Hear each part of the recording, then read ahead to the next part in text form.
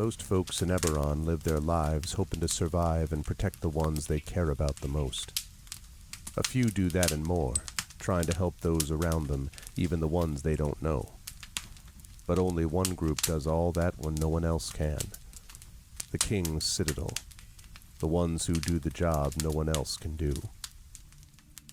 Eberron, the Shield. A star-forged aegis whose strength lies in their shield, their armor, and their will to keep the Citadel and its mission safe. Merime, the Sword. A Kalashtar bard whose dreams have grown more troubled, the sight of her future grown more dim, but whose skill in battle, wisdom in counsel, and love for her sister and the Citadel has grown even stronger. Tantin, the Brain.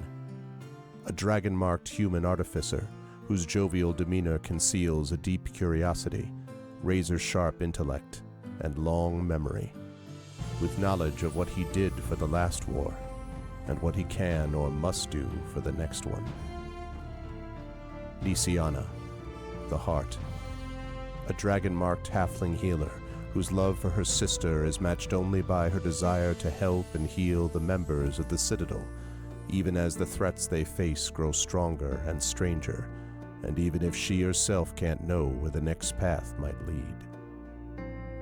Rowan, the Wild Card. A human wild magic sorcerer who's played a dangerous game for most of his life.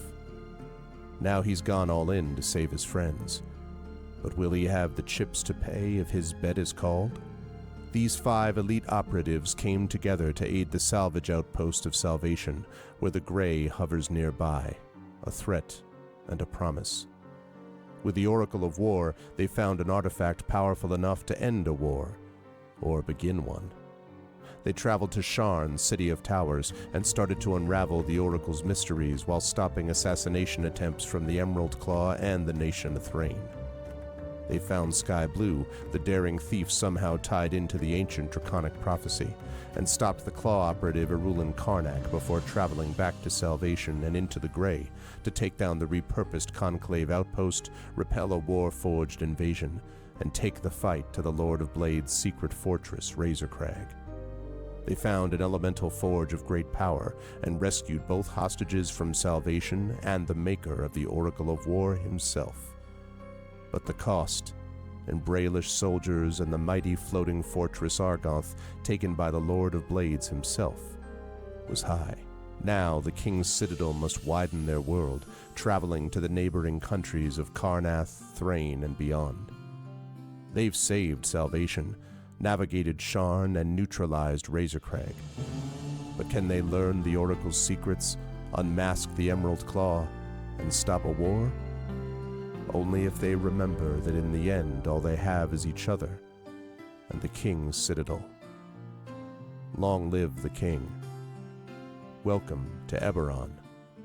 Welcome to Corvair. Welcome to the world beyond Salvation.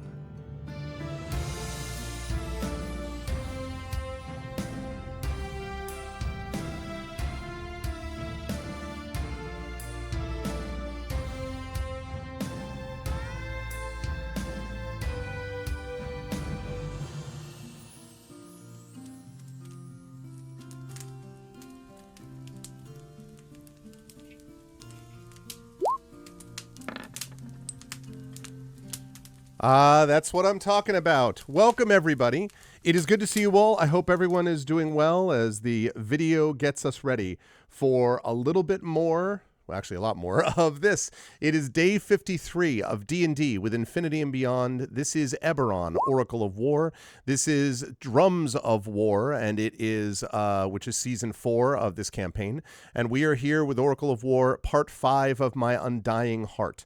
I hope everyone is doing well. Good to see Triffitt. Good to see Thordex Mommy and everybody else as people come in. It's good to see you all, and I hope everyone is ready for a big-time vampire fight, because that is what we are dealing with as we speak today. Before we go any further, just a couple of reminders about ways to support us on the channel. If you haven't done so already, please make sure to follow us here on the channel. Please check out our YouTube with !ArvTube, and If you are watching over on the YouTube channel, welcome. And let me mention that our subscriber numbers on YouTube continue to go up every day, which is really great to see. Really trying to build that number back up. It's free for, or not back up, but up actually. It's almost at a record level, in fact. Yeah, anyone who can do that, it is free for you to subscribe, but it definitely helps us out. If you're watching us over on YouTube, welcome, and please consider joining us over on our Twitch channel where we're hanging out as well and can support the players with inspirations and things like that too. !ArvCord is our Discord channel where you can hang out with the Arvanauts in between streams. Twitter is !ArvTweets, and Blue Sky, !ArvSky. You can follow me there. I will always post when I'm going live and so on. Thank you for those of you who are able to repost and spread the word about this. And the website for all this is arvanelleron.com. Financially, !ArvShop is the merchandise area where you can get a lot of stuff, including the best bad idea we've ever had shirts featuring the King's Citadel for this campaign. !ArvTrayon is the Patreon. We're really trying to build that number back over into triple digits and continue to go up from there. I would love to get some channel stuff done for various channel goals, and also you can get some individual stuff for yourself when you support there, stuff that you can't get just by subbing or resubbing. I tried to make those things not overlap. So both the Patreon support and subbing gets you cool stuff. So please consider jumping on board for those. While I'm on the subject of that, subbing to the channel is always really great as well. Thank you to Trending who did that earlier tonight. Subbing and resubbing really makes a difference, and you get those custom sub badges and emotes to use here, there, and everywhere across Twitch. And of course, again, inspirations to help our players in our various tabletop campaigns. On the publishing front, Icarus is my graphic novel, award-winning, from the amazing Athos Arts. Library is my Tales and Tomes, The Forbidden Library, my 5e adventure and source book from Alligator Alley Entertainment, which I have been told they are running low on copies of, which is really great, at least the print copies. That's great, and hopefully that means there will be other work being done with that in the future. But of course, the PDFs are still available, and there are a few print copies left. So if you head over Library, you can pick up a copy of that 5e adventure and source book from Alligator Alley Entertainment. Alligator Alley will also be responsible for one component of my Greyshade universe coming soon. Greyshade will get you over to a link where you can buy right now the first two books of the Grey Assassin trilogy, Greyshade and Renegade, both of those from the amazing Athos Arts. You can also get the audiobook of Greyshade done by the amazing Trent Sparks. Those are available now. You can also pre-order the tabletop role-playing game of Greyshade, which will be released by Alligator Alley Entertainment, being designed by Brandon O'Brien. That will be out late this year. I'm very pumped up for that. And I'm also very pumped up for the last book in the Grey Assassin trilogy called Heretic, which is coming out from the amazing Athos Arts. That will be out in the summer. That is just going through edits from the amazing and awesome Emily Bell right now. I cannot wait to get the edits finished and to get this stuff off to you folks. Also, work is starting on the cover art right now, and then we're going to have blurbs coming in. It's going to be great. I'm super excited for that. So you can pre-order that in the tabletop role-playing game and buy the other stuff at that Greyshade link. Last but certainly not least, BLM, Black Lives Matter, important to affirm and assert the significance and importance of Black lives. Help Now, which is the World Health Organization page on suicide prevention. Important to reach out to others when you need help and reach out to others when they need help as well. And Ukraine, Ukraine, to help the people of Ukraine as they fight back against an illegal and illegitimate war with bravery and courage, and send the message we will do so for others in the future.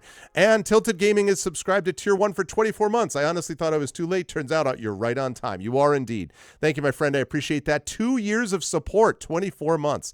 Thank you so much, Tilted. I appreciate it. Tilted, of course, one of the stars of Community D&D, Waterdeep Dragon Heist, part of the Shadow Crew, which broadcasts every other Wednesday, so you should definitely check that out as well. Quick note on schedule, by the way. We've got Eberron Oracle of War tonight. We'll be off Sunday, Monday. I will be back on Tuesday at noon Eastern with the next session of Beowulf Age of Heroes. This is the Hermit's Sanctuary, so this is Tari Toon's adventure, and we'll be continuing with that.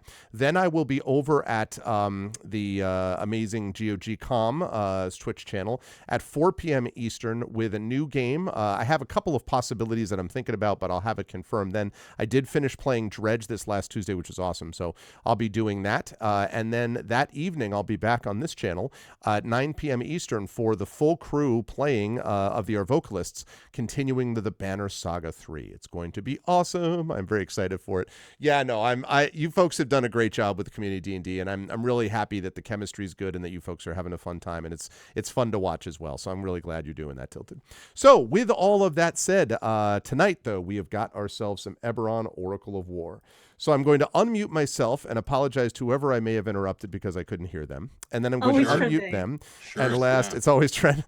And last but certainly not least, I'm going to go over to reveal a crew which is ready to go. They are ready to go. And the one person who was not here thinks that everything is fine. I'm sure that everything is completely ready to go. I am panicking, actually. Do not believe anything. Wait till you see the map, chat, because I actually did a little bit of work to refine just what it looked like. I wanted to just, make sure it was clear for everybody. So the whole crew is here. I'm very excited. Perfect watching to paint miniatures tonight. That's true, Zed. Nice. You can paint miniatures while watching this crew. The elite light King them on Citadel, fire, so and then light them on fire. like Just like that, exactly.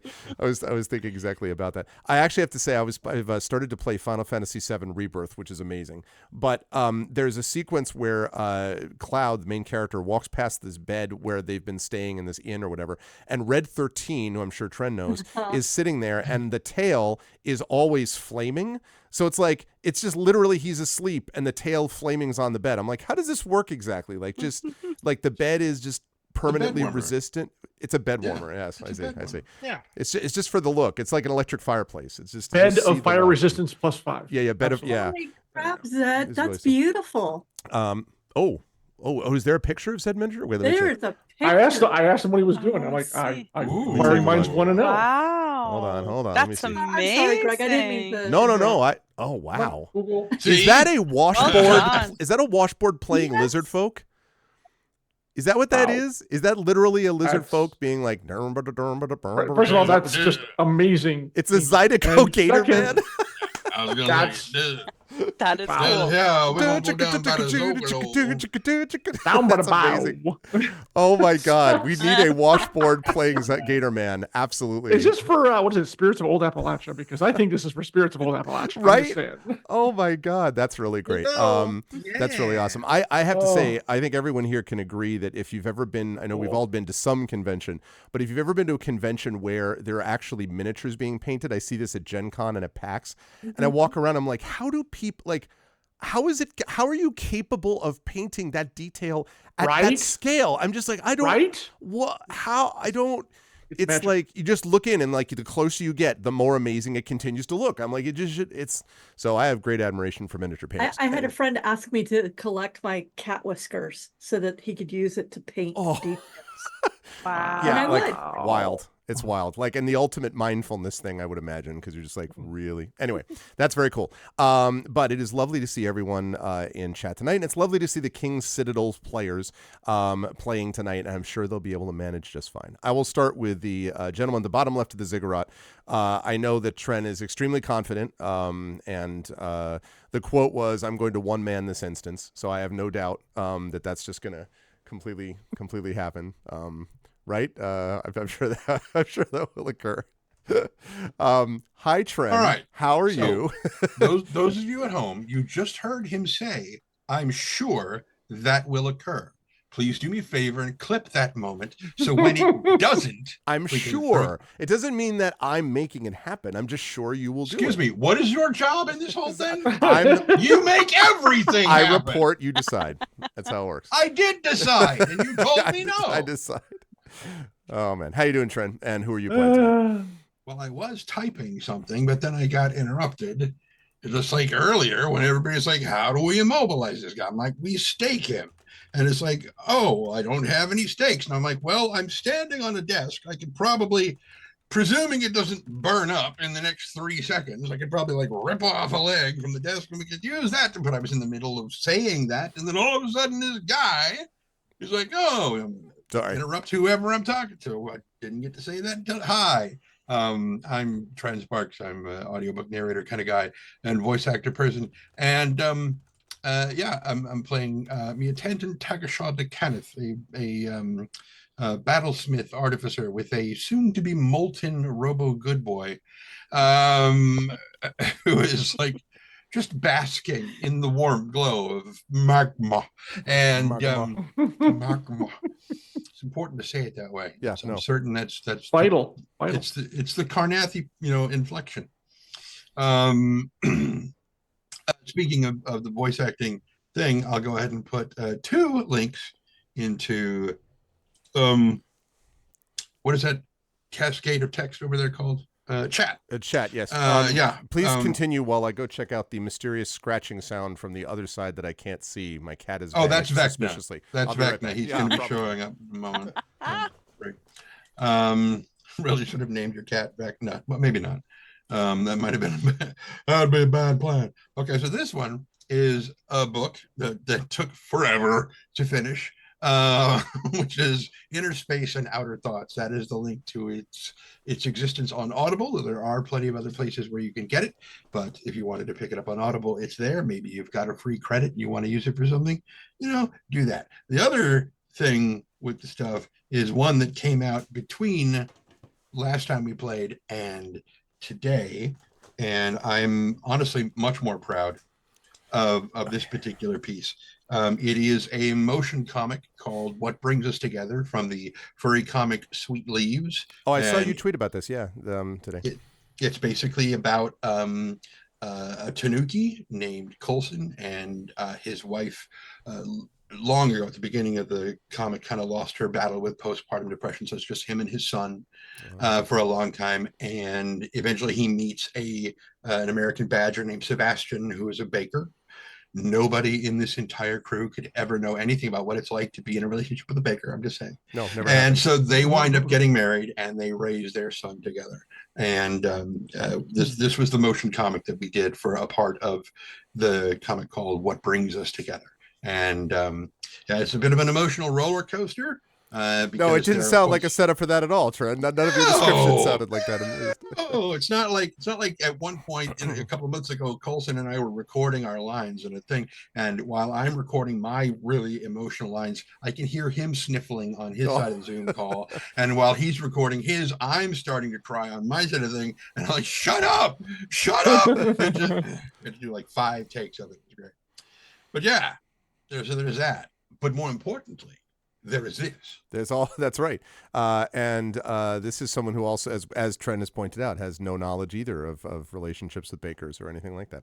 And that, of course, is Marie Bilodeau. It is good to see you, Marie. How are you doing? How is life in the universe and everything with you? And who are you playing tonight? I'm doing great. Thank you. I'm very excited for tonight. I've been looking forward to it all week. Just stake that little bastard. But anyways, it's good. I had a fun day in which we went to some friends to play several rounds of Unstable Unicorns, and can't go wrong. And then Carrie made some oatmeal banana cookies. Yep. Okay. I was just waiting. Oatmeal banana cookies. Were you saying that slowly because you didn't want to hurt our feelings? No, because I was trying to remember what all I remembered was yum and deliciousness. You were trying to remember the delivery mechanism, basically? Yeah, what was the vector cookie of getting this into me? Because it was smaller and it was delicious, but delicious cookie is not the evocative experience that I wanted to provide you. But yes, oatmeal, banana, and so the centers are like this. And the centers are like squishy, right? And we all love a squishy cookie, and you can taste the butter. Carrie doesn't cheap out on ingredients. And then around the cookie though, there was this little layer where the oatmeal had gotten a little bit thinner, and it got just the right amount of crunch when it baked in the oven. So I'm panic cross-stitching for something that I was supposed to be done a year ago. That's now due. And suddenly there are warm cookies there for me. And they're yeah. Can I just say, chat, I just want you all to know, I appreciate very much the turnout, which continues to build up for this campaign and this group. But you all who are here right now should realize that you don't miss Marie's descriptions. People who show up 10 minutes from now will never have heard this unless they go back and check out the video. So you're hearing it in real time, this description. Just be aware the benefit this gives you for being here when you are is Marie's baked goods descriptions. I'm just saying. It's true, because by the time other people listen to it, chances are the baked goods are all gone. Whereas now you can imagine that, like, oh, Yeah. if I were to show up at Marie's house, don't do this, I could get some baked goods. Wouldn't that be lovely? You know? Prominent author, storyteller, and role player forced to quit campaign when angry mob demanding cookies shows up outside her house. Canadian police have closed the border. All that's gonna be Trudeau in Parliament talking about needing to close the southern border. You're like, why? You're like, oh, totally different reason. We have to close the southern border. Totally. The different. Emergency Act is enacted in Ottawa again. Exactly. Not truckers this time. The only legitimate reason to stop angry people who want cookies. Anyway, sorry, Marie. Part of the reason Carrie made these cookies was because I'm going for a writing retreat with the same friend I went for a writing retreat in November with. And then I'd brought 6 of Carrie's cookies then, because that was all that was left. And she like ate them all. And I was like, dude. And she's like, I want more cookies. I'm like, okay. So I put a little note in the calendar for the weekend. This weekend I put, Carrie, make cookies for a friend. And she's like, am I supposed to make you cookies? I'm like, would you make me cookies? So anyway, so she made us a big box of cookies this time to bring so that we get many words. Yeah. So what happens if you put a note in the calendar saying Carrie make cookies for enemy? Never mind. Go ahead, finish your thing. A lot of raisins. A lot of raisins in that cookie. Yeah, no, Carrie is she has books on like plant poisons and is a gardener as well. So like I wouldn't tempt my fate when it comes to Carrie. No, she's fun like that. So tonight I am playing Mirimi Hawksmord. I am a College of Swords bard. I stab, I sing, I chat, I cast spells. It's all a lot of fun. And I'm pretty mad about the fact that a vampire is currently holding my sister by the neck and has just bitten her as well. That is very rude, and we're going to have words about that. So yes, can't wait. Yes, I am excited to see them try to bring this vampire down one way or the other. But it's always a pleasure. And yes, Live Suing, Dr. Frankenstein should have baked cookies to quell the angry mob. And they could have done that because each one of them had pitchforks. That would fit at least 3 cookies per tine of the pitchfork, and then bake a bunch of cookies. They all go home. It would have been a totally They were different flaming story. pitchforks, so. Right?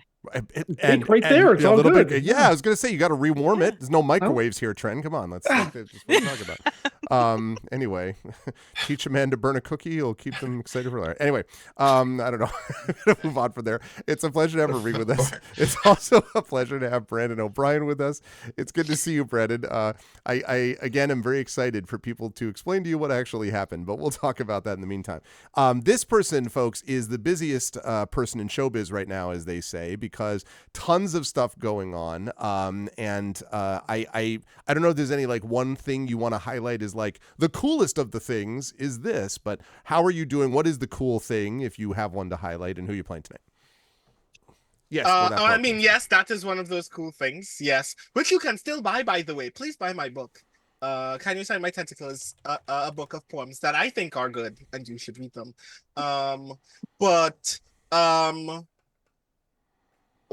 can't remember if we would have mentioned at our last Eberron game that we recently had a meeting, Greg and I, about Grey Shade stuff, and it went very productively. Yep. But I actually just recently also had one of my first writing check-in meetings with the other contributing writers for the Tomb Raider TTRPG, which is also coming very, very soon. I'm very excited for you all to experience the thing. It is really rad. I am very excited to be writing for this.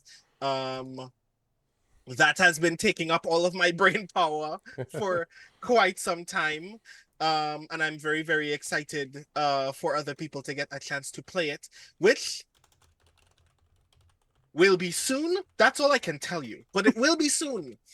And when that happens, I'm going to be annoying several people. I'm probably going to wake Greg up at 2:00 in the morning going, hey, do we want to run a thing? It's like, so yeah, that's going to happen at some point. I'm here for it. And this week has been so intense for me that Jen literally put a thing in chat that reminded me again, even though Jen reminded me a half an hour ago, which is also that on Wednesday I will be hosting a poetry workshop for a writers group in London called Spectrum Writers. It's going to be really, really rad. If you have ever thought about what speculative poetry is, and ever wanted an excuse to write with no judgment, some science fiction and fantasy poetry, you should join me while we do the thing. I guarantee you, I know exactly what I'm going to be talking about when we get there. And will not be frantically discovering what the rest of that presentation is over the next Like every author turned 3 lecturer from the beginning of time. Oh yeah. Yep.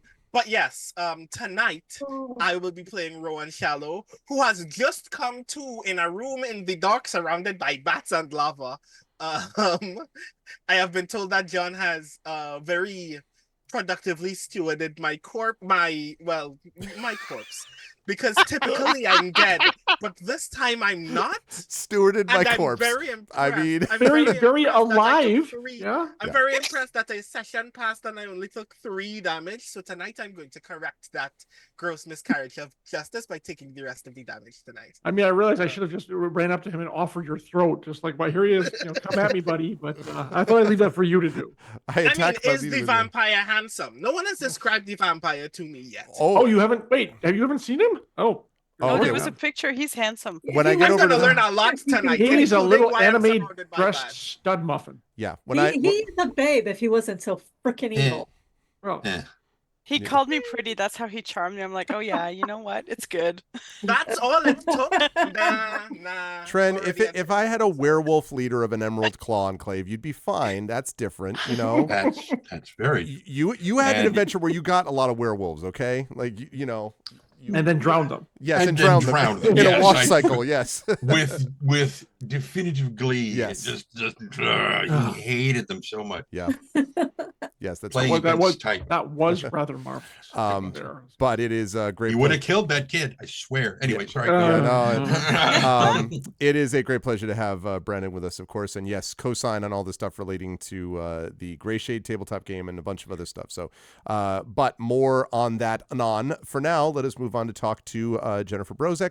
It is, of course, as always, a pleasure to see Jen here as well. At the moment, apparently, the Pacific Northwest has not, knock on wood, obliterated internet and power. So apparently, I think we're still hanging in there, Jen. Apparently, so far we're back to sun again. Back to sun. We went from sun to the clouds look kind of dangerous to really loud rain, and my husband messaging me saying, "You better let them know we may lose power."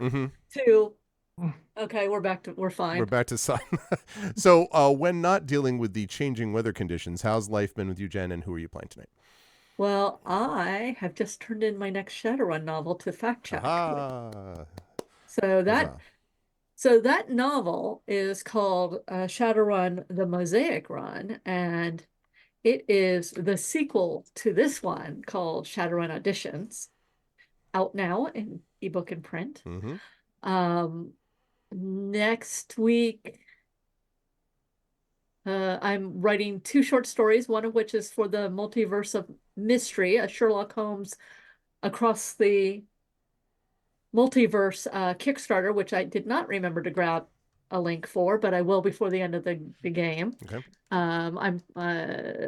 It's got a lot of really cool people in it, and is looks like it will be funded, so I'm very happy about that, especially since I'm actually going to write the story. And this month, this is the month that I'm going to start really pushing Dear Pen Pal, Belgium 1980. This is my passion project. This is the one that has a Kickstarter that I am just super excited about and kind of faintly ill to my stomach about. You understand, right? Absolutely. Yeah. Live in 17 days. Yes, live in 17 days. I haven't yet seen the video, but it's coming. So, but I turned in a novel, so I'm excited about that. I have 2 short stories right before the end of the month. Then I have the Kickstarter starts, and then I go to NorwestCon.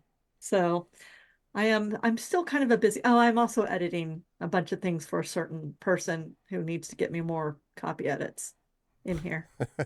But, you know, I'm not going to look at him, John. Could mention Fleeting Fantasies again, too, you know.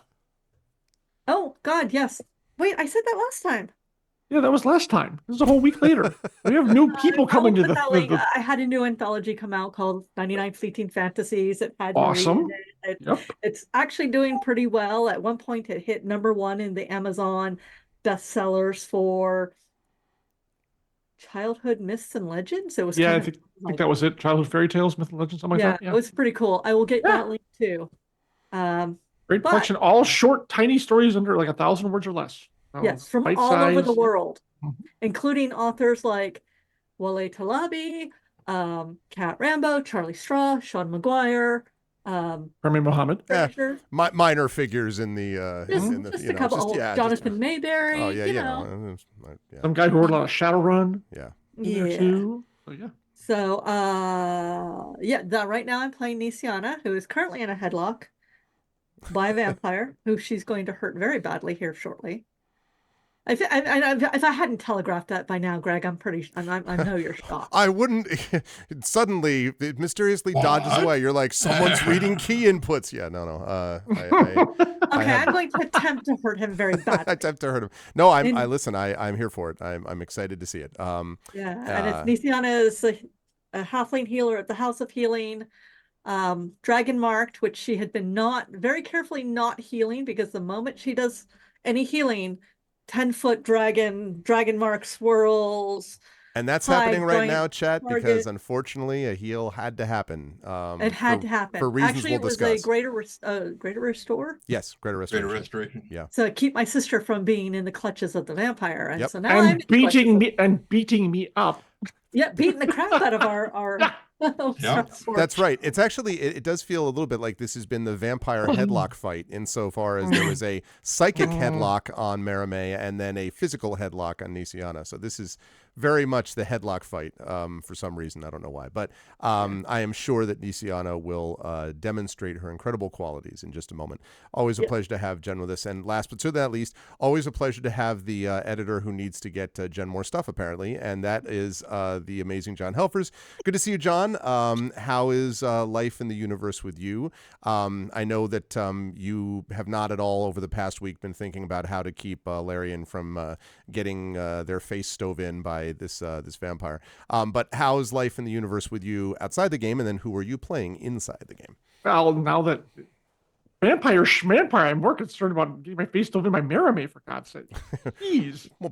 Anyways, yeah, that's been taken care of. We've got this guy right where we want him. I am good. Actually, now before we start, I have to say, so next week is Adepticon for those in the Chicago area, and I strongly urge you folks to come on out and see. Now, we cannot offer washboard playing Zydeco band Alligator, but we do have I'm out of paint. this. I know, right? We do have a paint and take session where you actually paint a mech, a BattleTech mech, and you can take it with you, and it's a great way to get introduced to and again, Arv, I'm totally with you. Like, how do you do this alchemy to make it look so good? Yeah. No idea.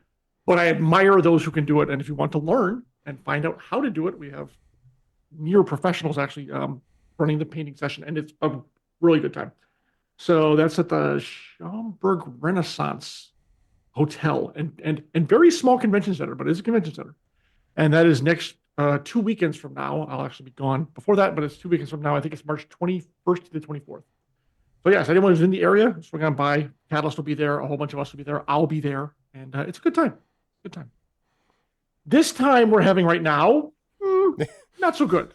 Not so good. But things are about to change. So we're going to take it back. So yeah, I am playing Alarian, the Starforged Aegis, who just got his face stove in by his companion, his comrade in arms. Not super thrilled about that, but fortunately he's not going to get hit again by that. And now the bad news is the vampire is attacking another valued comrade in arms. And so Valerian's going to do something about that. And we're going to see what in just a few minutes.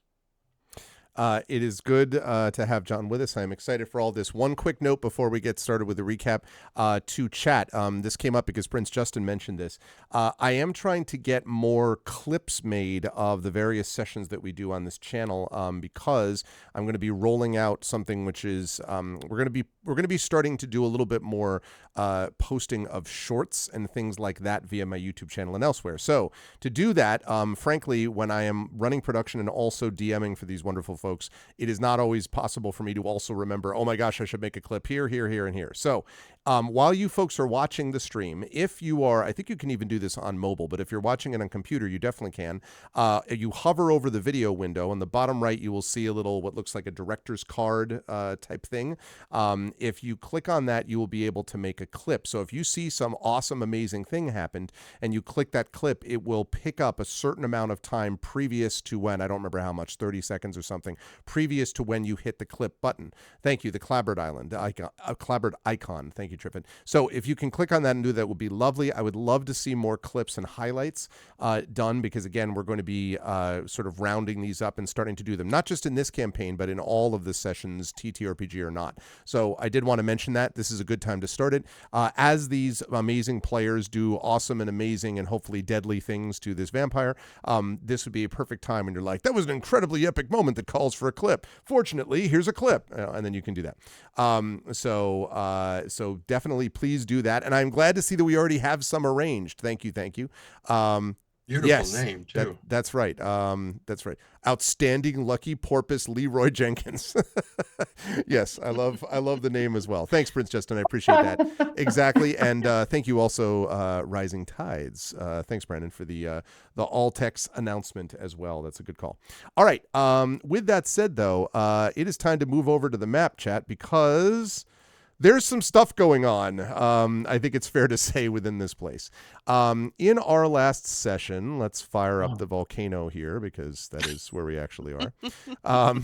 In our last session, the King's Citadel... I need so badly to hear all of this. Yes. So the King's Citadel has entered the enclave of the Emerald Claw. And the reason they have come here is because they have discovered that the leader of this particular enclave of the Emerald Claw, a guy named Widmund, is the one who was responsible for working alongside and forcing Solring Moranin, the maker of the Oracle of War, to create another oracle called the Oracle of Blades. This was under the direction of the Lord of Blades, who what did I say? Oh, Blades, sorry. Oracle of Bones, yeah, sorry. Oracle of Bones that was demanded by the Lord of Blades.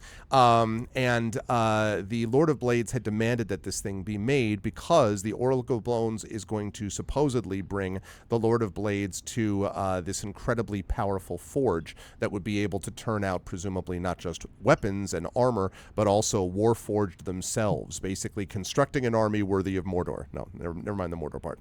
Anyway, that is what the forge is going to happen when they actually find them. And so they need information. The King's Citadel has to find out where this is happening. Where is this Oracle of Bones? How do you stop it? What do you do with the Oracle of War, etc.? And so Widmund is the person they had to find. At the same time, the Emerald Claw, of course, has had run-ins with this group before, most notably with the Rulin Karnak, who was the Emerald Claw's local operative in Salvation. And so the party went in and did this. Now, for the first few sessions, the infiltration actually went swimmingly, relatively speaking. The party was able to both deceive and stealth their way in to the complex. They managed to get through several puzzles. They managed to avoid falling into lava over bridges. They managed to solve the set of puzzle rooms that were in the room previous to this, and finally made their way into this last portion of the complex in search of Widmund. While there, they came across, as they were making their way downtown, going fast. As they were going down there, they ended up finding a man named Cliff, who was apparently a cook or a chef for the rest of the Emerald Claw. it is fortunate for the party that they managed to discover apparently the most gullible Emerald Claw worker of all time, because this person really just liked mostly food and show tunes. And so Merime had a good old time singing back and forth. It was very Schmacago the whole time. Natural 20 for that. Natural 20. It was amazing. And so Cliff let her know that there were other places and ways to get to Widmund, including a place in the room next door, which was basically kind of Widmund's war room, that would have a key that would let you into the room where Widmund could himself be found. What they discovered in the war room, though, was troubling, because not only did they find the door that led to the final room, they also found a picture, basically a series of books and desks, and for want of a better term, huge corkboard with a bunch of pins and threads leading from one thing to another. And one particular thing that was an issue was this thing known as the Caerdal Knot. The Emerald Claw apparently has been tracking 2 Undying Court paladins. As we spoke about a little bit last week, the Undying Court is basically a group within Corvair. It is composed of elves, undead elves, and we'll talk much more about that when we get there. But in any case, this group, these 2 Undying paladins, which are apparently romantically linked, have been on Corvair for centuries, and this group, this pair, has been searching for, get ready for it, the Oracle of War. The same thing that this group is, using a code name called Stonefire. And so the Emerald Claw believes that they have a network of sleeper agents hidden across Corvair. So just to be clear, for those of you keeping score at home, it's not just the party which has the Oracle of War and looking for the Oracle of Bones. It's also these 2 Caerdal Knot paladins also apparently looking for the Oracle of War, so that's a complication. And lastly, the Order of the Emerald Claw is also apparently investigating an ancient Daelkir sanctuary named the Creeping Nave, buried deep under the ruined Siren city of Metrol. And Tantin himself, who had just went through this whole thing about Seer recently, was looking at this sort of, again, just sort of returned to the trauma of that experience. But there is some reason they're looking for that as well. So clues and details and information that has to be considered. They also, however, found an iron key leading them to this lair. And you can see, Brandon had asked for a picture of this, and you can actually see on stream a picture of everyone's friend Widmund, who you can see right there. Widmund was standing next to this coffin, basically said that he was glad that the party had arrived, and now it was time for them to leave. Jumped into the coffin while flipping a lever, and the next thing you know, Tantin felt heat on his back, and within a round, red-hot lava, or magma, is coming out into this sloped room. And so the party began what is an epic fight. I expect the epic fight to take up much of the session today, because they are fighting a badass vampire who does not look appreciably hurt, largely because the vampire has been doing things like charming Merime, putting Nisiana in headlocks, and biting anything that comes within 5 feet. So not great, but it is the King's Citadel, and I have no doubt that they will be able to do what is necessary, even though that's totally up to them as to whether that actually happens. Okay, with that said, I'm going to fire up some combat music and bring us up to the beginning of round 3. First, Brandon, do you have any questions about everything that I've just described from this thing that we just had? Friend, I have a lot. Like, how fast is the lava moving? How Quite many fast. bats are these? 2 swarms. One hurt, one not hurt. Is anyone still presently charmed? Not at present, though No, the night is not young. Currently. Yes, did I mention the fact that when Merime was charmed, Merime also went off on Alarion, who is currently sitting at 61 out of 83 hit points, 38 out of 48 Aegis. And if you think to yourself, wow, I thought that Alarion had more hit points than that. That's true. That was before Alarion was bitten, Nisiana also bitten, thus reducing maximum hit points. Have I mentioned that vampires suck? Quite literally. Literally. Yes. Literally, yeah. I stole that from Jen, actually. But in any case. Also, yes. So Nisian is in a headlock at the moment. Yes. Well, That's- technically, I'm leaned back against him. He's got me by the throat. He's bit me once. Right. So he's basically using me as a shield. That's it.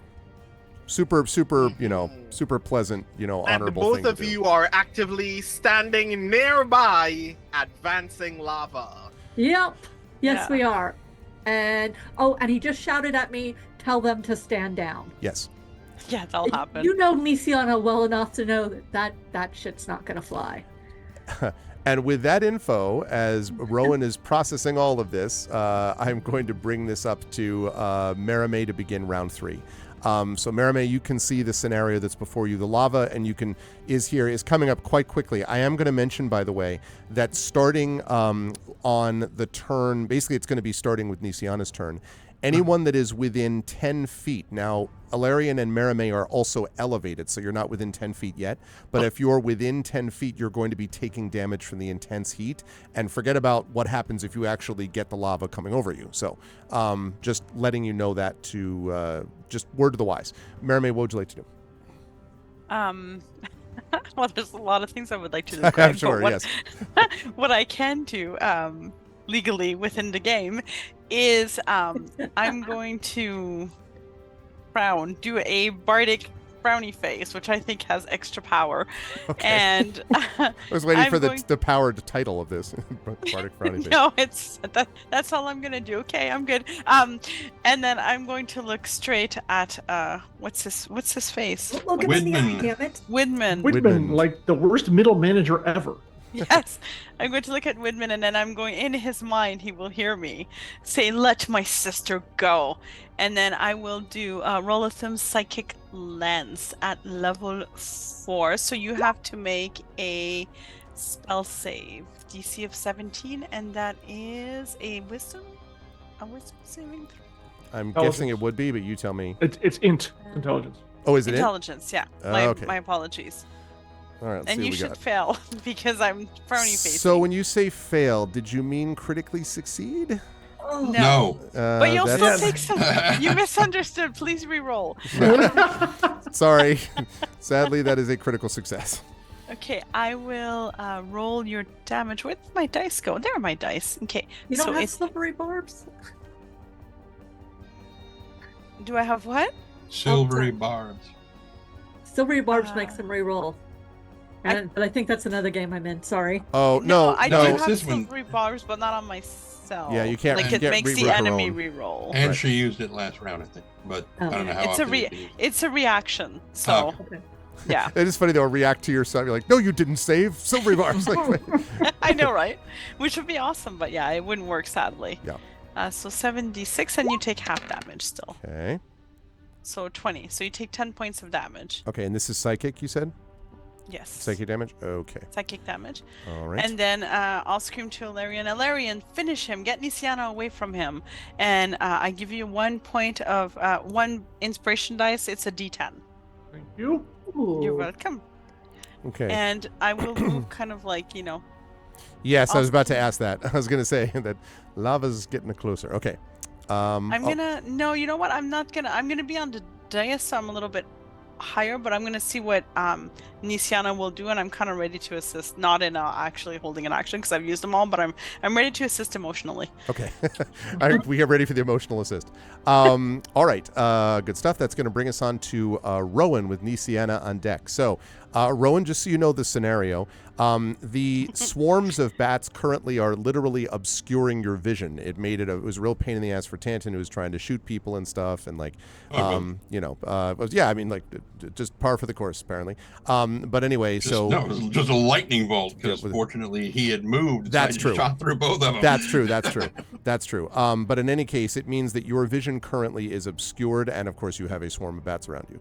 I believe the swarm of bats that was damaged is the swarm. I'm trying to remember if it was the swarm of bats around you or the one around Spanner. Oh no, you was hit the the one one. around- It's the one with Spanner because that was the one you hit with lightning bolt. Yeah. Because he was stepping Yeah. on them. Yeah. So the one that you're near is fresh, unfortunately, Rowan. These bats are fresh as they swarm around you. Cool. And Right. just to check, one of them had also taken damage from his fireball too. From his what? I'm sorry. Rowan's fireball. The very first thing I did last Yeah, round was. yep, I got that. Okay. All right. Yep, Just I got checking. that. Just checking. Yep. Same crew. Oh, okay. They're not dead yet? Jeez. All right, fine. Pretty little bats. Vampire Yeah. bats. Cool, grand. So another clarifying thing. I Sure. have been informed by my good friend John Helfers, that presently Bigby's hand is present nearby. It's true. Yes, that is a good point. I think I don't know if you tried to do it yet or if you just created it, John, last time. I don't remember. No, remember I rolled 2 deuces when I tried that's to right. grapple the Yeah, vampire. yeah, So that's this right. is round 2. That's right. It was last round is round 2 of Big Bees, yes. So. Yep. But it's good to go. It's ready and willing, all warmed up. One note about this, by the way, Rowan, which I took a look at last time, but as a reminder, since Widmund is currently headlocking Nisiana, it's going to be very hard to Big B's grasping hand Widmund without getting Nisiana. Because literally Nisiana's like wrapped against, his body. So just She's be aware short. of that. Go for his head. This would be valuable information to other It's people. like a claw but machine, to just like Rowan- I pulls crush it your up head. above the I crush thing. your head. I crush your head. Exactly, John. Exactly what was in my mind. I love you, Yeah. Brandon. It's like this would be important to other people, but not to. Yeah. not to- Yeah. Other people will be like, yeah, this is worrying, and I should consider whether I want to take that risk. Rowan, however, always rolls the dice. So Oh, man. in a matter of disrespect to all of the hard work John Helfers has made making sure that I remain alive, I'm going to open by, let's be absolutely sure of the amount of steps that I'm about to take. Right, I am going to spend 2 sorcery points Okay. to cast Quicken Spell. Okay. And as a bonus action, I'm going to cast Vitriolic Sphere on the area above my head. Okay. Wow. All right. Actually, Classic Brandon. So classic. So before you do that though, it struck me. One thing we did not do last week is we did not roll for wild magic surges, and that had to happen with the fireball and probably with Big Bees too. So Well, and the Misty Step too. Remember, and the cast Misty 3 Step. spells. You are correct. So can you do me a favor? We need to roll 3 times to see if we get the wild 3d20. magic thing. Fine. Yeah, just Sorry. 3 basically 20s. Yeah, that's all you need. Um, Remember, you're trying for a 1. Trying for a 1. You're trying for a 1. Oh, So That's- close. Oh, that's a 2. okay. That's 18. And that's a 1. All right, great. Okay, so thank you for resolving that. Okay, so now we're talking about vitriolic sphere, vitriolic sphere above your head. You said. Mm-hmm. Okay. I want to catch all of the bats surrounding me. Even if that means also catching me. Okay. Explode. Well, it will. Explodes in a 20-foot radius sphere. Okay. All right. Wow. All right. So a Wow. 1-foot diameter ball of emerald acid. So you literally are just like, pooh, like it just bursts above you. All right. I love it. is this actually true? This can't be true. No, yeah. that's not accurate. Yeah, that can't be. No, it's not. The map is not to scale because it's each of those things Oh, here is a yeah. For that 5 to foot be square. 20 feet. For that to be 20 feet, Illyrian would have to be 2 feet wide. Yeah, no. Okay. 20 feet would be from you would be here, and or 5, 10, here. So yeah, basically the sphere. If you're putting it above your head, I mean, 20 Couldn't foot. you put it in the middle here and get both swarms? Wait, yes, I could, can't I? Would that be 20 feet? Would I catch? You probably would. Here's my issue. You point at a location within range. My concern at the moment that I'm trying to figure out is the fact that you are being swarmed by bats.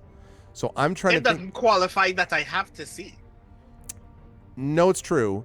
The issue is the pointing at I'm not actually thinking about that. I'm thinking about as you shoot it out, is it not going to hit one of the million bat wings on the way out is what I'm asking. Right? Because it's a thing that shoots and explodes, but it is not, it materializes outside them. So, Maybe it's like a submarine torpedo. As long as you got the safety ranges set properly, it won't arm until it gets past them. unfortunately, it's a 1-foot diameter ball. You see what I'm saying? All right, yeah. So it can't. Oh, you can do it, but it's gonna explode on you. I mean, like, or within That 2 never meters. happens. You said this like this is not a thing that I prepared for. Well, when right. decided I to just, do your this. idea of getting both would be awesome. There are bats. Yeah, Crit Twitch prepares for that. He's got a pouch full of baking soda. He's ready to just sprinkle Right, yeah, himself yeah, and yeah. neutralize it all.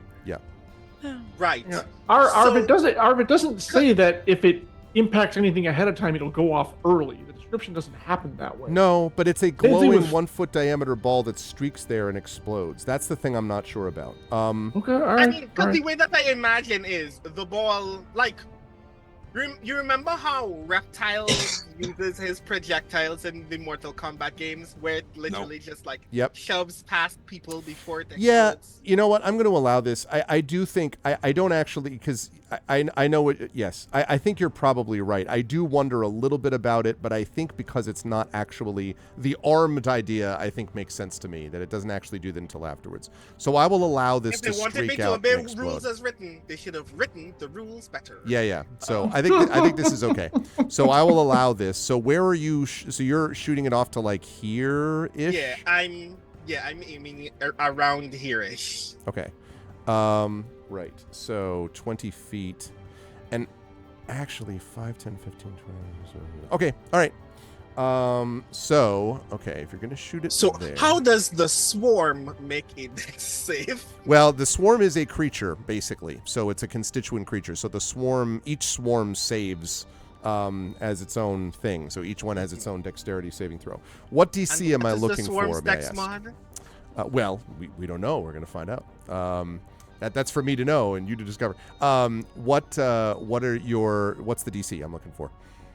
Well, my spell save DC is 15. All right. Let's see what we've got. We're looking at Dex. Okay. Okay, so the one next to you is going to save, but the one that is next to Spanner and Tantin does not make the save. So, Works for me. so let's see that damage. Right. So that, well, first I need to roll for myself as well. And then we will roll for the acid damage. Okay. So here's my save. Dragon. It's funny.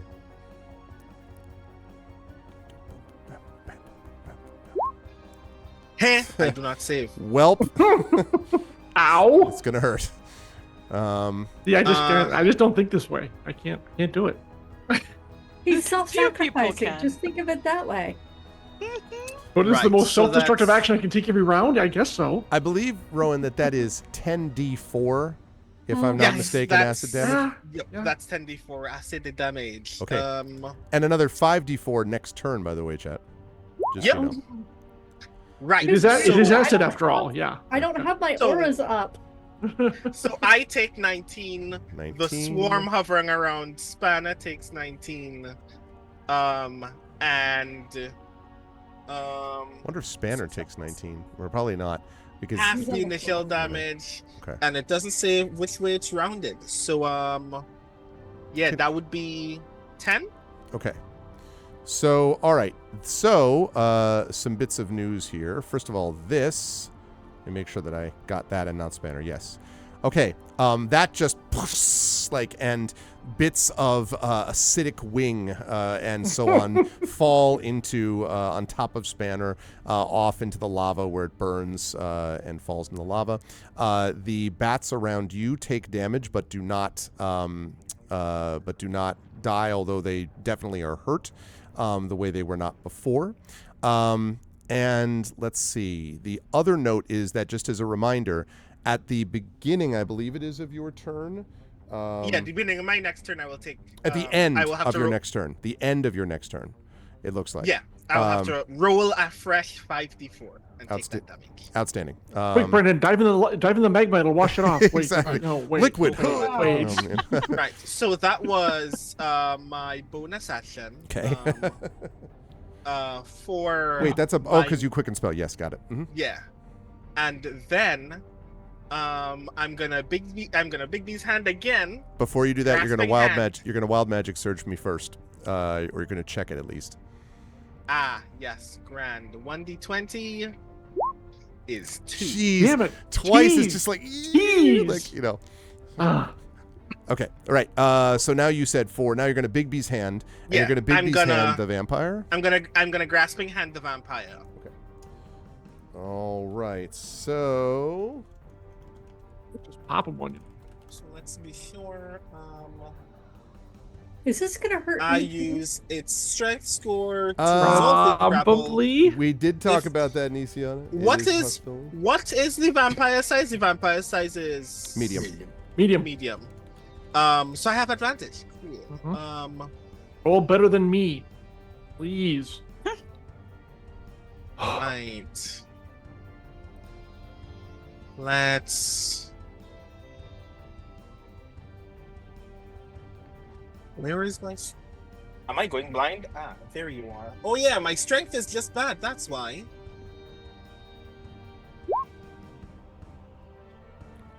Ooh. No. not strength. No. You use the strength of the hand, which is +8. All right, yeah. But that's still. God, but I that's keep still. forgetting. Yeah, but so we're looking at, you rolled a 1, right? So we're looking at a 9 or a 21. Is he close enough for Nisiana to believe in him? Yeah, he is. And did he roll a 1? He did. No, because you're doing an advantage. You said, Oh. right, Rowan? Right. I rolled at advantage. So that Yes, other so that roll means is- the 1 gets re-rolled because I do believe in him. Well, that's true. You could re-roll the 1 if you want. Otherwise, the 20. Well, I mean, you probably should do that just to see if you critically succeed, Rowan. But otherwise, you got a 21 Right. there. So let me just roll 1d20 and we'll just add the 8 to it. No. Jesus. Wow. Wow. So that means All these My highest- twos. was what, 21? 21, yeah. Yes. All right, let's see how he does. By the way, those are exactly the 2s I rolled last time I tried to use the damn Bigby's hand. So Uh-huh. You attempt to grapple him, and he, with his one arm, pulls it off. You are unsuccessful. He rolled quite well. You are not able to grasp him. Remember, it's an opposed grapple check. And so, unfortunately, he throws it off. So this hand continues to float around above the lava and near him. Hey, Wispy. Unfortunately, Ran. it is a good call. And Bigby's is still around, but yeah. So can I move through the swarm? Will they? Yes, you can move through the swarm, yes. So Let's see. where do you want to move?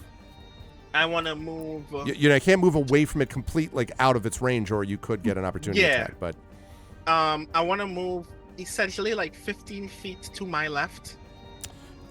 you can move here, which would still be, I think, about 7 feet. If you move further than that, then you're going to provoke an opportunity attack. But you can go here. Yeah, that's fine. And you're like Cool, right on yeah, the edge of the swarm. That's fine. Okay. or you just take the opportunity attack and From keep this moving. range, okay. I'm still gonna take the acid damage anyway, so I shouldn't even ask that question. So now that that's the end of my turn, I'm gonna roll 5d4. No. You rolled no. Because you took the 10d4 in this turn. The 5d4 is at the end of your next turn. You already did the 10d4 this turn. So so you're all good. Just worry about that next turn.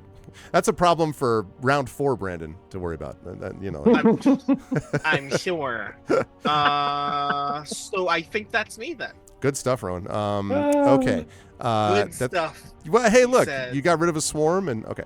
That's going to lead us to Nisiana. Now, Nisiana, at the beginning of your turn, I am sorry to say that we have some magma problems.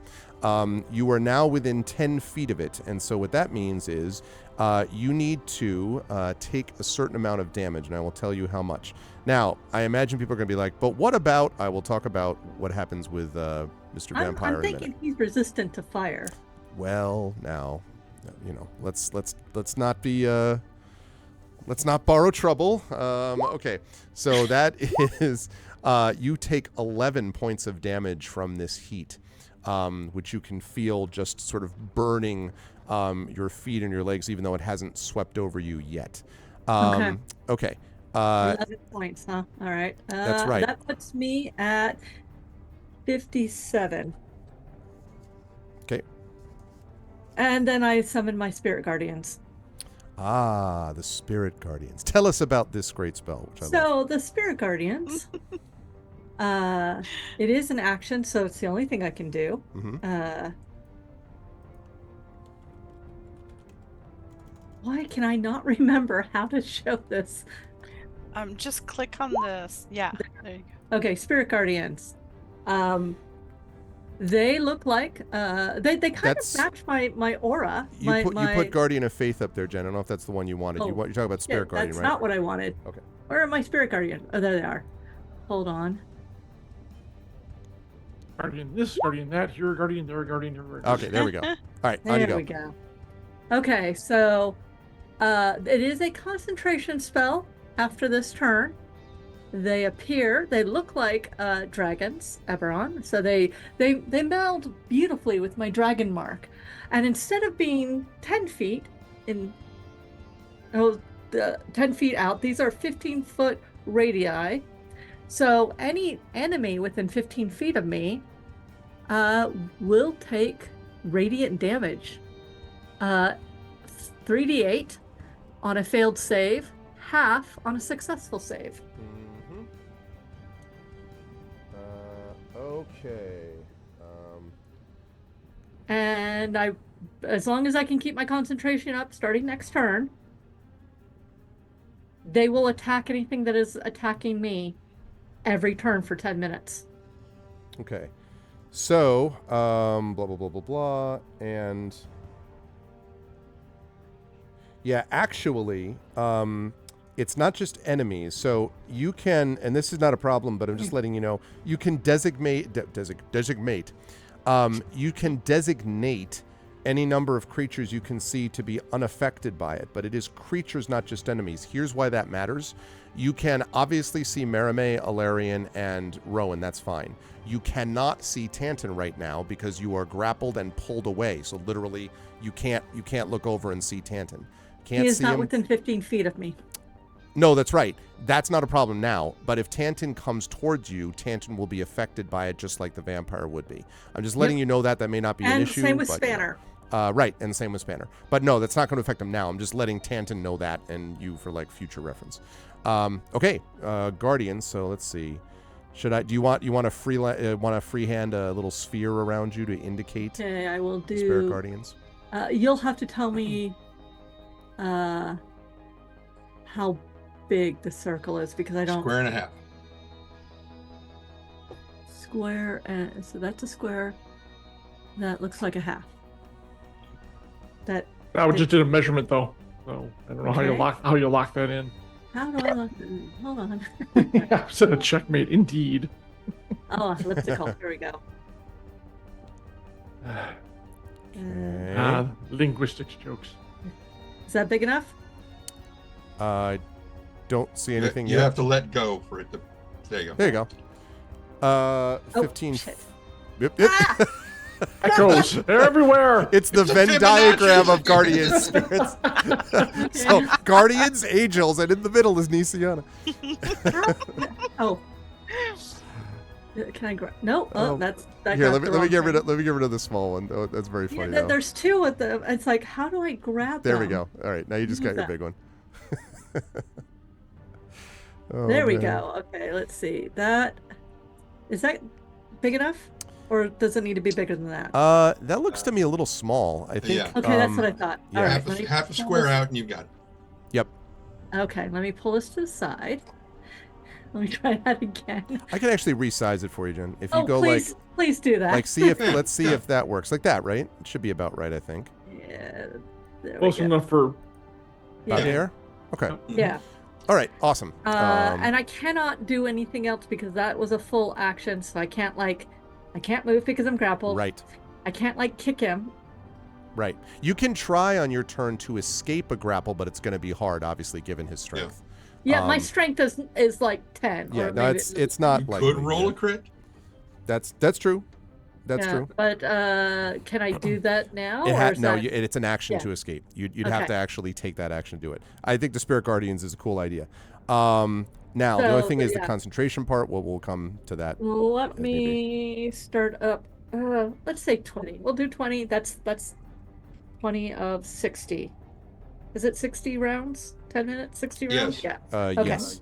That works. Okay. Now, at the end of your turn, our friend is going to take a legendary action, and he That's 2, right? he That's the second. No, that's a legendary action. We were talking about legendary resistance. Right, that's Oh, different. no. Legendary actions he can take actually reset every round. Yeah. So the legendary action, he says, well, I felt slightly disturbed by all of your attacks. If you wouldn't mind, my dear. And he's going to attempt to bite you.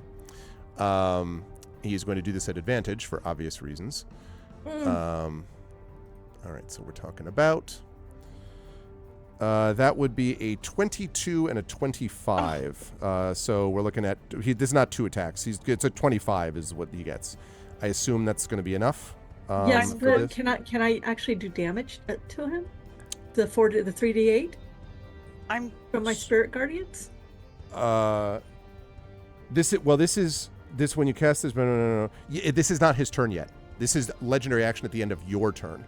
When he begins his turn in the space, as I read it for Spirit Guardians, that's when he is damaged by it. And trust me, he will be, especially with the radiant damage. Yes, you can try to silvery barbs it, I think. Although, yes, you can. You can silvery barbs it, which means he has to re-roll that. But he will still be... he took the advantage. He's still rolling at advantage, though, the second time. So, still worth it. You know. Yeah. He could fail the roll somehow. It could happen. Yeah, God that's knows right. we've done it. I'm doing it. Yeah. Yeah, no, absolutely. That makes total sense. Oh, wait, hold on. Before she does that, you said, what were the 2 rolls that he did? 22 and 25. Right. Okay, I lost both of those. So there's no way that if he's at rolling at advantage, he cannot lose that. No. No, So no. Because what I did was I shouldn't have even told you the 22. It doesn't matter. The number that you need to know is the 25. Marimé is now silvery barbing that. So I will now roll at advantage again. The only number you need to know is the higher number of these that he gets, and in this case, that is a 20. Which is probably still enough, but it's... I have an 18. The first thing you rolled, though, was a 1, and I'm like, maybe... Wait. Arv, Yeah. Arv, Yeah. on my reaction, I give her +4 to her armor class, and I take -4 to my armor class, which puts her at 22. Oh. So 20... Okay, well then, that is not going to work for him. Exactly. That is why we do the reroll. Yep, so good You're call. right. You're right. Good I work. was wrong. I'm very much glad that I was wrong. Good work, crew. You have that armor class until the end of the next, till my next turn. So. Okay. Yep. Okay, and you're Which is now. Sorry, Marimé, go ahead. Oh, I said I hiss in his mind when I do that. Like, He's, Okay. Okay, good stuff. Now it is Alarian's turn. Alarian is not close enough to be affected by the magma. So, Alarian, it is now your turn with Tanton on deck. What do you want to do? Yep. Hold on a second. I gotta see something here. Yeah, that was a good sequence. How many of those silvery barbs you have left, Marimé? 85. I think at As least needed. 100. I have 2 left. Well, I can cast it at higher levels, but I mean, I am burning through spells here. Yeah. Like, 'cause I have 2 level 1 spells, but I've got like all my level 3 spells because I have no spells there. I have them all left, so I can use higher level spots. Yeah. Let's see. Oh, cannot make Who did you give the advantage to, by the way, Marimé, for the second part of that silvery barbs? Because don't you choose a different creature that you I'll can give deal with? advantage to to Alarian. To Alarian, okay. That's a good point. Yeah. Yes, indeed. Hey, Divinorium. Yeah, Divinorium, how many? Yes. Except they can't make it higher than mine, Thank so that's you, not going to Greg. work. I forgot. All Yep, right. no problem. Yes, thank you. That's quite important, actually, for what I'm about And to you've do. still got the inspiration. Yes. So, Do it, Alarian. Do it. Do whatever you're going to do. So first, on a bonus action, I'm going to grant Nisiana, it's called Shared Spirit with me. She gets the protection ability of my Aegis armor, which means that she can roll a die, including off of my spirit die pool, to boost her armor class. If I allow her to do it, because she's within 30 feet. Yeah, 30 feet. You get another +1 to your AC, and a D4 soul die. So keep track of So all I that. now have a 23 AC and Yes. a D4 soul die. Correct. But the Okay. 23 is only lasting, like, 4 of that. Right, is 4 of only that's going to go lasting. away Right. on my next turn. Okay, sounds Okay. good. But this is important. Remember this. You also gain the ability to use my soul dice to boost your saving throws if you need to. So keep an eye on that. Okay. Now, as for my actual action, I looked at Nesbit or whatever his name is, and they say, we barely follow directions from our own leaders. I can't possibly see why you think we'd follow them from you. And with that, Alarian runs off the dais and leaps onto him, leading with the shield to crush his head. And yes, I know, I've talked to Nisiana beforehand. She's going to be caught in this as well. So I'm basically doing a death from above onto the vampire. Wow. Okay. All right. So, I'm here for my it. roll with advantage. Yep. So this is 100% Brad Pitt Troy is what you're saying. Oh yeah, this is absolutely. This is BattleTech. With a big ass Yeah. shield. Well, I mean, because yes, I'm leading, the death from I'm leading above, with my yes. tower shield. That's actually So, true. Ball yeah. made of metal. Yeah. So just to let you know, Arv, I have Yes. the roll with advantage. Right. I have my dice. Actually, I can use my spirit dice to boost this. Okay. I have the bardic inspiration Okay. from Merame. Okay. And if I need to, I have hero points, right? Yeah, I have hero points. You do have a hero point. So let's see where the advantage goes I like first. to just so you know, I have all of this stuff. You just No. dump it out on the table. I've got mean, all this stuff. Pretty much. Let's go. All right, so, I can't so wait the to see roll it. first. Yep. Just straight up attack. Look, Like, I'm it's- crushing his head. So wait, with this kind of attack, it's just straight up attack because I'm like using my own body. So how is this? What does this fall under? I would call this right. So you're not attacking with your weapon. You're using No, your right. shield. Yeah, I hurling would- myself into harm's way. Yeah, I pretty would much. call this a. I would say just make a strength-based attack. That works. I wouldn't add your proficiency to it though. So just your strength bonus, I would say to this, and then whatever these other. Well, they're the pluses. same either way. So Okay. it's strength. So I'm basically making a strength check at advantage, right? Is that what you're? Yeah, more or less. I mean, you're. Okay. That's Yeah. right. That's fine. Thank you, Prince Justin, for all these clips.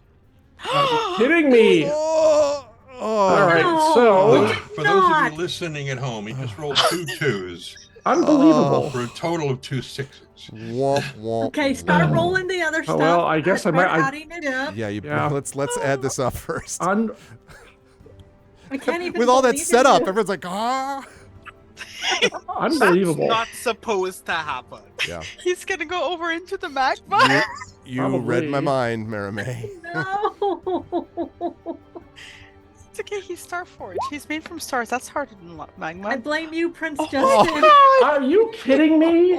For those of you at home, that's a 1 on the D10 Come for Bardic on. Inspiration. We're up Damn to it. 7. Keep at it. Can There's I no believe point. in that? I'm not gonna blow anything else because I'm not gonna make it. There's Am no I- way. You can't believe in that. No, that's not like. No. So exactly as Marie was saying, so Alarian God leaps up damn it. dramatically, and as you do this, now remember he's got the headlock, and he literally just sort of ducks and pushes you, so you overbalance and you land directly into the magma. Let's talk about the Come impact on. that's going to have. You are going to take one moment. Gotta change the die color. One moment because- while I roll up a bunch of dice. Okay. That just All right. You are going to fucking take ridiculous. 18 points of damage. Now, Alarian, you technically, I guess you can always decide this, although even though you can't really see it coming, but I'll allow you to distribute between Aegis and hit points. Yeah, was it 18? 18. Yeah. Oh, unfucking believable. Sorry, man. Yeah, I know. It just Bigby's was one thing. This was just like real. 10 to my armor and 8 to me puts me at 53. Yes, 53 to you, and you said 10 to the armor. Yeah. So 28. Okay. Let me look something up first, real quick. I didn't have this up because I thought this would work better. I know. Poor chat. Wispy's like, there's nothing I could do to help. Chat's like, can I do anything? Like, nope. Like that wasn't. You can't Not really. advantage an advantage. He was already at advantage. But thank you, chat. Trust And me, you'll need this later I can't on. use the die roll. I can't use my hero point to re-roll the die either. It's just to add a d6. Yep. Oh my Man, gosh. unbelievable. That's. Oh, I Yep. feel- I gotta it find would the have been stupid so thing. cool. Nah. I gotta find. Just go ahead. We'll go. Yep. I don't think it's gonna work. I think I can only spend one die to do my attack roll. I think you have to take the highest one. So it's not gonna matter. But I want to look it up. So go ahead and keep going with other people and Okay. going. So there we are. So Alarian is now in the lava. Now, question: the spirit, the sharing the spirit, and all that stuff. None of that's concentration, right, Alarian? Like that Correct. just stays Correct. with. Okay. It's That's important. It's like 10 minutes or until I dismiss it or she's 100 feet away from me. Got it. Okay. So now the end of your turn. He is going to take another legendary action. And what he is going to do with this is he still has his arm around, headlocked, has Nision in the headlock. He pulls forth with his other hand, pops out a cork and drinks something. And he says, "It was getting a bit warm in here," and then tosses the bottle, which is now empty, and smashes against the wall. You don't know what that is, but it is not an attack of any kind, apparently. Okay, and Alarian, that is unfortunately you burning away in the magma. We'll talk about the impact of that a little later. Tantin, you just saw that happen. So that's the thing. Tantin and Spanner are up. Prince Justin, it wasn't your fault that you clipped right then. He's like, that's how he was asked never to clip ever again. No. All right.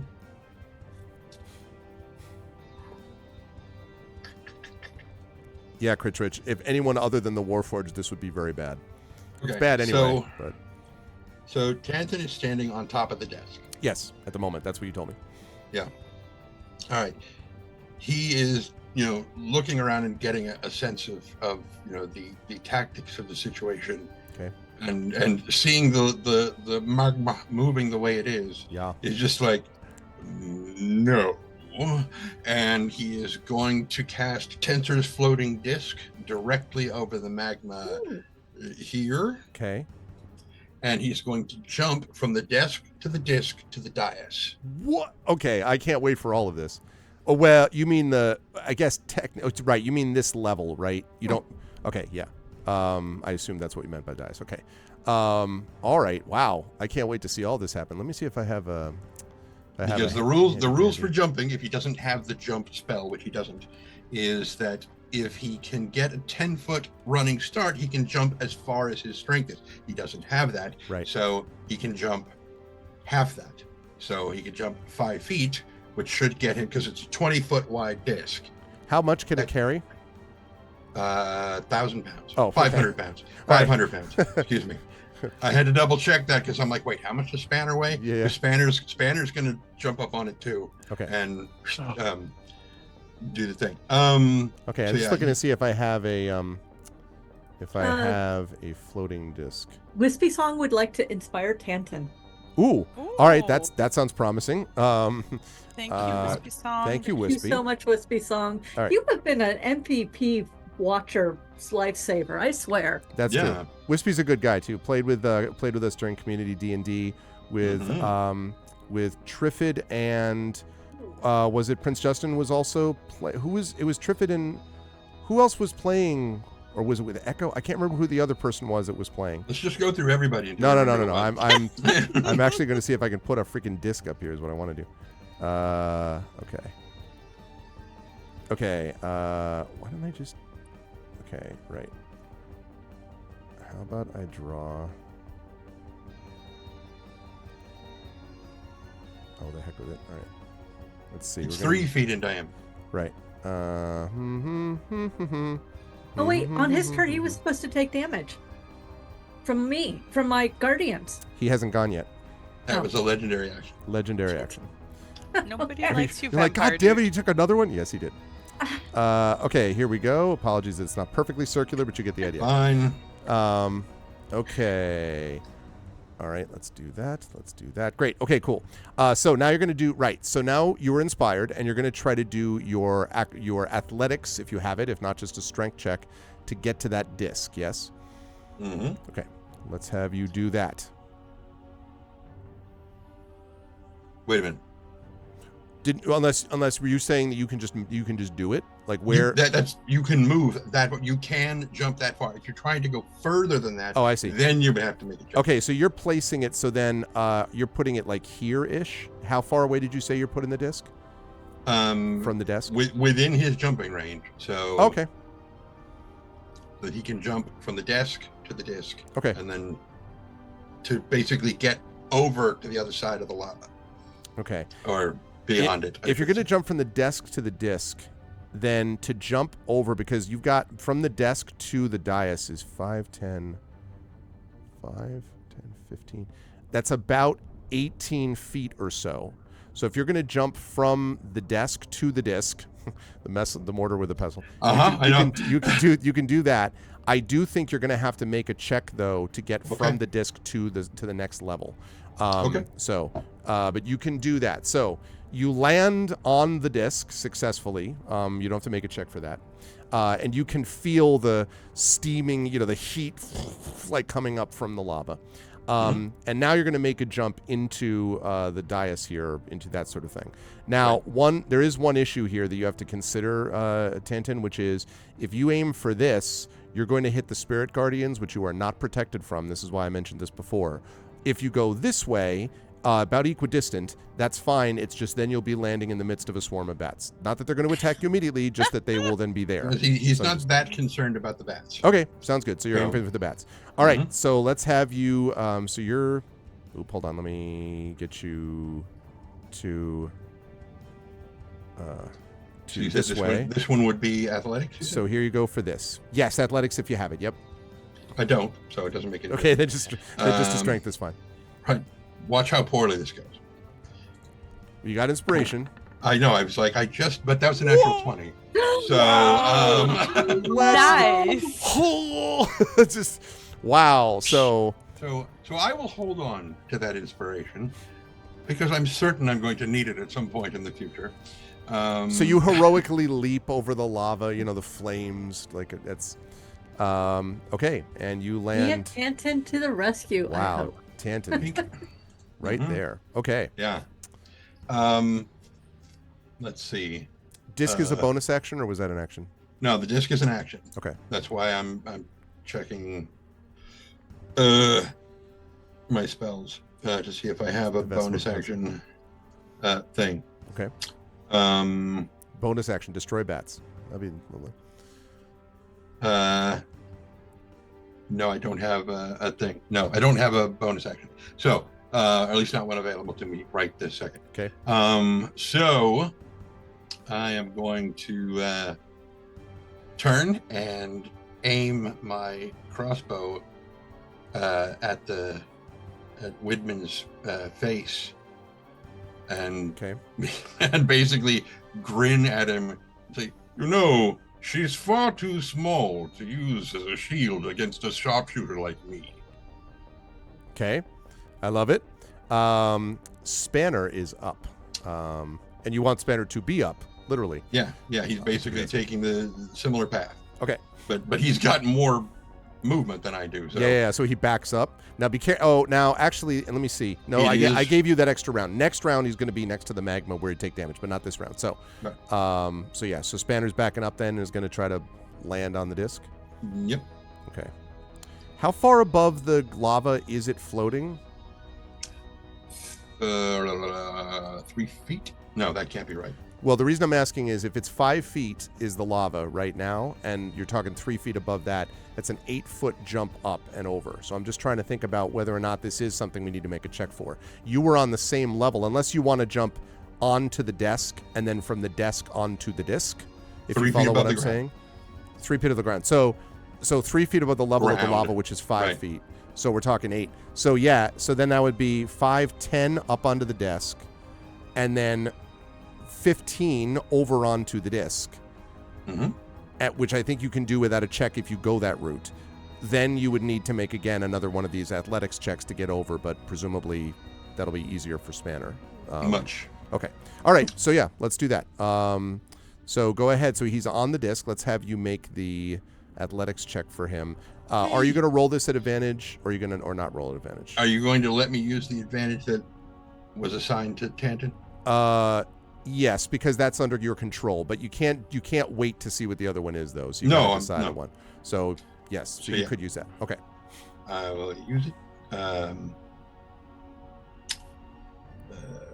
Yeah, we'll see how this goes. All right. With the thing. Where's the thing that I'm looking for? Athletic. There we go. 24. All right, yeah. So with no problem, Spanner arrives. What Here. is? Oh, I was like, what the hell happened to Spanner? He's under the Okay, thing. I gotcha.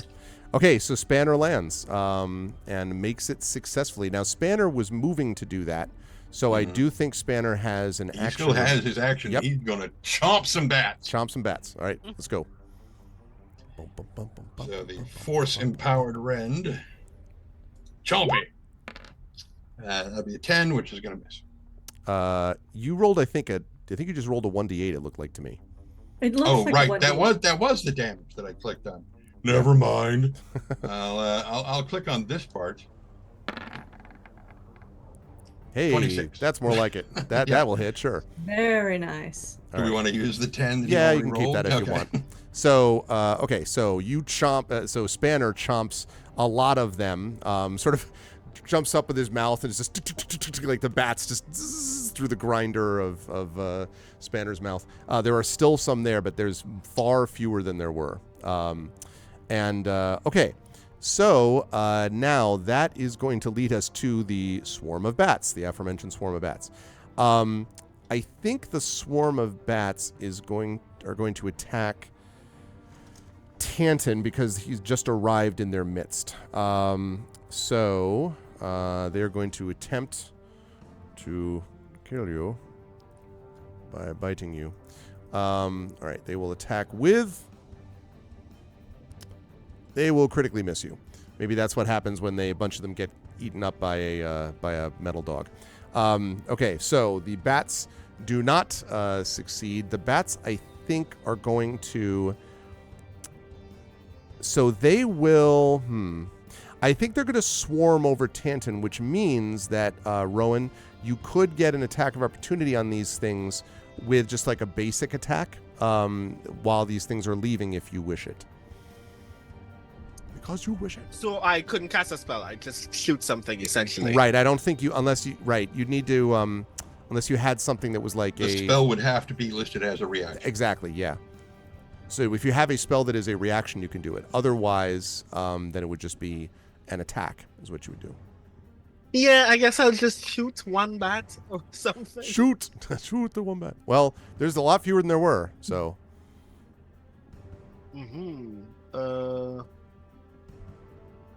My eyes. What are happening to my eyes tonight? What am I looking for? Waits for it. Would 19 hit? 19 will hit. Okay. Let's see what that damage is. 8. Now, these creatures are... Is this... I should say... Okay, yeah. So, these things are not as affected by piercing damage as would normally be the case. However, a lot of them just got eaten up by a metal dog, as I previously mentioned. So, this one... So, you actually shoot ching, ching, ching, like ding, ding, ding, ding, ding, like, 4 remaining bats or whatever, and knocks them down as they head over to Tanton. So, good work on that, Roan. Bats are down. Okay, so that is now going to lead us to Widman's actual turn, which means now, Nisiana, you can do your damage on these things. On this thing. Okay. So 3d8. Which is 13. And it is a where's my Oh, actually has to make a yes. wisdom saving throw, right? Wisdom. Yeah, okay. Let's see. So either he takes 13 or he takes 7. Yeah, okay. He is not going to make that. Okay. So, he will take all of said damage. So, we're talking 13? Mm-hmm. Okay. 13 radiant. All right, 13 he will radiant, and he can't resist it. Right. He does not. In fact,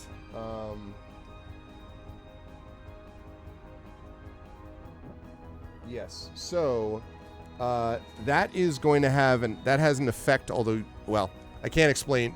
Good work is what I'm just saying. I can't explain why it matters, but it will. Okay. So making a note Is for he going to myself. take any that fire damage or from the lava? Or is So that I'm because gonna talk about that in just a second. So first of all, you do those of you who are looking at him directly. So that would be, for example, Rowan and certainly Merriman, and certainly Tanton, who's literally staring at his face. You can see Tanton was Tanton. looking at the bats. What? No, you said you had him pointed. You pointed Oh, at his face. correct. I apologize. And you smiled at him, and you said, Right. We all remember that great moment. So, as you have it pointed at him and so on, you can see that his wounds do seem to knit again, and he seems to be healed more than he, heals some of that damage. However, you also notice that the damage of these things around him, he seems, Dragons. you can see him They're wincing. Say again? they're dragons? They're spirit dragons. The spirit dragons. The Made of spirit light. dragons around him, you can see him wincing in pain, and you wonder, those of you looking, whether or not there's somewhat more permanent damage that's been done by that, but we'll see about that when we get there.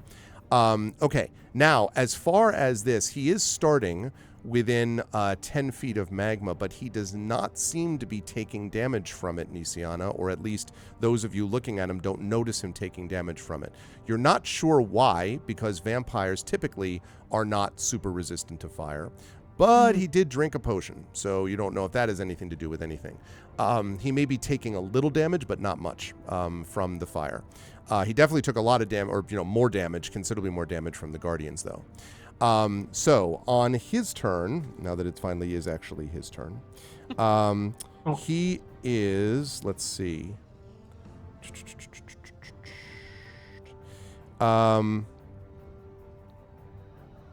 Okay. So he's there. All right. He is going to...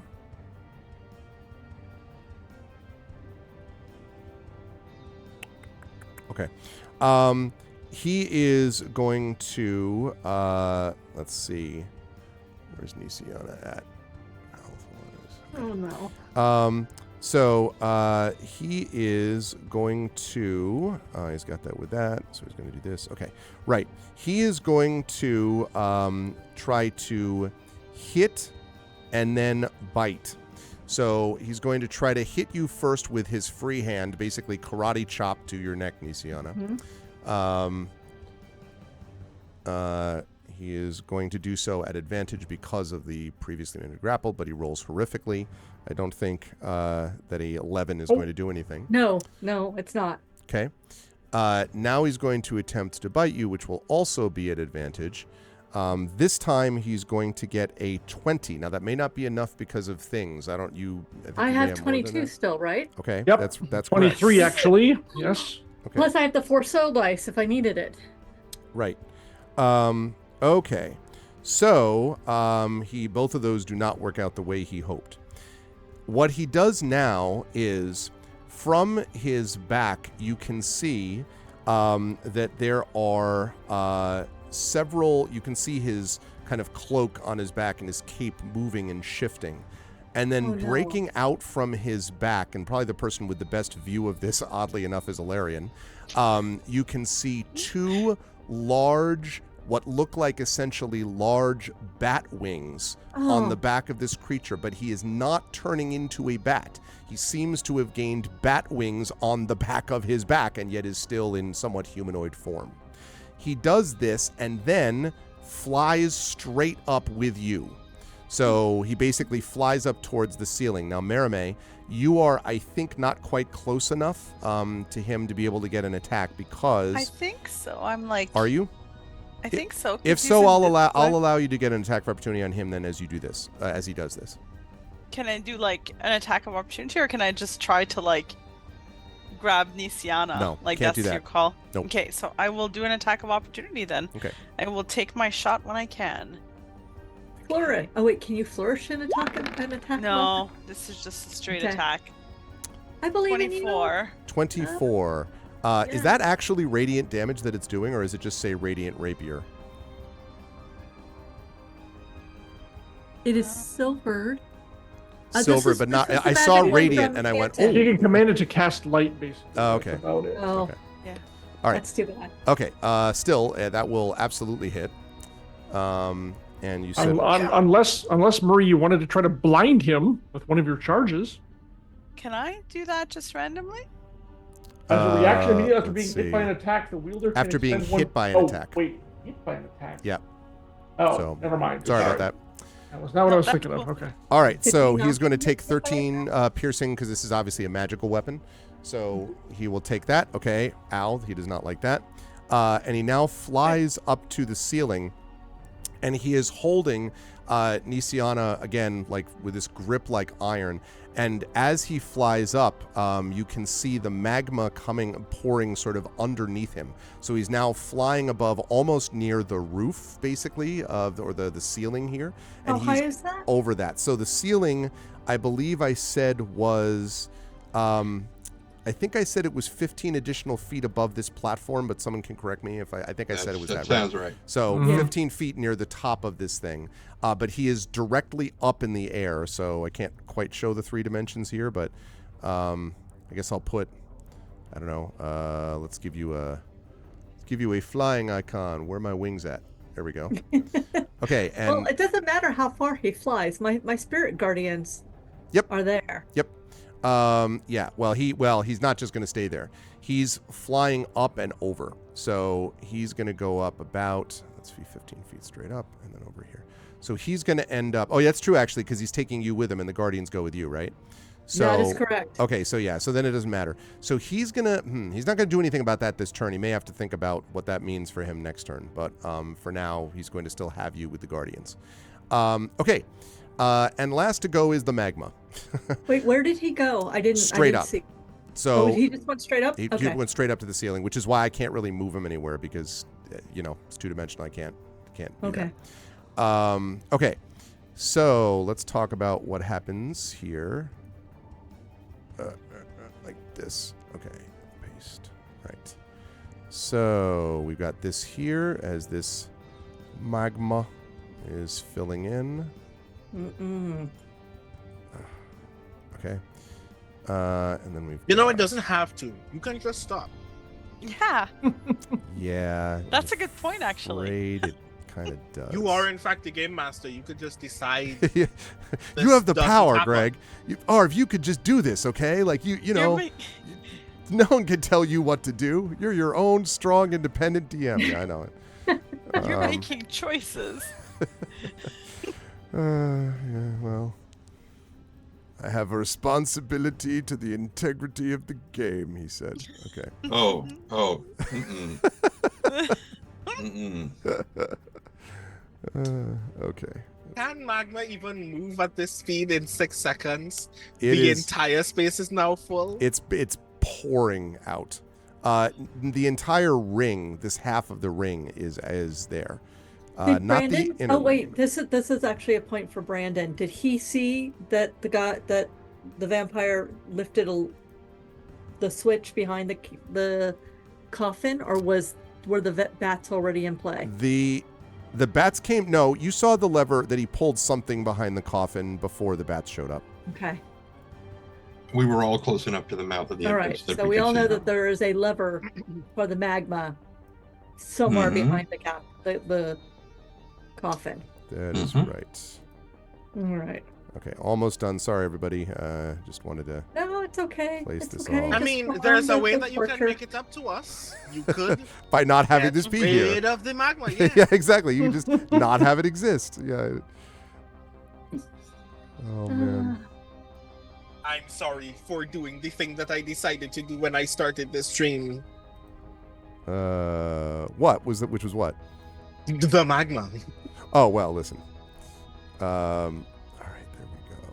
The magma is here. Okay, I think that looks pretty good. I think that looks pretty solid, and by good I mean terrifying for anyone who's having to This deal isn't with good this at right all. now. Okay, and last but not least, There's more. almost. Okay, there we are. Right. Okay, that was the magma's turn. I love that it's actually on the turn order. It has one attack, and it's about coming to get everyone. All right. This is going to go to the back, so it goes underneath. Yeah, I was like, that's not fair. Yeah, no, I'm not going to do that. There we go. Alarian got There you go. momentum thrown. Okay. He threw his dice really don't like him tonight. Apparently the vampire's an Aikido master. That's a very good question, Wispy. So Alarian technically, with the magma, is going to get pushed a couple of feet along, and I'm going to actually move that to reflect it. We'll be obviously taking quite a bit of damage on their turn. Sir, I am Yes. 700 pounds. I doubt it's going to move me that hard. I'm almost a third of a ton when I stand up. but you're in it though. You landed in it, right? All right. Unless that's you wanted true, to cover your whole. Dude, I figured it practically already was. I haven't gotten up yet. Yeah. Well, no, that's right. And you only move a couple feet. We're not talking it's not it's not a rushing river. Okay. That was the magma. Yeah. Okay, so we are now Very up to the salty beginning of about round this. 4, and the lava, I should say to everyone, is pouring unabated. It looks like it's now filling up and is actually, I don't want to keep putting in lava, but you all get the idea. Basically, everything but this middle area now is in lava, and the lava is growing. So basically is building up.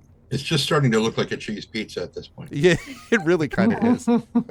Or a very bizarre cue, a lava cue there. Okay, we are at the top of the round, and Merime is up first. Now, Merime, you are on the edge. You're up 10 feet. Next turn, Merime, you are going to take damage if you're standing where you're standing. So be aware that you have one turn to basically get out of there, or you're going to take damage from the radiant heat of the magma.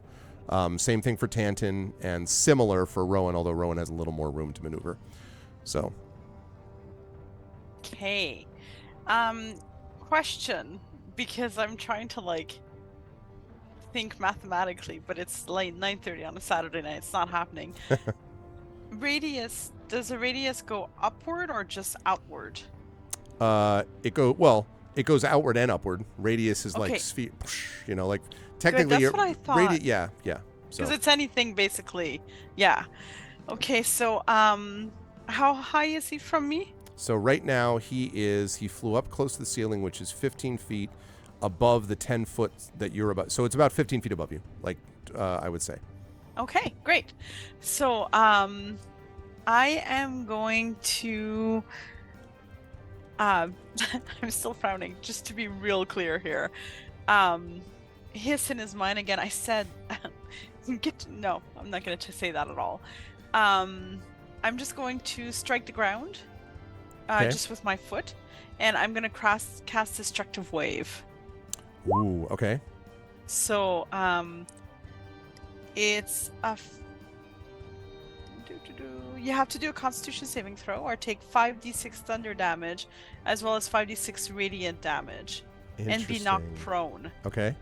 But if you succeed on the saving throw, you take half damage. Okay. All right. And con saving What happens throw. when you're knocked prone in the air? Yeah, I know. Well, I'm going to talk about the impact that might have in a minute. It might not be good for Nisiana, but she's Well, All right. You know let's what? see. It's not going well anyways. Okay, so we are looking at okay, what's the DC I'm looking at? Oh, you said it's 17? 17. He is going to make that. So that means half damage, but not knocked prone, right? Which is actually maybe better for Nisiana. Yeah, I thought about that after I did that, but Okay, so we're gonna do the thunder damage first. 19 thunder damage. Okay. Whoa, thunder damage. Okay. Right. Okay. Yes. Okay. And now radiant. Okay. Which of course I'll get the shitty Wow. score on. Oh. Look at all those ones. It's beautiful. Wow. Oh, and it's Wow. half on that, right? So half damage of the 19. Yeah. My goodness. The dice really do not This- like us tonight. No, the vampire is in on them, Greg, are you hacking roll 20? Not at all, but I Yeah. think that these vampire dice have something to answer for, Just He saying. was the kind of person to hack roll 20. Do you really think he'd answer that question honestly? right? Fair. So, okay, yes. So, all right. So he's going to take that damage. Okay. And then Right. And you said radiant damage, right? Yeah. Okay. And then I'm going to scream up to my sister. and I'm gonna say, just mentally, I'm gonna say, we've got this, Nisiana. We're right here with you, and I'm gonna give you 1d10 of inspiration. Oh, that's very nice. Okay. All right. Merime, are you moving anywhere? I Move am. away from the edge. Yes, no, I will, because me getting injured will not help my sister at all. Because I can't heal anybody right now. I'm gonna go I'm stand a on the little I coffin. have my hands full. Uh-huh. Yeah, exactly. Okay. All right, Right Mermaid. here, so beside. Yep, next to the coffin. Good stuff. Okay, that's going to lead us to Rowan with Nisiana on deck. Okay, Rowan, same warning to you. This lava's rising fast. What would you and so is the vampire actually. What would you like to do? So, if I move like about here-ish, Yep. how far is Widmund from where I am? So Accounting 15 for feet. the incline as well. Yep. 15 feet up and 10 feet over. So that looks like about 30 feet because he's about 15 feet from you there out and 15 feet up. So I'd say it's about 30. Cool.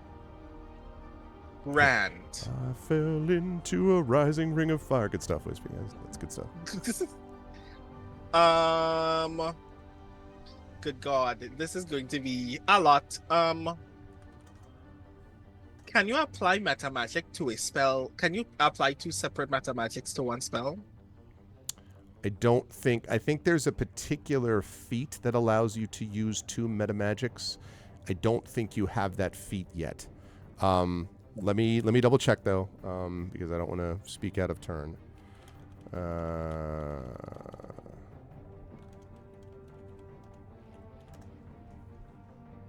Yep, only 1 metamagic option on a spell when you cast it unless otherwise noted. Okay. I am going to spend 1 sorcery point for careful spell. Okay. Oh, I'm very sorry. We can't get to the guy unless we unfortunately have to pass through you. I just like the fact that you're actually doing careful spell. Yeah, I thought about careful spell for you, even though I forgot it for myself. You This- should be proud of me. This is Cyclops in X-Men, right? I'm taking the shot, right? Like You're taking the So shot. you- taking the I love shot. that he forgot it for himself. That was pure. I need to yeah. be careful with Nisiana. Yeah. Me, Well, sizzle, sizzle. the Don't worry about it. healer, and apparently I'm the footballer, the MacGuffin or whatever right now. That's right. Oh, speaking of that, you need to take Rowan. You need to take another 5d4 acid damage, don't you? Yeah, at the end of this Oh, at turn. the end of this turn. Okay, right. Okay. Right. So, Nisiana will automatically succeed on the saving throw that which will occur when I cast Synaptic Static Ooh. on Widmund with the radius starting from Widmund's forehead. Okay. I like that specific detail. Widman's I just want to be forehead. sure when it starts spreading downward, it doesn't clip anyone by accident. So I just Mhm. half of that radius is just hitting the ceiling. I don't care. Okay. So, intelligence saving throw. Okay. But he has less than a 2 intelligence. So no, I'm just kidding. That's not Oh, true God. at all. Absolutely untrue. Okay. DC. What am I looking for on a DC here, Rowan? My spell save DC is 15. This is not good, but it's the only option that we have. He is going to make that save. So you're still going to do the Right. you're going to do half the damage, right? Hold on. Okay. Unless you have some awesome Bend luck. yeah, like screw I you am don't get a going save to spell. Spend 2 sorcery points to bend luck. Okay. Okay, so I'm rolling that again. Let's roll a d4 I am and going take to it roll away. a d4 and apply the result as a penalty. Okay. Tell me now if that would not actually account for anything. So we were talking about let me see. It was a intelligence one.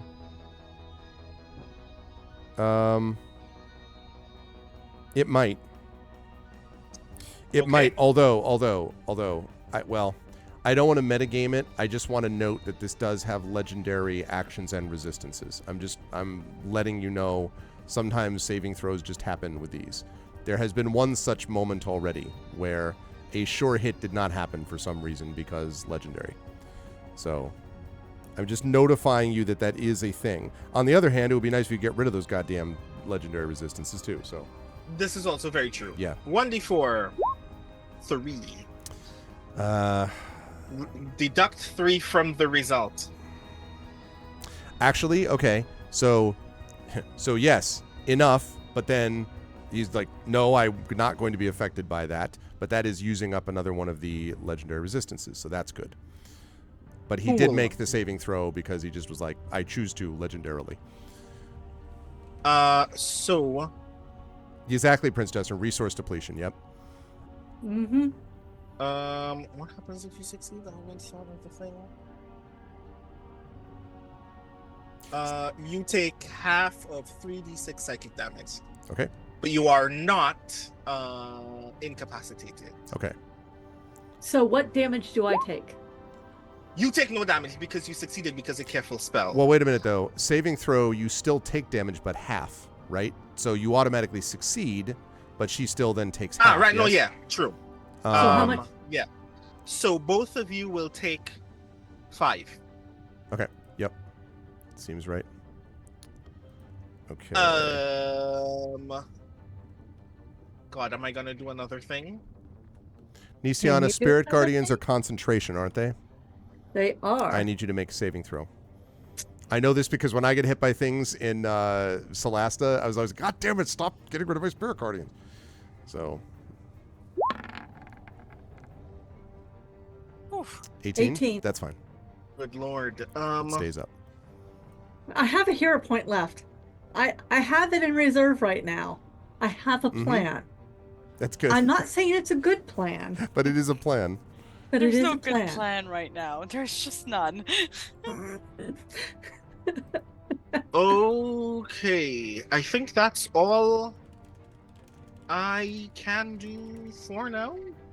So, time to take damage. Yes.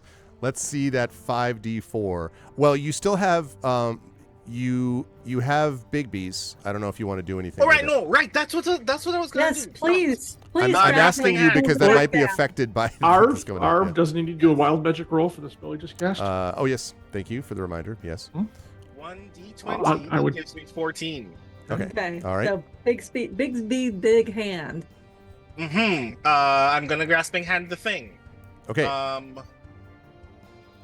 I am. Hold on. John, Yes, you sir. had no need to use Tides of Chaos in the last session, right? I don't even know what it is, so no. Wait, You're I still good. don't need Tides of Chaos because no matter how far I move it, I will have advantage because I will just move. Yep, you're all Uh, good because yeah. he's a medium creature. Exactly. Yep. Okay. Right. So And the hand moves Now, up to if 60 feet. One so of these that's days, it's fine. actually going to grab him. Yep. Come on. so let's roll 2d20. Ah, What is 19 plus 8? 27. Okay. The hand grabs onto Widmund and also grabs onto Nisiana.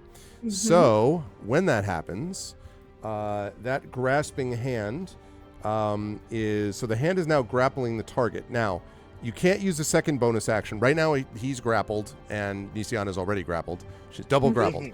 But next turn you will be able to use a bonus action to have the hand Do crush. bludgeoning damage. Yeah. Yes. Okay. Although I assume he's going to be able to try to break out of the grapple with an exposed check. So we'll get there. Okay. Good stuff, Rowan. Now, time for me to take damage. Now you take damage, yes. 5d4. Hey, I take 11 points of damage. 11 which points puts me of at damage. 31. 31. Also, I need you to make a Constitution saving throw to hold on to Big B's, which is concentration. And you have been hit by acid. Your own Right. acid. Now I'm going to use Tides of Chaos. Okay. So I'm making that roll at advantage. Okay. Smart. Right. Con. I'm seeing that correctly. Okay, cool. Mm-hmm. 23. I'm glad you did Yeah, that. that's Natural right. 20. Woo! On advantage Nice. too, because the other one was Nice. not going to do it. Okay, yeah. So you maintain Bigby's. Bigby's hand remains.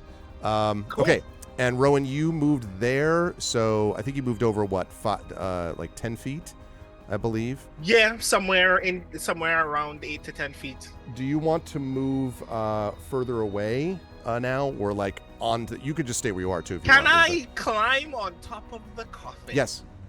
Cool. Yes, you can. Okay. Okay. Note, point of order. Yeah. When we saw the coffin lid open, did it fell in, right? No. It slid. It literally slid off and then slid back. Okay. Yeah. That is a point of notice for the rogue Mhm. sorcerer Yep. person. As if it and like as if it was almost like geared, like as if the cover's like supposed to pivot and then pivot back or something. Okay. So good stuff, Rowan. All right. Now at the end of your turn, he's going to take one of his reset legendary actions, not resistances, but actions this time. And he is going to say to you, he's going to say, I really must have something to make me feel just a little better, feeling a little peckish. And then he's going to attempt to bite you again, Nisiana, whilst holding you over the lava, because that's the Okay. kind of jerk he is. Is a jerk. Okay, he's doing this at advantage for previous grappling reasons. Now he's grappled, but he also has you grappled, so he doesn't have to move anywhere to do this. So that is a 25, which I think is going to be more than the AC. Okay, so I'm at 22 plus 4. I'll come to your soul silvery die. barbs in a minute, Mermaid. Go ahead, Oh, Nisiana. silver. Oh, okay, silvery barbs. If that's what you're doing, is that what you were going to tell me? Yes, that's my silvery bar. Yeah, Okay, you can do that. it's the universal sign for silvery bars. All right. Jen, your armor class right now is a maximum of 23. It's a maximum of what? 23. 23. You're at 23. 23, So- and then I have 4 soul dice. Unfortunately, on that reroll, it's a 24. Yes, but I have 4 soul But dice. yes, if you want to use one of my soul dice, go ahead. You can do that if you want. Okay. Fine, because actually the How do minute I well, you use the soul dice? just roll a d8 and you add it to your armor class. So no matter what you roll, you succeed. Well, ties go to the attacker though. But that'll do it. Ah, that'll do it. Okay. Yep. All right. So you are not, in fact, bitten thanks to this soul dice. How many soul dice do you have left, Ilarian? I have 2. Okay. This isn't going to work for long. Okay. Everyone's Because doing I didn't use a waste mine on the stupid attack roll last. Yeah, you Oh, were yes, I all have doing 2 a very left. good job and sort of like, hold. Okay. Right. So that was Because on. you knew that when I got here, I would make reckless decisions. So when do my spirit guardians attack him? At the end of his the beginning of his turn. But that was just a legendary action at the end of Rowan's turn. No, Okay. no, Mermaid's turn. Rowan's turn. So now it is Nisiana, your turn. You are held above the lava with the iron grip of this guy, who is himself iron gripped, so to speak. To which I say, when I die, I know where my soul is going. What happens when you are destroyed? And I flame strike us. Ooh, okay. And do I need to say that I'm going to use my inspiration before or after I roll my dice? Before. I am using my inspiration because I am not screwing around. Yes, I do understand that this will hit me as well. Is it the bardic? Rowan shouts, hypocrite! It is a bardic inspiration I'm Yeah, talking you about. can. The bardic inspiration you can say after you roll your it's dice, bardic but inspiration. before, I'm sorry. yeah. I thought you meant the regular. Yeah, sorry. Yeah. So okay. flame strike Exactly, Div. This girl is on fire. Right. level 4. Falling Patience. into fire. Hey, I say patience. Okay, so it's a DC 16. Oh wait, can I not up it? No, it's a dexterity save at 16. Up the Okay. saving throw well, or up your damage. how do I up my damage? You can't Cast it. with. Can you cast it at a higher level? I can't remember if you do that with flame strike or not. Yeah, I at higher levels, Yeah. when you cast a spell, the slot is 6th level or higher, the fire damage or the radiant damage increases by 1d6 for each slot above 5th. I don't know if you can do that or not, or whether you want to. I can in fact do it at level 6, so that There you will go. actually give me another level 5. So I will do it at a level. No, actually, I'm going to do it at level 5 now, and I'll do it at level 6 next time. Okay. All right. Oddly, I just looked this up. Dexterity saving throws are not done at disadvantage when grappled. When you are restrained, you are, not when you're grappled. So he still gets to do his dex saving throw thing. Damn it. So Didn't occur to me until just now. Yeah. I checked. No, I wasn't talking to you. Oh, I'm sorry. I was talking to her. Okay. I'll use that next time. So I actually did not need to use my bardic inspiration. I still have it. Yeah, you still have Yeah, that. because there's nothing to use it on. Exactly. Okay. Because your spell goes off. And DC Goes was off. what? 16? Yeah, DC 16. On a failed save, on a half on a damage on a successful one, which is 5 for fire and radiant. So he is going to use his final legendary resistance to make that. So 5 and 5. Okay, so 5 radiant and 5 fire. He takes even less than you would have expected damage on the fire. Well, because he took a Nisiana. potion.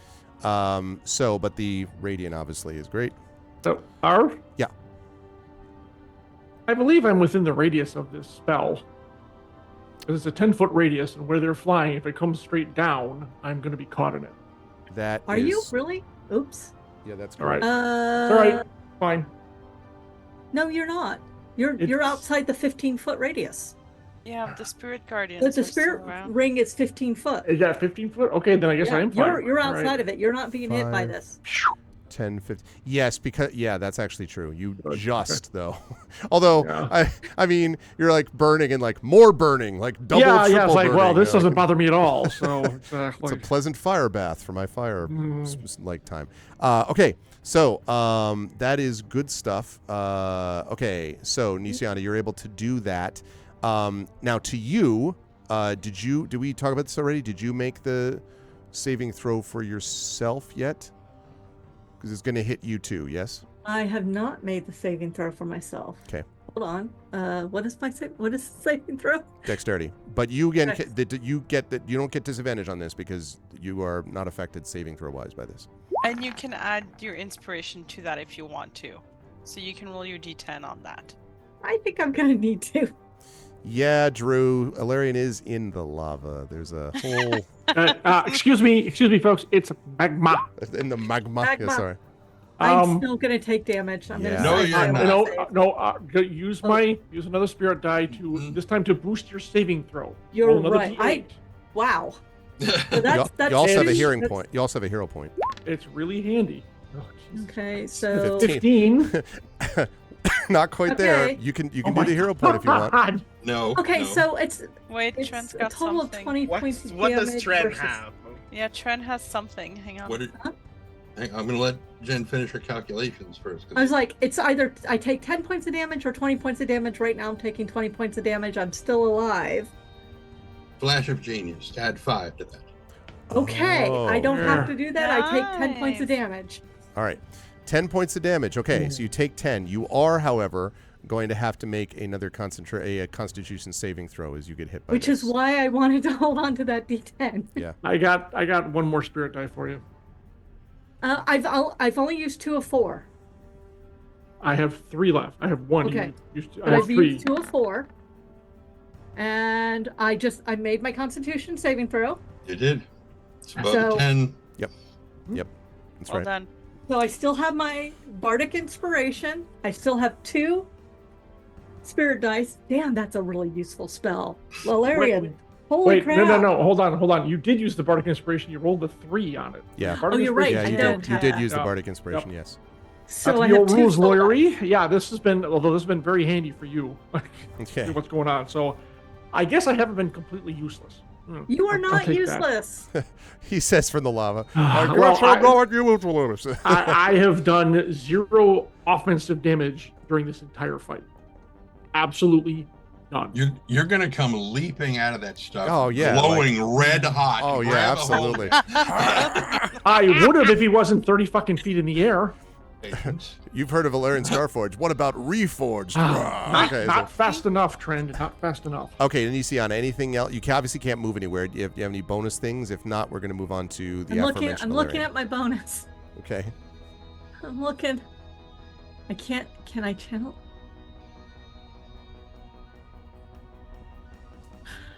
There's no bonus action on my channel divinity. Damn it. Weren't you doing aura? I can't. No. I was flame striking this time. Oh, it's next round. Okay. Yes. Okay.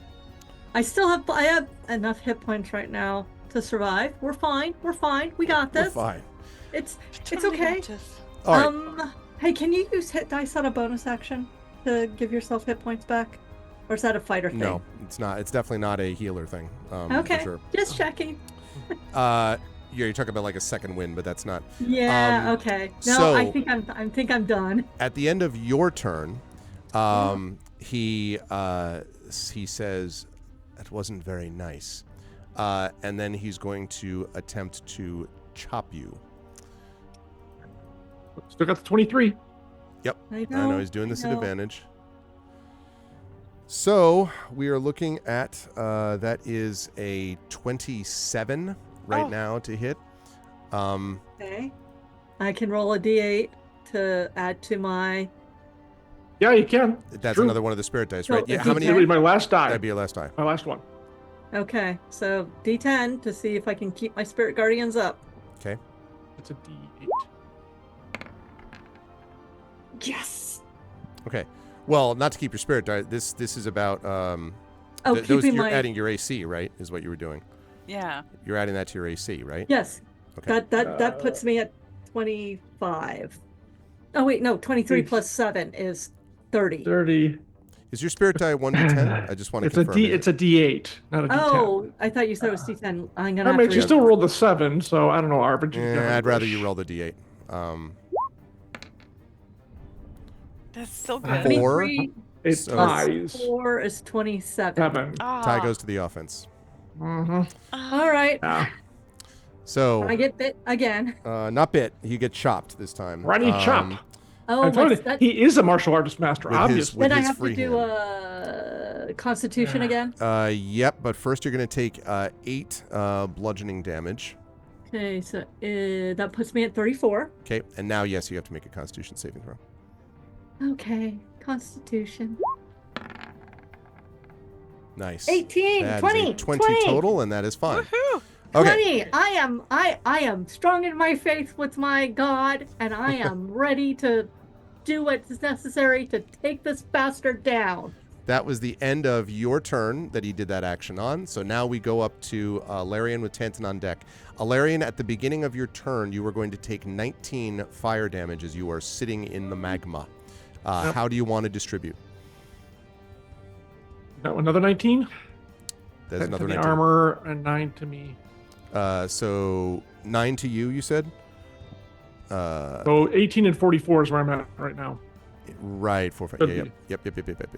Okay. So, Chad, I apologize for being just very salty about this, but that last thing just really ticked me off. So I don't try to usually let that spill over into gaming, but it's I get been it. very frustrating. I Very totally frustrating get combat. it.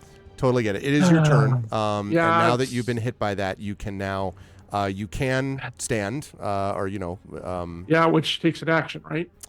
yes, but you could move out. Let me see, 5, 10, 15. If I dash, can I get out of here? Yes.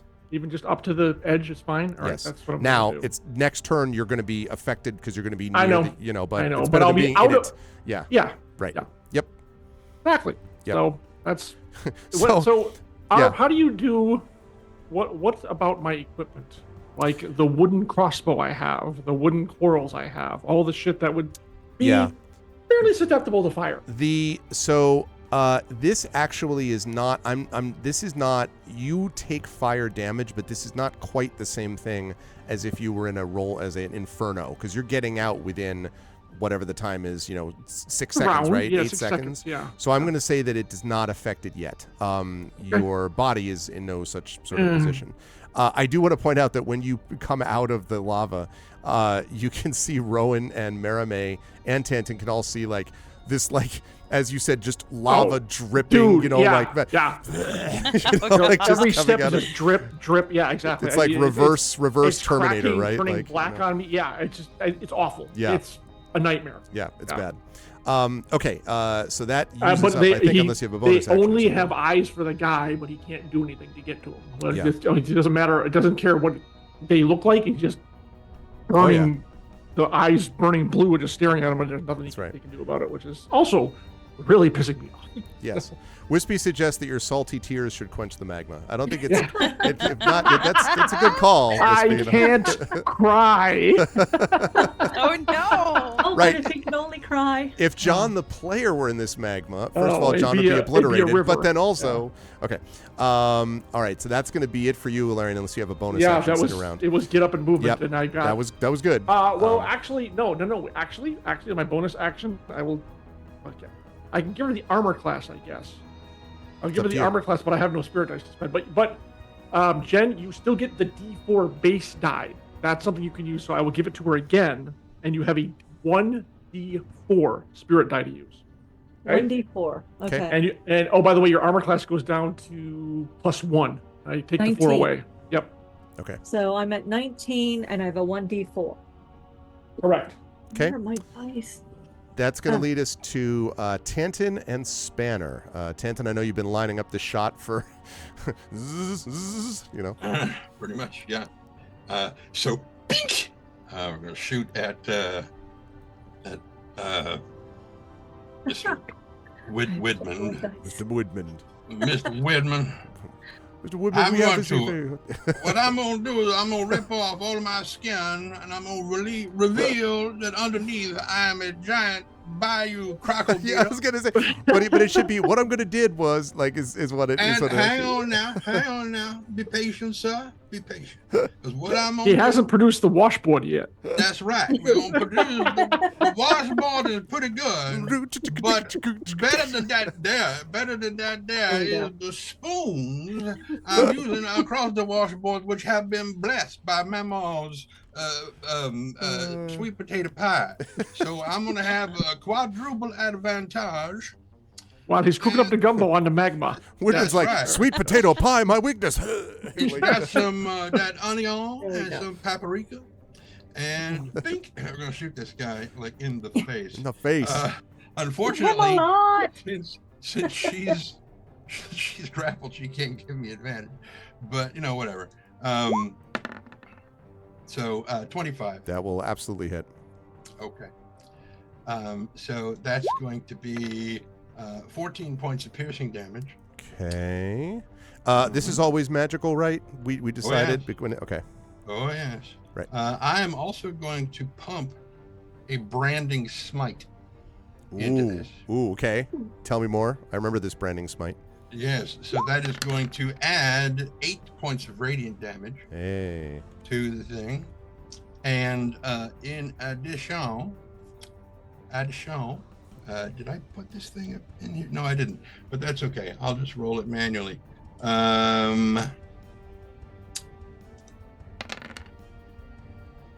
Nisiana, you recover 10 points as my arcane jolt fires out Ooh. and hits Nice. Nisiana and heals her a bit. Outstanding. Outstanding work all the way around. Tanton, Oh, are that's you- only one shot. I have 2 attacks. Oh, okay. Right. Right. So, bink. We'll try to repeat this process. That's 27. That will to hit. Absolutely. Mm-hmm. I can't do the arcane jolt twice in a round, so but that'll be 9 points of piercing damage. Okay.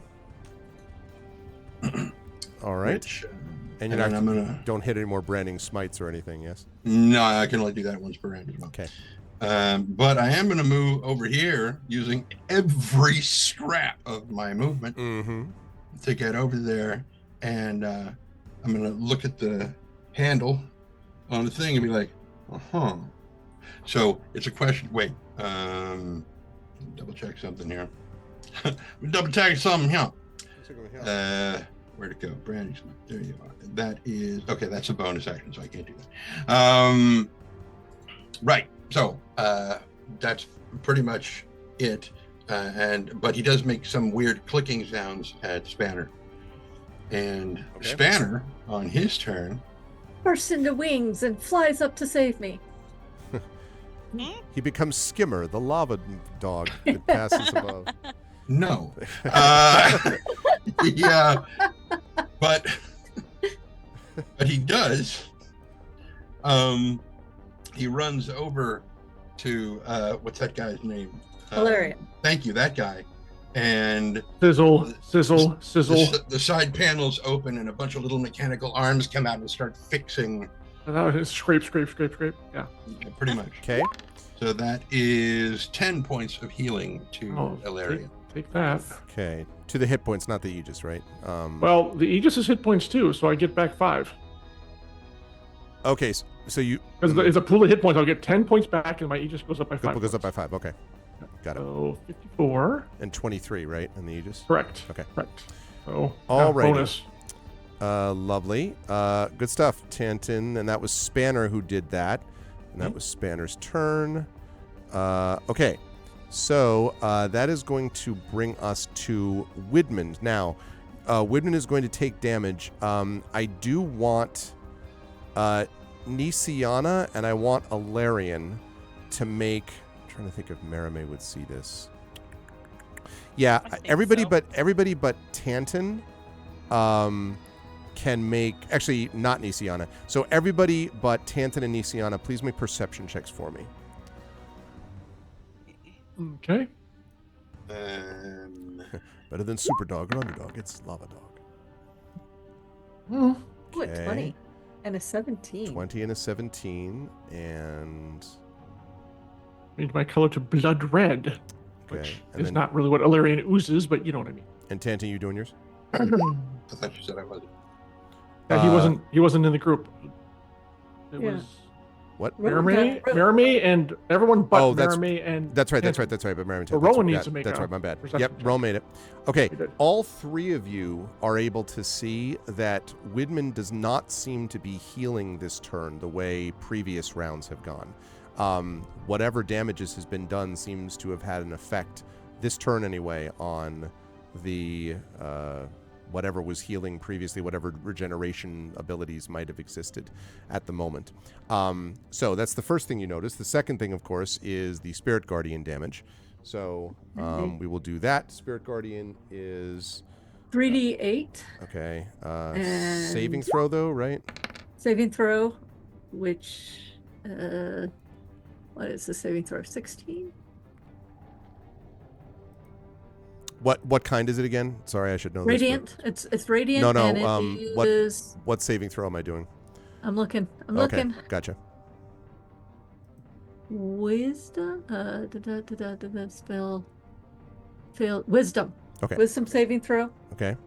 DC 16. Is not going to make it. So that's 11 points of radiant damage, Okay. and they stay right on us because he's got a hold of me. Okay. So. Yep. Okay. So, on this turn, he so now that he takes that damage, he says, "Well, as much as this has been a most charming dance, Can I- Say again? One quick note of, yes. of minor housekeeping is that when I moved away from the disc, it stays 20 feet from me. So Tensor's floating disc will have moved Beg your pardon. as close as it can get to me within 20 feet or to a range of 20 feet. Okay, like say Well, here. When I moved, it would have followed directly towards me. So Okay, so we talking like that? I think it would be closer to here. Oh, so it can go at 20 Comes feet directly towards you. towards me from where it was. at a So, speed yeah. of 20 feet per turn? Because No, it stays 20 Oh, I feet gotcha. from- Okay, cool. So there it is. Okay, yes, thanks for the bit of housekeeping. So, he says, although I've enjoyed this dance, I think the time has come to choose a new partner. And he tosses you into the lava, Luciana. Let's see what happens. trying to think what you're going to be able to do to resist this. Just to make sure, less mechanically and more narratively. Yes. If Bigby's hand is grasping them both, I had it in my mind that it was that Bigby's hand was grasping Widmund and Widmund was grasping her. And so I don't think Bigby's hand can grasp two creatures at once. Right? So I think that's what I'm imagining in my mind is what's happening. And he is going to deal with the whole Bigby's grasping him thing, or going to try to as well. But that'll be in a minute. So first, he's going to toss the Nisiana down upon the magma. So, Nisiana, you are going to fall from a distance of, let's see, that is, you were 15 feet up because you were near the ceiling above this, but you're 15 feet above this middle thing, which means this thing is 10 feet lower, but the lava is 5 feet up. So, you're going to fall 20 feet. So I'm going to allow you to make a dexterity saving throw to see how much damage you take from the fall. That's not going to affect the magma, though, the damage, but we'll talk about that when we get there. So if you can make a dexterity saving throw for me, please. 16.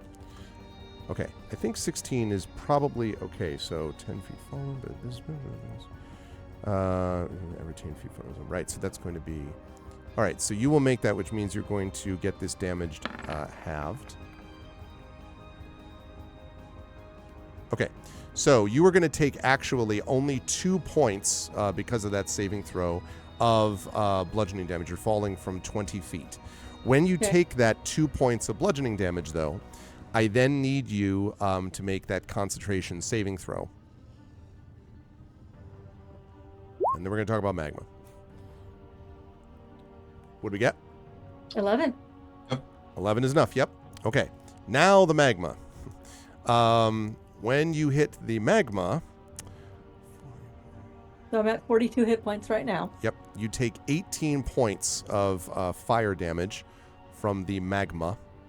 That puts me at 24. Okay. And you are now prone in... You are released, that's the good news. Not as good news is that you're now... You're prone in the lava. Magma. In the magma, sorry, I beg your pardon. Okay, now, that was the first, he just dropped you to do that. Now he's going to attempt to break out of Big B's hand. Well, here. Because he did what he did, Mm-hmm. Oh, he already took the Spirit Guardian damage. He already took it at the beginning. Yeah, he took that at the beginning. Okay, swim, Nisiana, swim. All right, let's see. So, he is going to attempt to... Okay, so I need Big B here to make a strength check for me. It's +8, right? I believe is on that. So go ahead, Rowan, this would be you. 20 +8, because we're doing an opposed strength here. since I'm already grappling you, do I make that an advantage? I can't recall. I don't know, but let me check. To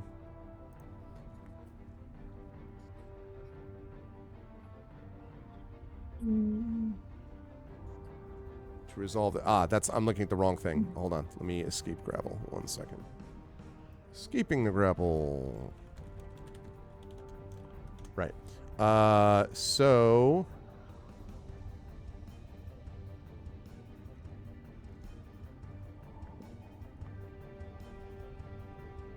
Okay.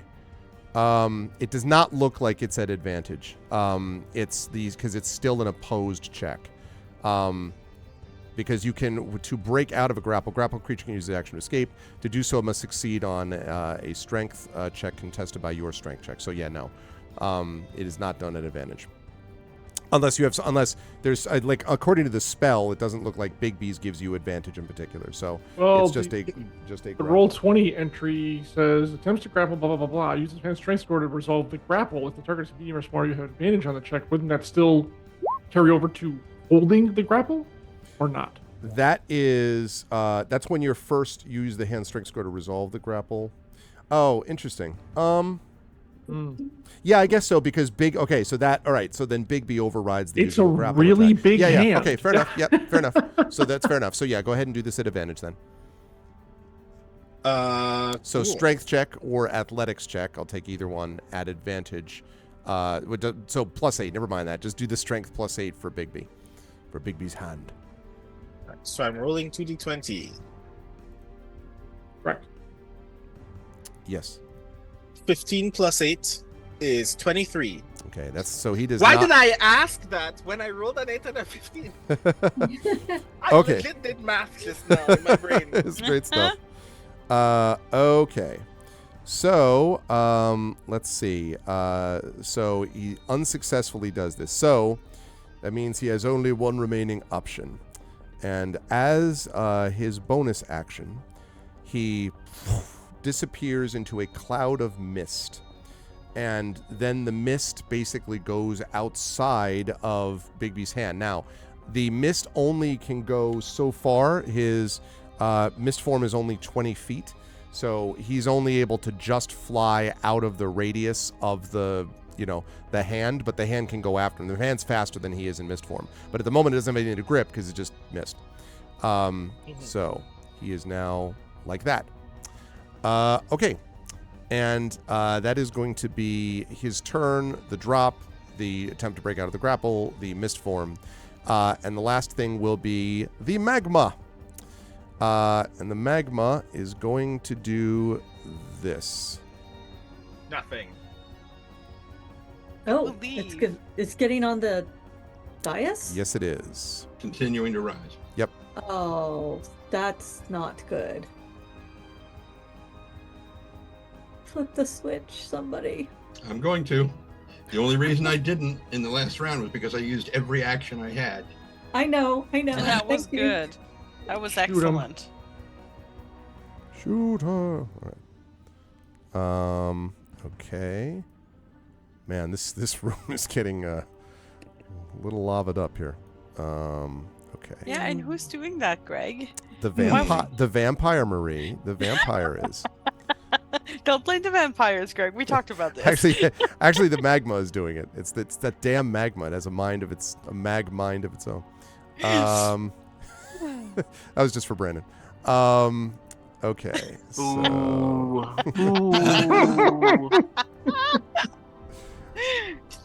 Okay. This is wow. I have to say, I have been GMing for a long time, and it's fun when I'm able to do something I haven't done before, and that involves fighting in a vampire's lair where magma just continues to gather around everybody. I have not had that experience before. Where at least half of your players really need to pee. Well, no, I was just about to talk about this. That was Yeah. the end of the round. It was I'm glad you brought that up because at the end of the round, we go to the top of the round, but this is a good spot for us to take our break.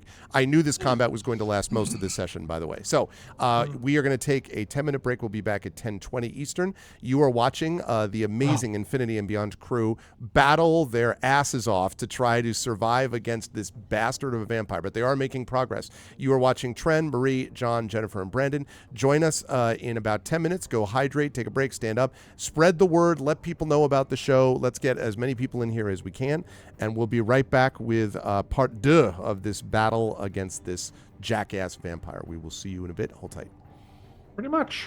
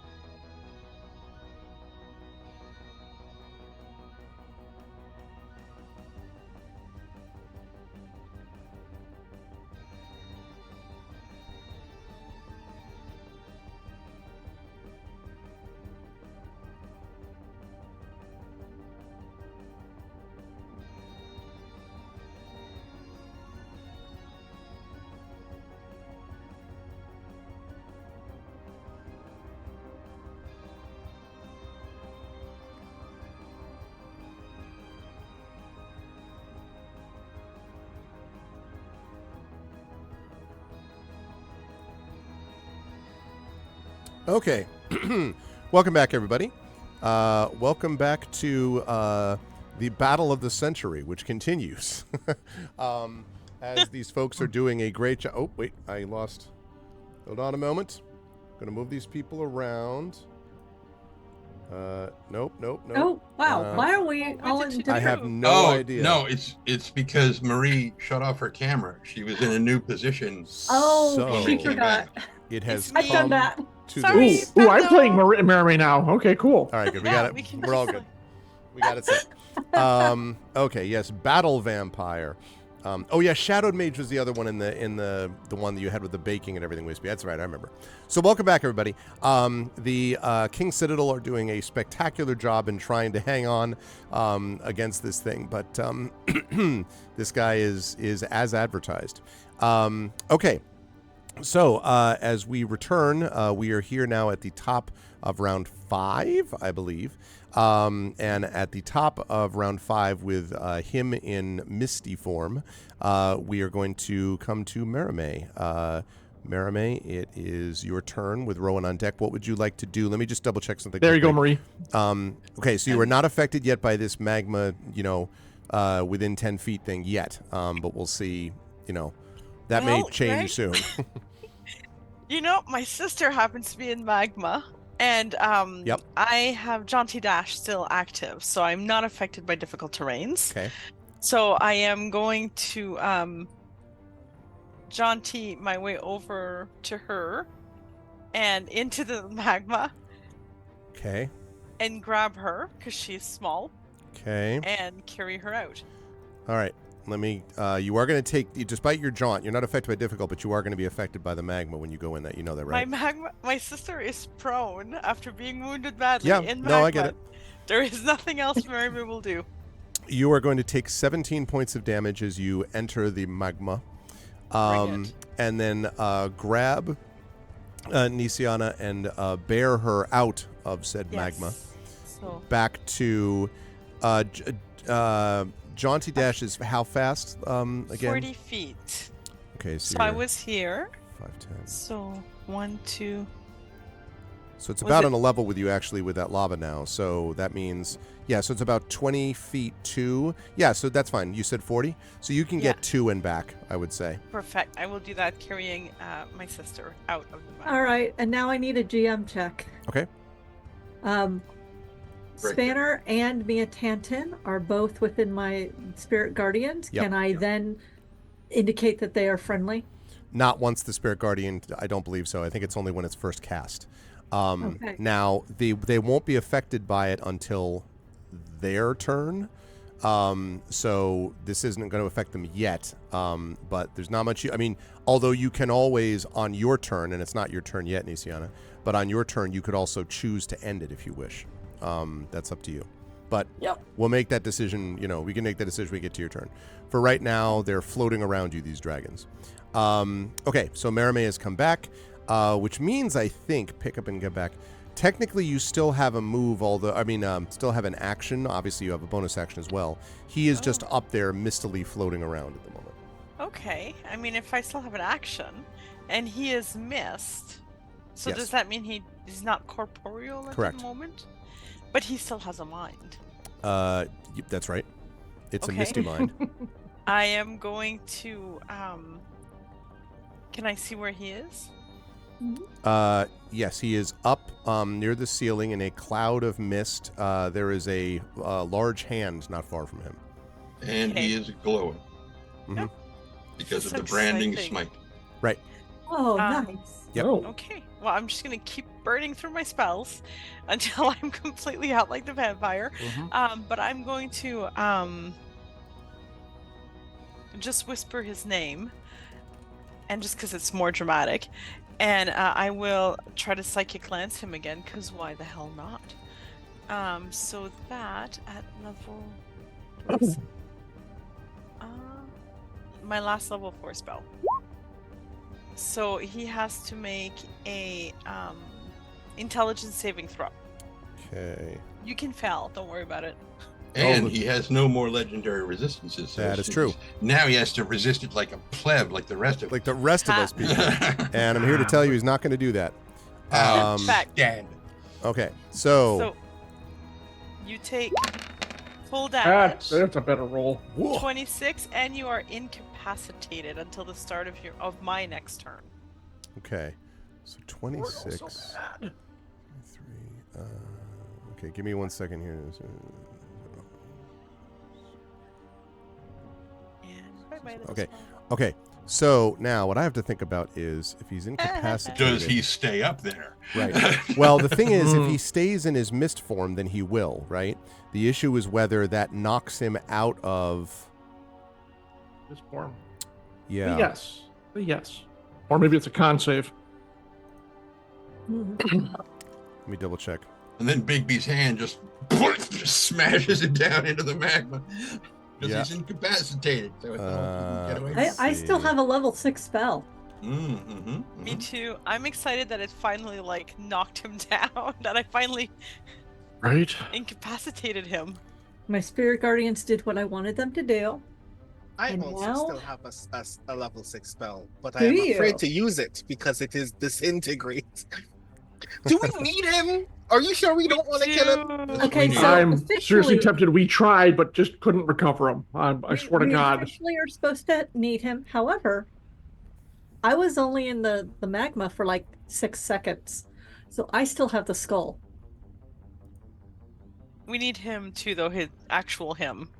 Yes. Yeah, bear with me, folks. This is a little bit of an unusual If situation. he has a so- heavily magma-related incident, I'm not going to cry. Again, because I can't, but I still won't cry. Got the skull? 1 out of 2 ain't bad. Well, the skull would allow us to bring him back.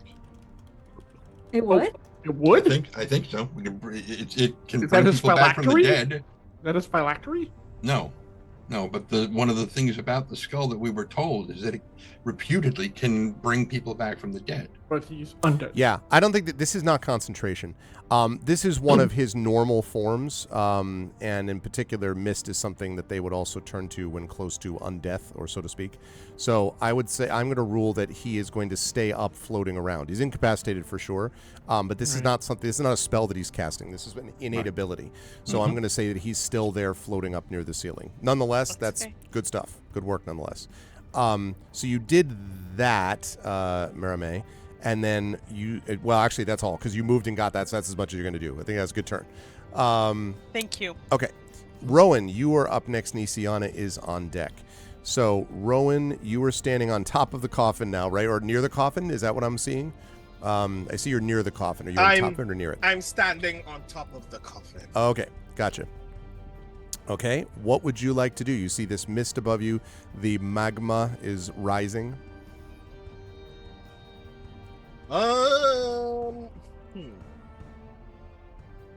Would you describe Widman's misty form as a magical effect?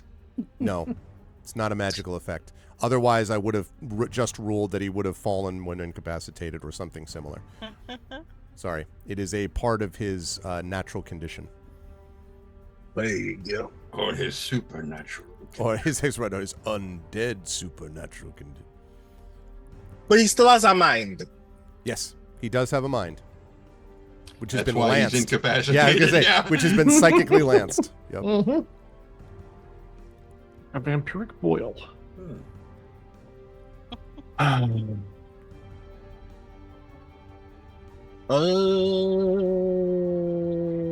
Oh, and Triffid, I'm sorry I missed that. Yes, Channel Point Inspirations are both available this month. Sorry about that. Yes, so they are available, yes. And being incapacitated means that if an attack would require a saving throw, Widman can't make it. That is correct. Yeah, when someone is incapacitated, it means that they can't take actions or reactions, which would include saving throws in this case. So yeah. Cool. I'm gonna cast Synaptic Static at 6th level. Ooh. 6th level, okay. Nothing. It gains no benefit at 6th level. I just don't Oh, have any more. 5th Okay. level. I'm just doing whatever I can up there. Okay. All right. But Yeah, I because mean that works. but because it can't saving throw, it's just gonna take the 8d6 psychic damage. I think you're right. Yes. Nice. So go ahead and roll that damage, and then I'm going to need the wild magic at the end of that. But 32. jeez. All right. Pow. Dealt non-fatally, or however you're supposed to Yeah, qualify that sure. for the GM. The mist is like, okay. So, let's see. Wow. Okay. All right. Good stuff, Rowan. And then I need you to make that wild magic surge roll. Cool. Just to qualify, it doesn't leave Misty form. No. Does not leave Misty form. If I wanted to use Big B's hand in this moment, it would do nothing to it. That's right. It would grasp air. Or well, Regardless, mist. I'm gonna move Big B's hand like directly against where the mist Okay. is. The hand is like, he's like, It wait for it, wait for regains it. corporeality while Big B's hand is. You know what? I'm not even gonna ask to answer that question. Okay. Here is 1d20. 11. Okay. Still there. Okay, now, Rowan, you were on top of the coffin. You don't have a lot of options to move, but you could move, I don't know, the center of the coffin, or you could Yeah, I'm not going to move. jump into the lava. Okay, no. Right. Okay, good stuff out of Rowan there. That's going to lead us to Nisiana, who is still far enough away that she's not going to be affected by the magma, at least for a turn. Okay, Nisiana, what would you like to do? I'm looking at my spirit guardians thing because I'm like, I don't think. Yeah, I mean, you can dismiss them if you wish. If you don't, then Tantin and Spanner are going to get affected by this turn.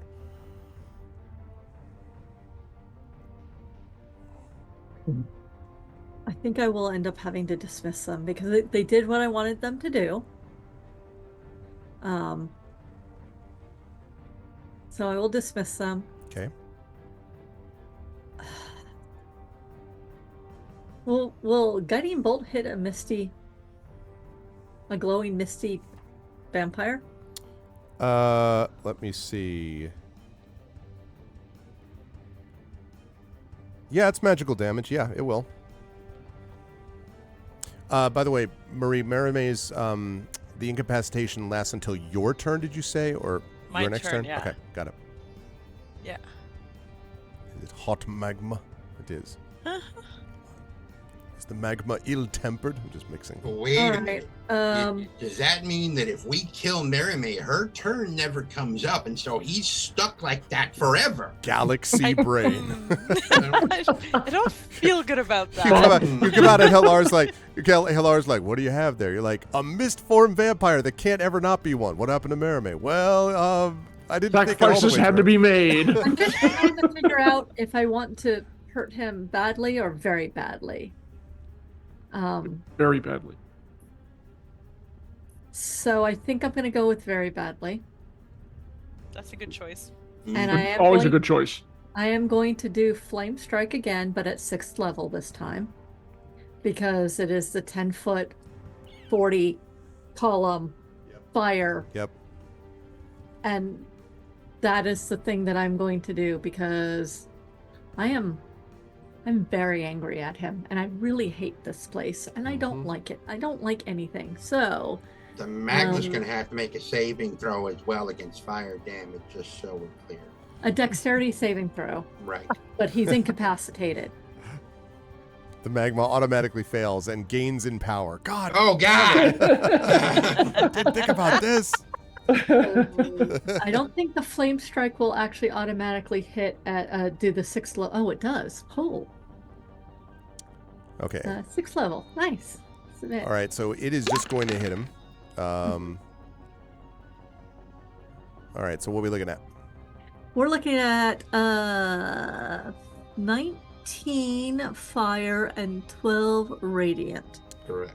Okay. All right. The new campaign opens with a mist-form locked vampire trying to convince a party into having a cleric resurrected. You know, I have the skull. I can resurrect it. I think. I don't know. I have no idea. We're making But- really broad assumptions here. Yeah, I was gonna say there's a lot know, of guesses here. He's bitten a bunch of us, charmed my sister, dropped me into lava, threw bats at us. Yep. And then Okay. acted like it was a dance. No, flame strike. Okay, I so have you had did enough. the thing. So he will take that damage. You don't yet know what the impact of that will or won't be. But that's the thing, Nisiana. So now, where are you going to move, if anywhere? Because right now the magma is coming. It's coming. As quickly. close to the center of crawl on top of the casket, I guess. Okay. All right. So you're on Because top of the coffin. I don't know. I keep thinking this character has a flask of endless water, and I'm like, no, that's another character of mine. Not this game, not this fantasy, different fantasy. Okay. So it did that. Yeah. Exactly. Record scratch. So you may be asking how I got here. Okay. Right. Okay. Good stuff. All right, Nisiana. That is good work. That's going to bring us to Alarian. Alarian, at the beginning of this, as we talked about, you are near the effect of the magma, which means that you are going to take, not as much, but you are going to take some damage from it. So you are going to take a total of 9 more points of fire damage. Where is that going? Just to me. Okay. To me. 45. All right. And now it is your turn. Move to the center of all of us, and I really hope he's going to throw that switch. And I really hope throwing that switch actually does something, because I'm concerned it's not going to. In the meantime, since I really have nothing else to do, I will enact Soul Fortress. So all allies within 5 feet of me gain a +4 AC to their armor. Ooh, thank Said you. armor cannot be higher than mine, which is currently 23. Okay. And that But doesn't until the require beginning- soul dice, right, to trigger? Nope, That's but okay. but it only lasts till the beginning of my next turn. Yeah. Okay. But Lovely. that's literally all I can do. I can't attack anything. I can just stare balefully at Mist Boy over there, and it's like, yep. Okay. That's Good it. stuff, Yeah. Alarian. That's going to lead us to Tanton and Spanner. So, Tanton, what would you like to do as you are near the? Shrink. Okay. Throw in that letter. So when you do manage to push it over, and when you now actually important, where are you looking when you throw the lever? Like, in other words, are you just staring at the coffin? Or are you like looking up at the ceiling? Like, where are you looking when you throw the lever? This sounds like a trick question to me. No. Well, I mean, Tanton was the one who felt the heat and looked behind him and put 2 and 2 together. Yep, that's why I asked. So when throwing the thing, he will look down the hallway that we came. Okay, so when you throw this lever, you can see that the two, like these 2 things, close off the pipes from which the magma is flowing. So the magma flow stops. Now, it's still going to flow down and gather up a little bit further, but at least you Right. have stopped the continuing flow of it. It does not, however, drain out on the floor or anything like that yet, sadly. But you have at least stopped that. That took I will allow you to use that if you want as a move, so I can give you another action if you wish, in addition to the throwing of the lever. Okay. Then that was my movement, you say? Yes. Or if you want, you can use that as an action and then have a move left. Like, I'll basically let you use it as either. Can I use it as a bonus action? Well, no, yeah. it's not going to make a difference. No. Yeah, now break off the lever. Snap. Right. I don't know if you We'll really have want to do that. None of this anymore. Oh, look, it's wood. Come here. Come here.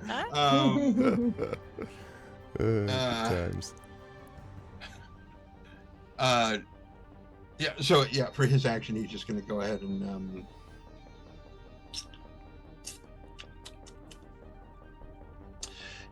he's going to no, he can't reach anybody, can he? He's not close enough to touch anybody yet. Going to leap backward into the lava. Well, your feet are a little cold now. Um.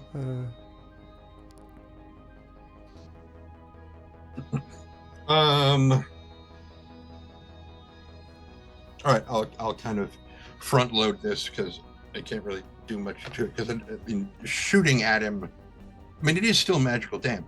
It's my weapon is still magical. And I'm a sharpshooter, so yeah, I'll go ahead and take 2 shots at it. Okay. So pink. Okay. That would be 14. That will not hit.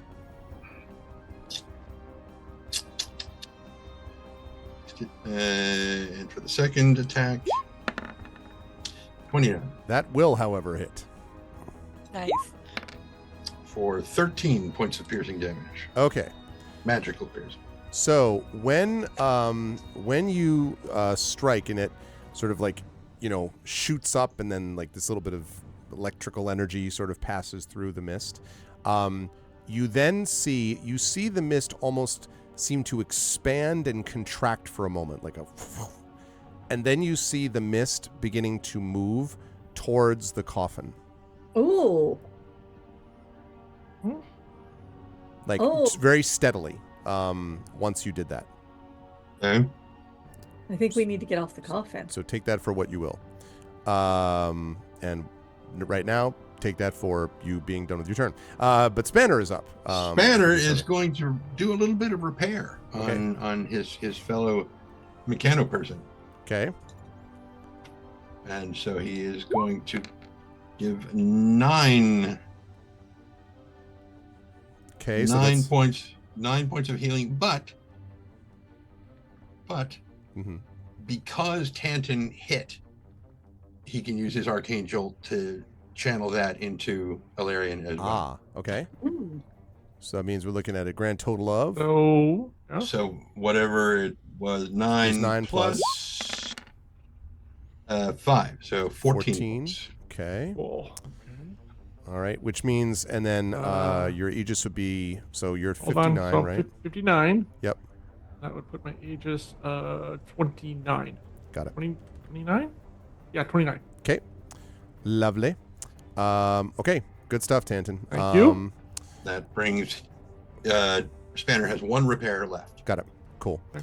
All right. That means it's going to be his turn. Okay, so on his turn, he comes back down and filters through, literally, into the into the spaces beneath the lid of the coffin, basically. You can see the mist flowing in until he has, apparently anyway, disappeared into the coffin.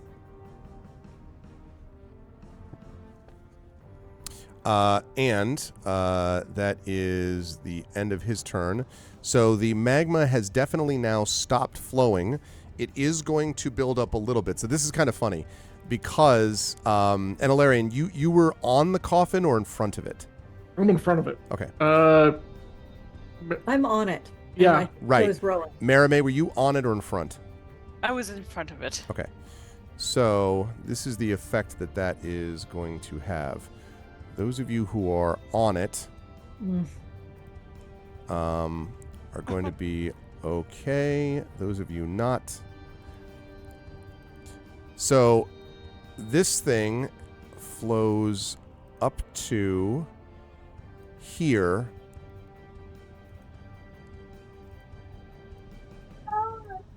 Okay, let's extend that down here. But you see that this is apparently as far as it's going to go for now, which may seem like, well, that's great. Like you shut it off just in time. So that means that we are going to have damage for Marame and Alarian and Spanner because it does come up to the coffin. It does not go higher, though, and it clearly is now stopped. Whether it's going, how long it's going to take for this to cool, however, is a whole other matter. But okay, so let me do this, and I'll fix that in a minute. Give me a second. Okay, let's put that to the back. There we go. All right, so that means we're talking about damage to Marame, Alarian, and Spanner. That's where it stops?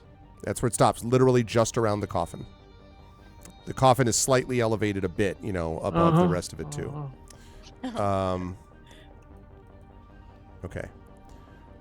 All right, that is going to be 21 points of damage of fire damage to Merime. Okay.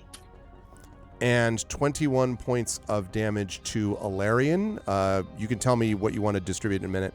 Spanner is also going to take 21. So Tren, I think he's at 37, I believe, because I think he was at 58, right? Yes. Okay.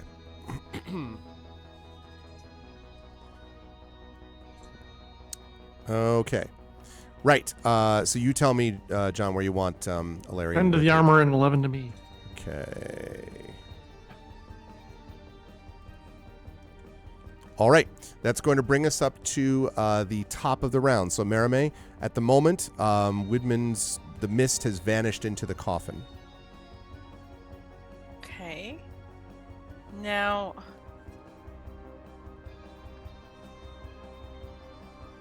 I am not sure how to, Merime. I don't think Merime would know how to necessarily keep a vampire from escaping a coffin.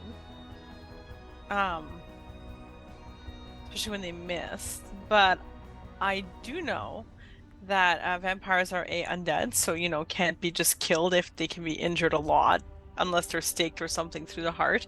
And I do know that I'm just gonna keep hurting him. Emotionally, that's my place in my heart.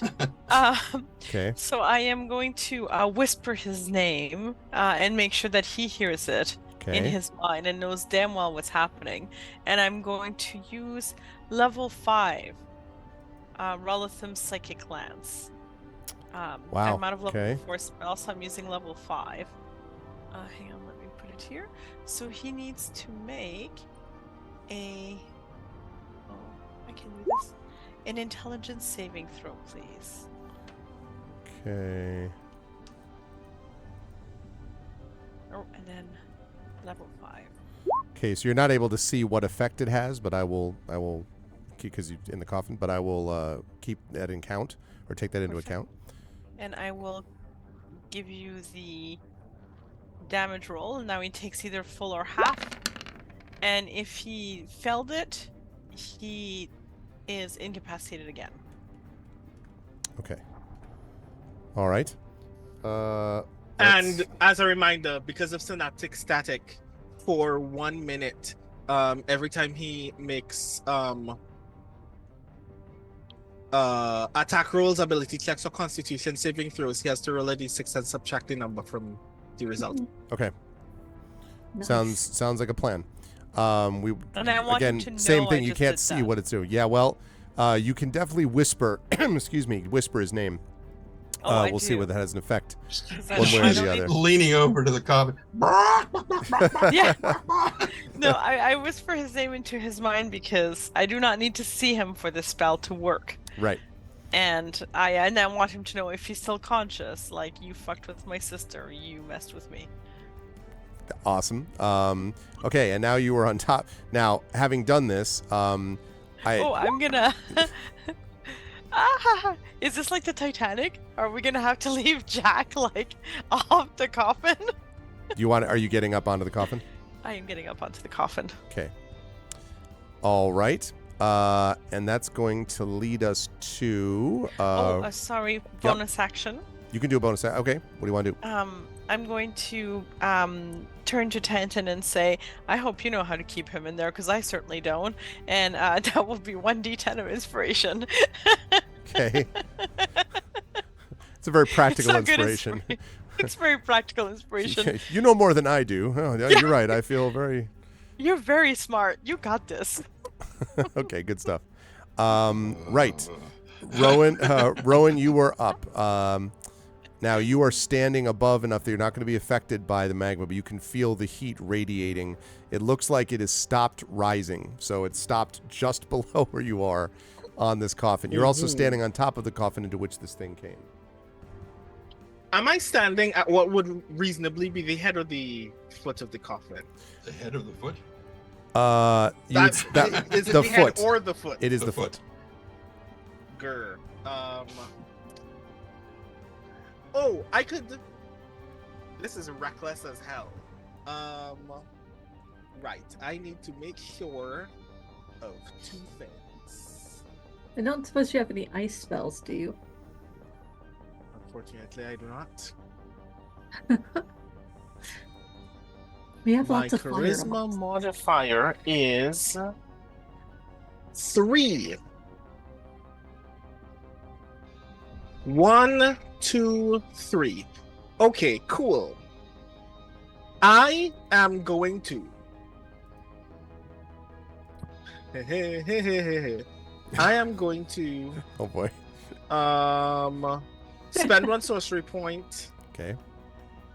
to careful spell. So that allows a number of targets to succeed on their saving throw that is equal to my charisma modifier, which is 3. So that's gonna be me, Merryman Tanton. Okay. As I careful spell Okay. a wall of fire on the side of the coffin. On the side. Wait, So, but like horizontal plane? Am I like? So In fact, no. God, this is it's like how spatial can relations I- don't fail me now. Like Like an it's like- inverse isosceles triangle. so like from here to here. Oh wait, that's the wrong thing. Ah! Sorry, hold on. a wall Let me try that that again. a wall that blossoms like a mushroom cloud. Let me try that again. Dust From blossom. here to here. Nope, that's still the circle. Shit. Sorry. Line. But go ahead as Jen's figuring that out. There. Not this side. This side. Oh, thank with you. the heat so much. facing this way. Okay. Hey, Oh, protect my sister, because Yeah. I'm. just in case Yeah, you're not it's aware, that just on heart the edge. is her. That's me. Yeah, the heart's just- me. And I have yeah, 24 like, I hit wanted- points. I want the line to essentially be right in front of Nisiana, such that the heat is facing the coffin. Oh, But read the spell carefully. Because if I remember correctly, on the back side, it's 10 feet out. There's still heat there, I think. Yeah. I think it's 10 feet on just the one side. On the active side? Yeah. I don't see how that's Where going to did help I- anything. She's still going to take the heat. I could be wrong. I could be completely wrong. I'm just like, oh, come on. I don't want to be killed by friendly fire. Literally. Literally, yeah. Literally Where's- friendly fire. The other side of the wall deals no damage, but I fail to see how this is going to help us at all. I don't get it. Well, we have. Okay. In fact, before I make a decision, we have 3 options. We could nuke the coffin, but then we need to know how we're getting him out. We could leave him there to potentially regenerate, which I guess is not an option, so we're not doing that. Just I like have holy water in my bag. I have a flask of holy water. I could pour it on him. Or something. Ah! Is Rowan going to know Okay. that though? You I mean, yes, should I don't know it. that. Okay. No, I don't. I know. No, what I meant was, did Rowan know that Nisiana had it? Is what I'm saying. I understand Brandon sure. knows that Jen says that Nisiana has it, but I think we've already discussed that more than one of it. Like 2 of us have a bottle. okay, that's fine. As long as that was discussed by the party, I believe it. Yeah, Eh, Wispy, okay, of course, has been fair. calling for this for like 2 hours. Does anyone have a holy water flask? Uh-huh, uh-huh. Here's okay. Okay, cool. I reneged on that last action. I know what I'm gonna do then. Okay. This is Big B's 5th round of 6. Yeah. I'm going to- Yes.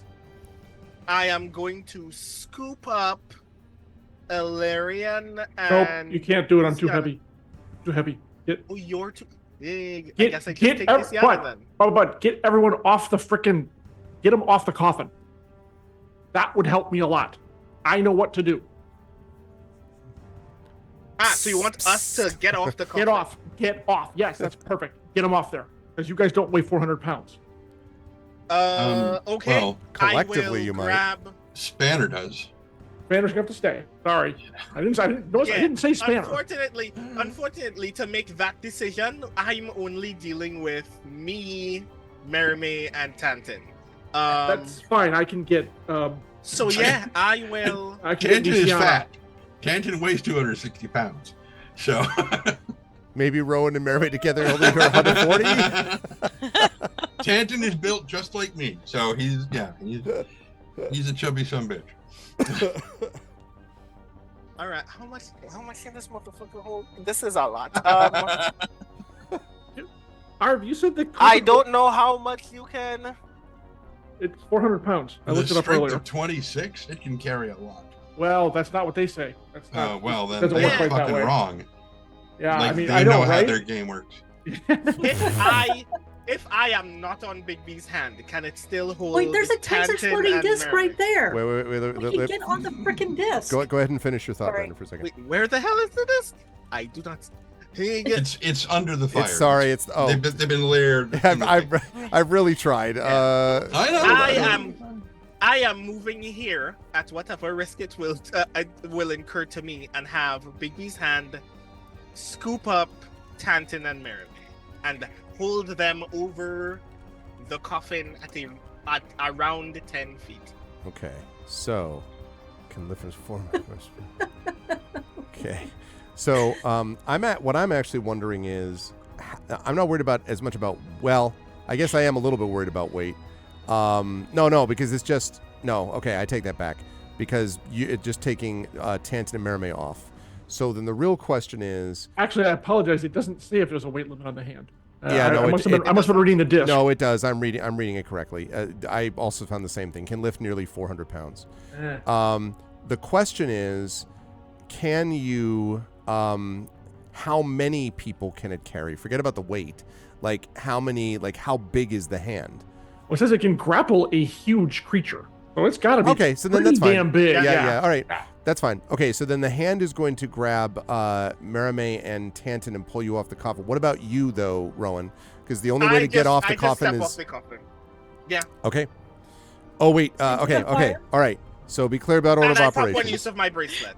Okay, I'm just checking. I'm sorry, the what? The which now? Bracelet? I take one charge of my bracelet. The healing. Hey, you remember the healing bracelet? Okay. Okay, so here's... Okay, Tanton and Merime lifted by the hand.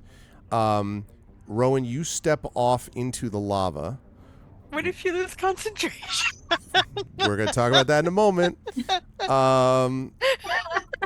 Okay. Let's see. So we're talking 15. So Rowan, move off the coffin, please. So we're talking 15 points of fire damage, Rowan. So that's 16. Now I need you to make a Constitution saving throw. Oh, Jesus. This is going to be so awesome. I know. I'm excited. Can't wait. I'm going to mark you as both flying because of the hand. The vampire's going to come back to you and we'll all be dead. I'll try to find another. Yes, I'll try to find I another know what disc there. Lysiana is going to do at this point. I already used Tides of Chaos this session, didn't I? Yeah, unfortunately you did. Yep. Then I guess we're going in dry. Let's see how this happens. But you're still bringing the chaos, Rowan. Do not underestimate Oh no, yourself. it's. Do you even lift hand? Yeah, exactly, Proxima. All right. As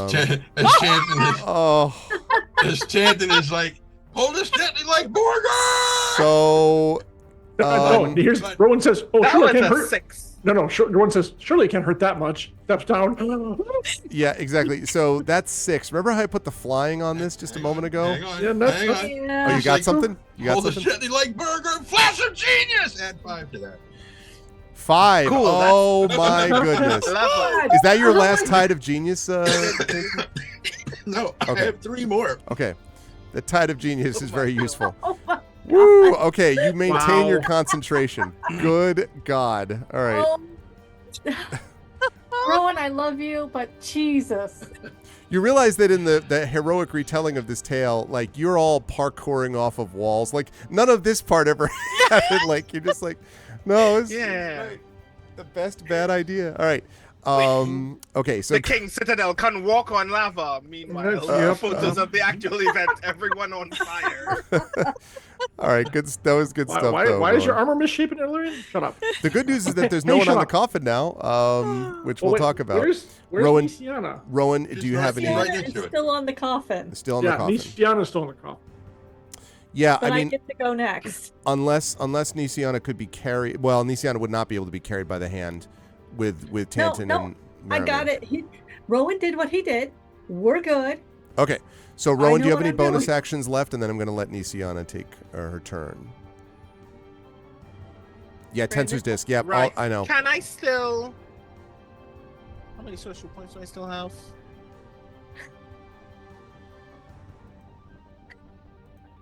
4. I am going to wait. Yeah, I'm going to quicken spell. So as a bonus action, I can give Illyrian haste. Only for the plus Yep. 2 AC. Yep, that'll be actually that will be very handy. Okay, so Larian is hasted. All right. Uh-huh. Okay, good stuff, Rowan. That's going to lead us to Nisiana. Okay, Okay. Nisiana, you said you had an idea.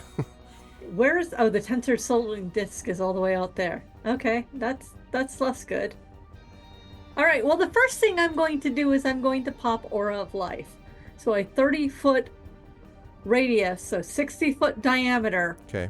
Nobody dies Okay. except for Spanner. I feel really terrible for Spanner because I can't do I it. can build a new one. Right?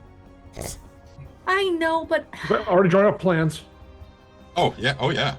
I had plans for months. 60 feet is about that big. Probably a little bigger than that. Come on. Yeah. Could you resize it for me, Greg, Yes. please? I mean, we're gonna wish we did with all this magma, but we won't die. It's unreal. Like that. That's Okay, that's good. That's Whoops. good. The problem is I keep trying to pick up the circle instead I'm picking up one of the 85 million lava pieces that we have there. There's a solution. You to know that. what would have prevented that problem, Greg? If Is you Valerian people actually hadn't in triggered a love? lever. No. Yeah. I know. So We here's didn't. the next question. Is Valerian actually in motion towards doing something? On my turn, I will be. Yeah. Because Valerian is the closest thing to me that's not the coffin, and he often carries me. So I'm gonna use him like a frickin' jungle gym. Fine. I'm Okay. basically gonna jump to him and get on his back. Okay. Hold on tight, because he is not. Usually, he will assist you. They will assist you. Not this time. As I forget to not do the little green thing. Yes, that's what I do. There we go. Sorry, I didn't mean to. I was making sure that I didn't delete you, Nisian, in the process of like deleting a lava thing. So that's why I moved. I appreciate that. Okay. I don't know what that wing is. Oh, it's the That is the vampire who is currently not visible. Well, shouldn't be visible, but is within the coffin somehow. That's from when you guys were flying.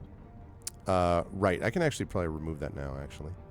yes. But so now I'm basically on the back of Valerian. There we go. I've got Aura of Life going. Nobody can die, or they will pop back to life Okay. for the next 10 minutes, which means I need to pull out another thing. Can I give Valerian back his soul dice? No. No, I don't Oh, think so. okay. I Nope. still Thanks, have but his soul it's dice. yeah. You still have it All right. until the start of my turn. So that's it for you, Nisiana, then? That is it. All right, Alarian, you are up. You're going to start by taking damage, as you know, which I know is your favorite thing to be dealing with in this fight. Can't really fight back against the magma. That's true. It is an implacable enemy. Okay, that is going to be another 14 points of fire damage. 7 and 7. Okay, so 41 and 12 is what we're looking at. Okay. All right. All right. Well, I move faster now, so I'm gonna get on the frickin' coffin. So, okay, on the coffin. Freak, you come with me, Luciana. Yep. How did you say the coffin opened, and what is it made of? It is made of metal, some kind of dark metal, and as far as how it opened, it sort of pivoted, so the top one sort of slid, like if you can imagine, Now he didn't when he just went in mist form. He just like filtered Yeah. through sides. But when he did But the it whole auto closed physical when thing, he. Okay. All right, Prince Justin. Remember that inspiration I wanted? I need it now because I'm going to try to force this son of a bitch open. Yay! there it is. Yay. Thank you, Prince Justin. You may burn alive, but you won't die. Okay. Well, you know what? Sometimes that's what the King Citadel has to That's do. right. I mean, that's what the job is, and I am keeping everybody alive. They may not enjoy the next 10 minutes, but god damn it, they're going to stay they alive. gotta stay alive though. We'll I sound mean, heroic look, in the song. It's good. Look, honestly, with that, we could actually go to the frickin' door and try to open it and leave the room We literally with the could aura but we on. need the vampire. I know. All right. No one can give me any. No, he did. else. He inspired I me. know. Oh, you're asking for I the- could use a bardic or something, but I don't think You have a she's hero only given point? on her turn. I know. I'll have to keep that in reserve. Oh wait, no, I can't guidance you. Sorry, I already did my thing. So Yeah, is this I a can't straight up help you. strength check, right, Arv? Yes, I'll take athletics if you have it though. I do, and I will. Okay. All right, at advantage. All right. Come on. 18. So you do begin. So you begin to, and you do feel it starting to like slide. I would open like to use the slightly. hero point. Okay. Right. But I have a feeling I know what I need to get, and hopefully it'll actually do it and not screw me over. That's a 6. Nice. Hey. 24. So, and you manage to. So it slides open with this horrific sound of tortured metal as you pull it open, and Wrench you can it see open. in the coffin in vampire form is Widmund with the classic eyes closed, looking like this. Looks Right. very messed up, but is currently eyes closed Now, and yeah. I am hasted. Yep. Mhm. I draw a silver quarrel and drive it straight through his heart. Ah, okay. So make an attack roll. Just don't crit miss. Had to say that, didn't you? Yeah. Had to say it, buddy. You're like, Had I to. got this. Whoops! Accidentally hit let's- Nisiana through the heart. I'm really sorry. I'm really, really sorry. My base is plus Wait, 8. Nisiana's on his back. That would be really fucking impressive. As he's like, "Gah! Oh God, sorry." Stab me in the eye. He like pulls it back. Ah. Off the 20, but a 16. Okay. Yeah, that's fine. So you do, and when you do that, the Widmund's eyes sort of just flash open and then just stay staring at you. And And I lean down and say, "That's right." and I'm going to pull us out of initiative. Yes. I flip him off, by the way, over Illyrian's shoulder. I give whatever the version of finger. Like the whole party, like little burned hand- his little acid hand- gathered, his just per- like his peripheral had vision, it his little all hand, the like, way. 180 no scope. Okay.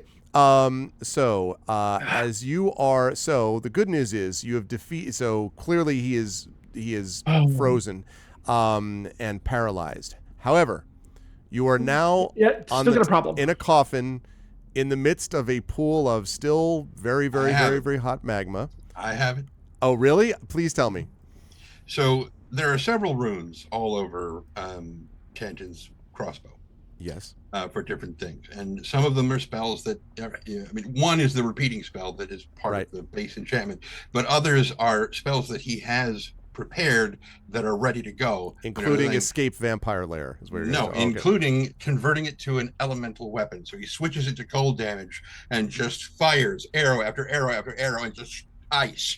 Just bang, bang, bang, bang, bang, bang, bang, bang, Okay. bang. Nice. Yep. Okay. Love it. I will take that. Now, here's the thing. That's a good idea. I will allow that.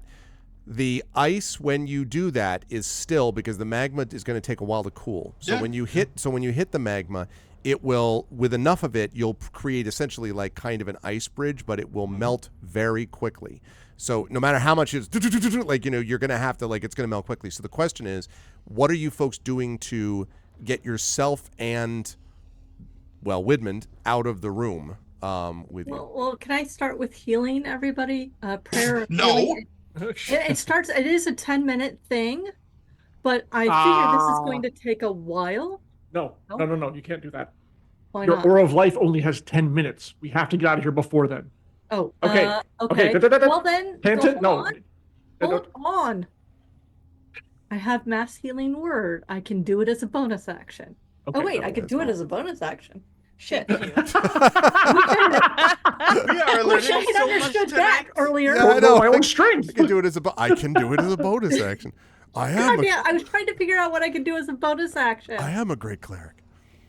Turns out the only time that you really figure out what you can do in this game is when the stakes are unnecessarily high. Oh, I see Yeah, what you did well- there. Or when the stakes are unnecessarily low. Ah. Ha ha! Let's go. Well, I need Greg, to you use stop that that. to heal me and everybody else who has been hurt Okay. a couple of times. Wispy's so disappointed that you still didn't use holy water. Like, still no holy water. But See, I got it just in case. Yeah, just in Wispy. case. See, the problem, Wispy, is these folks were supposed to capture this guy for interrogation. If they Yeah, if we they can't just destroy kill him him. like that, yeah. So Otherwise, we totally would have by this time. there's also how do Okay. you get out of the whole complex, but we'll worry Eh, about Can that. we throw him in the Arv, I coffin? reach- I reach over and grab Rowan, pull him out of the lava magma, and set him on the coffin. Okay. Just grab him and pick him up. Boom. So mass healing word. Can do that. And if you want to get Right. Spanner up here, we could probably the three of us can probably fit on here.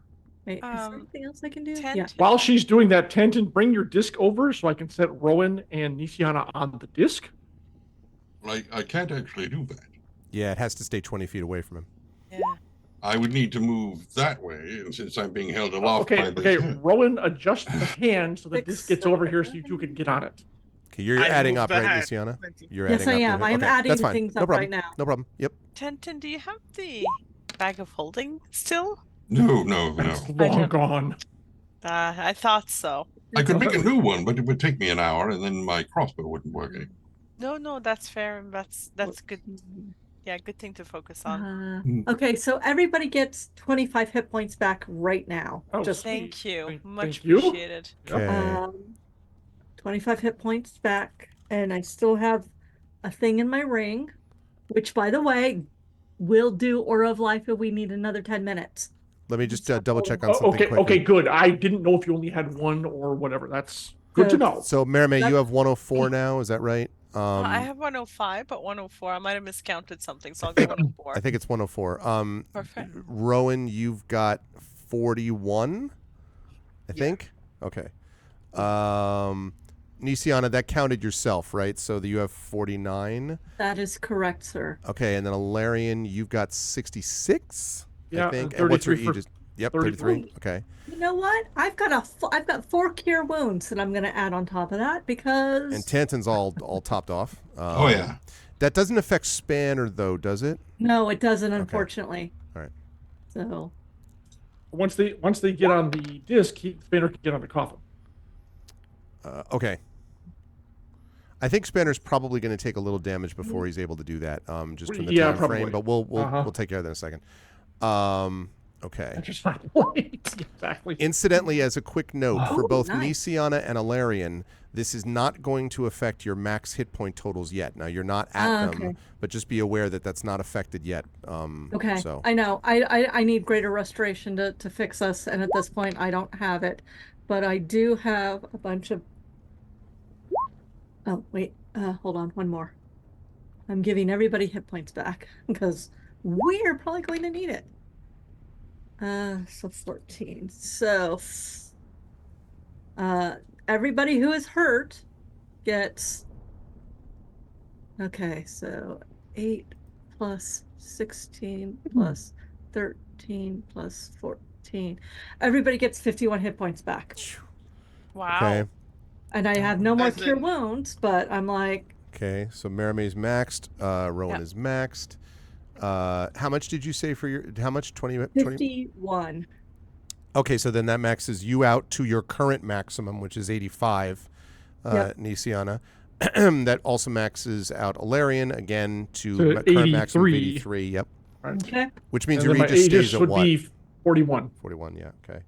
Okay. So All right, and then for Tantin is the everybody's same. information, Okay, that it doesn't leaves affect me Spanner. with 3 level 2 spells, 2 level 4 spells, And a partridge. in and a the ring. Oh, Because I am and cantrips. okay. So we need to be sneaky to get out of here. Of course, Okay. my aura and Trent's aura are, hello. No. Okay, Oh, yeah. so 19 points of damage to Spanner before you can pull him free. So that means Okay. that Spanner's at 18 out of 62, I think, Trent, if I calculated that right. How much damage?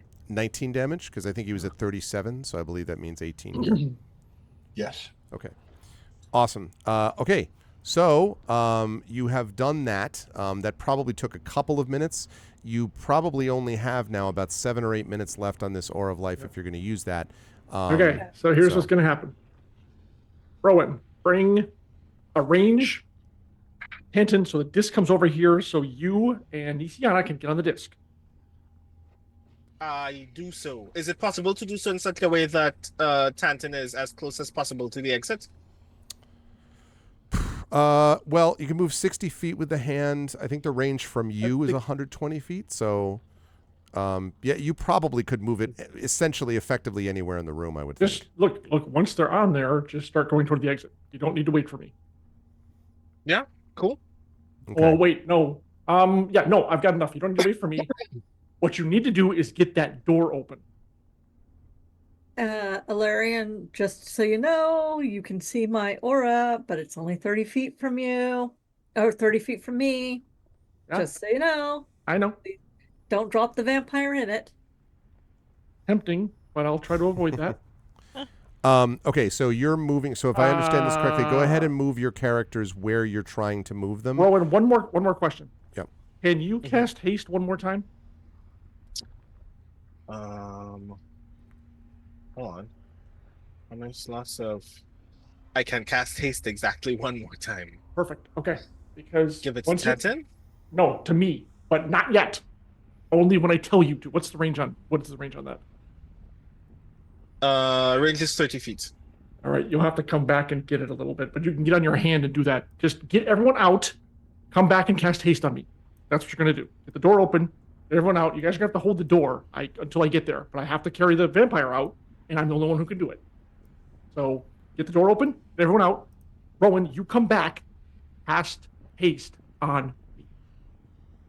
How is Let's Rowan go. Works getting for out? me. How's Rowan getting out? Once they open the door, they'll jump off the hand. He'll just use his hand to come back. No, but I'm saying right now the Bigby's hand is Well, the carrying the hand max. has 20. Yeah. He's on the tensor's disc. Oh, They're gonna carry him over there, yes. Okay. Uh-huh. So Tanton, right? Gotcha. So Bigby's hand has got Tanton and Merime. And you'll probably need Tensor's Tanton disc to has open got the door him. anyways. Wow. Yes, Okay. I love it. exactly. All right. Gotcha. Exactly. All right. And then you come back for the fox. And, You got Yeah, it. Yes. exactly. And then Toss you eat the the chicken grain and the and- yeah, grain. right, Yeah. right, yeah. Yeah. Okay. Right. So, okay. So you're able to bring them over.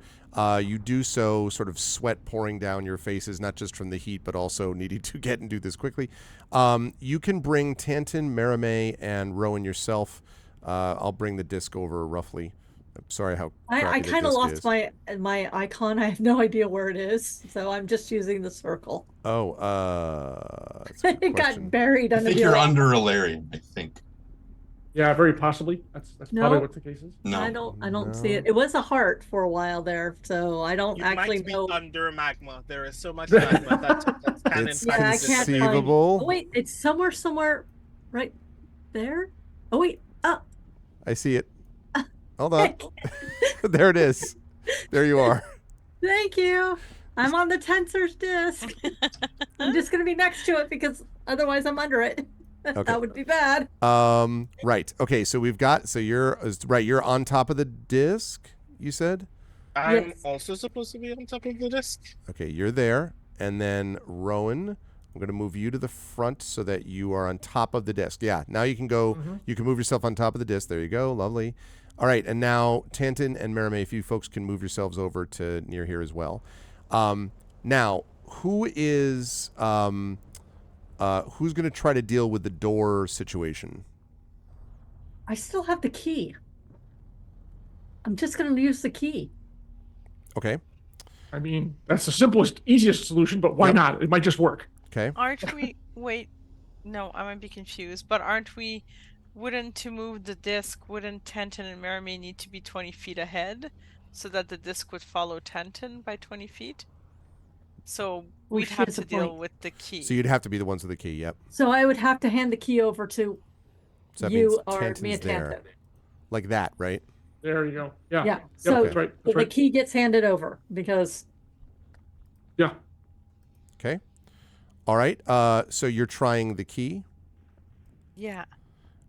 The door just opens. oh my god. Great. Let's get out of here. Oh, I This place found sucks. our extra circle when we were doing this. There we go. Oh, look at that. I hit the Wow. extra There it circle. is. Okay, so now remember this is sloped up, so the magma is not going to come into this room. So when you get into this room, you are now here. Okay. There is that, and there is something also. Well, I'll come back to this in a second. What happens when you open this door? You open the door. Rowan and Nisiana follow 20 feet after Tanton. So. Right, And so you can all move moves yourselves. as far as he needs to get the disc to come to the door so they can get off of it. Okay. Whoops, I accidentally picked up the magma. Let's Magma. do that. Okay. As soon as I get off, Yep. I have the hand grab me and immediately move back towards Ilarion. Okay. All right. So you get back to Ilarion, and you see Hold. Ilarion and Spanner there. That's gonna suck. Ilarion says hold, and I pull out my handgun. I didn't say draw. All right, this is going to be so much fun. Alarion actually shoves the broken cover back on to, it doesn't have to sit there, just to get out of the way. Okay. And then they pick up the coffin, which I imagine is effing heavy. They pick up the coffin. Oh yeah, I'm not taking the vampire. I'm taking the coffin. Why Unless we I just can't stuff move in it. a bag? The coffin does not.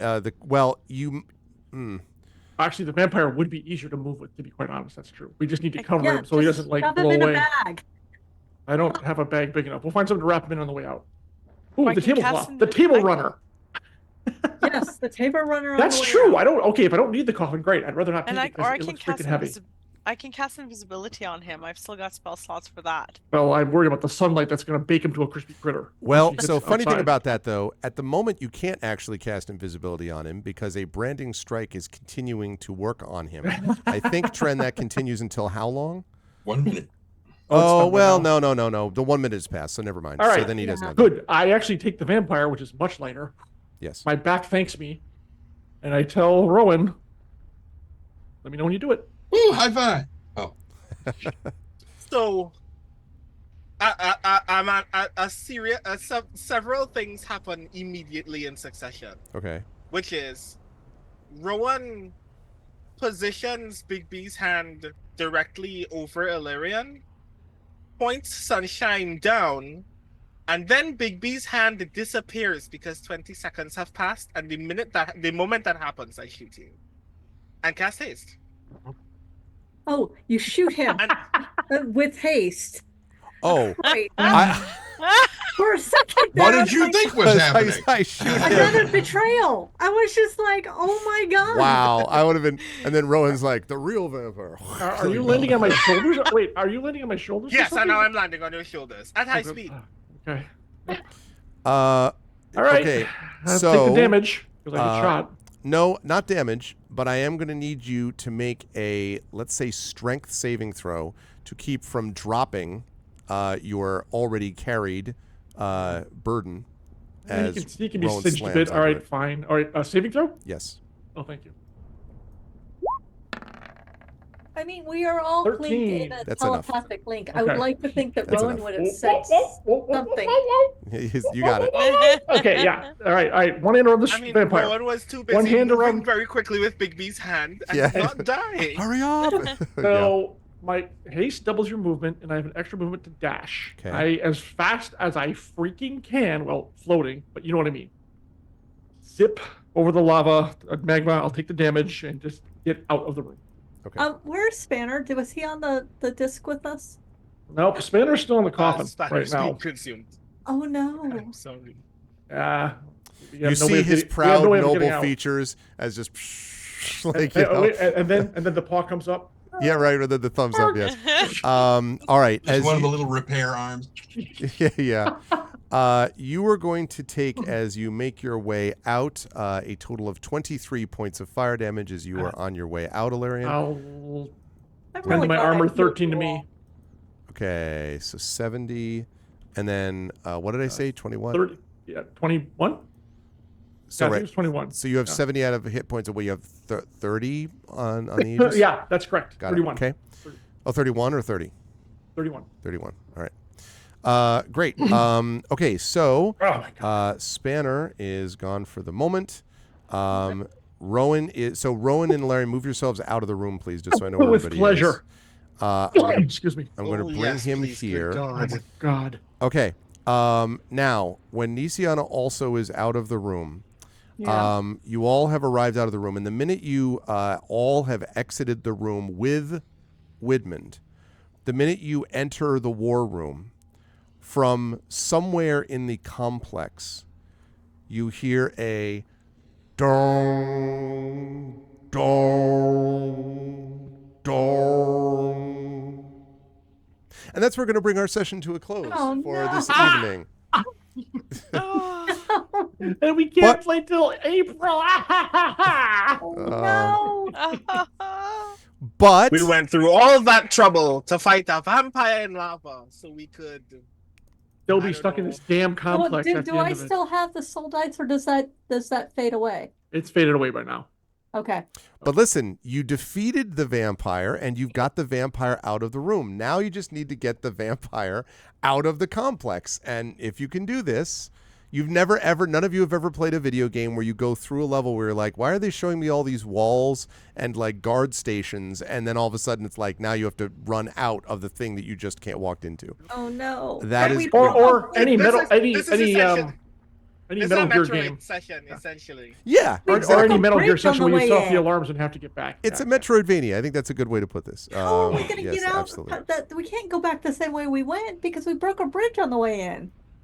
Yeah, well, it doesn't look like we have lava. much of a choice because I haven't seen any other exits out so far. You know, we've got a professional chef right there who knows all the secret ways. You Yeah, can just he'll ask help him. us out. We will see. Oh. We will I'll see go with our sing show professional tunes with chef. him. I was fully. Please don't get the beat on people this time who can't fly. I was sorry, fully that's so loud. prepared for the party to be spending the session today on this combat, which was going to be very difficult. But I knew that the party had it in them to manage it. And I want to say that No, tactically, you didn't. no, I did. I knew that you had the combined wisdom and experience to do it, and there were a lot of moments there where, had you not done the stuff that needed to happen, one of you could have fallen in lava. The flash of genius on multiple times was real clutch. Yeah, There it were numerous was. examples where we were like building up flash of genius plus inspiration plus this plus that. The Big B's hand combined with the Tensor's disc. Like there were all sorts of things that all of you did, and also wore down the vampire a little bit. And I have to say, the other thing that I can now note that we're over is the thing that was also helping you was the radiant damage meant that he couldn't regenerate on the turns when he was taking them. So when you kept doing radiant damage, that meant that was a whole turn of non-regeneration. When we started tonight, he was pretty much at the same hit points he had had when you first found him in the middle of last session. But that was because of the regeneration. Once you started hitting him with radiant, it became much more difficult. And then also maneuvering around the magma and the lava and the whole bit was really, really fun to watch. So I knew this was going to be a very combat-heavy session. This next session may have to be a lot more Styx, Thief, Assassin's Creed stealth out, maybe with Deception. I don't know if you want to fight your way out of this entire Sticks complex. with a Y. Okay. Yeah, that kind of sticks. You do realize that means we have to wait a good 10 minutes for my spell to end for us to be any stealthy at all. Woo! The alarm's been sounded. We're not waiting.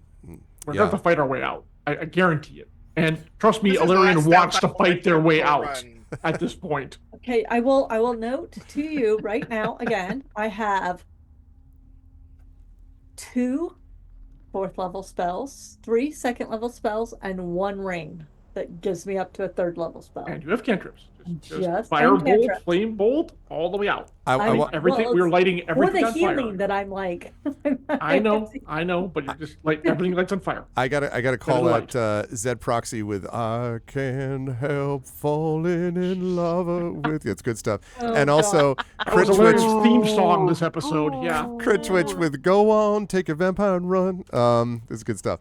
Yeah, it's gonna be fun. I need to think of like my Undying Heart Escape with a Wait, no, there's an interview with a vampire, right? So there's got to be escape Yeah. with a vampire.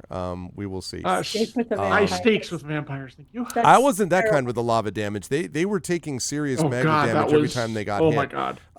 But these are I'll be also brushing bits of it off of me for weeks. this is level 11, right? This is the adult combats here.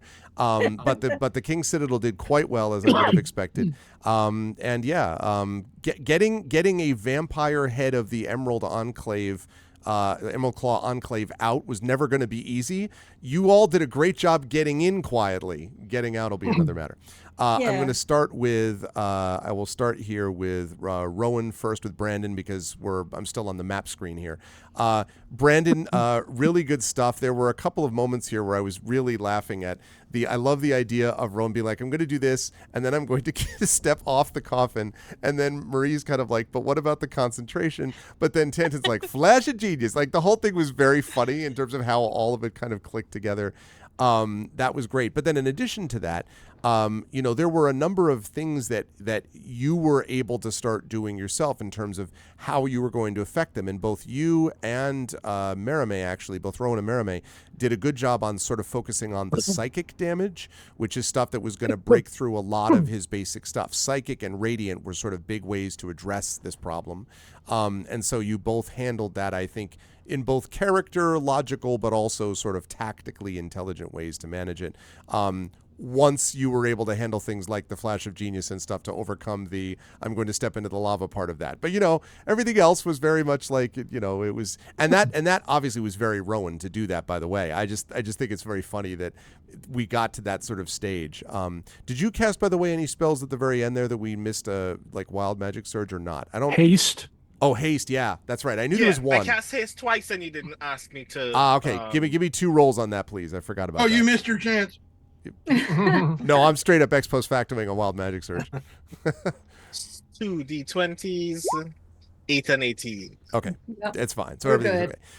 okay. So Brandon, how did you feel about this crazy in a Vampire's Lair with lava combat that we had today? Where will the fine folks find you next? So this was a lot. Yeah, it was. I mean, as usual, I enjoy playing. As usual, as people have witnessed, I enjoy playing Rowan like a house on fire.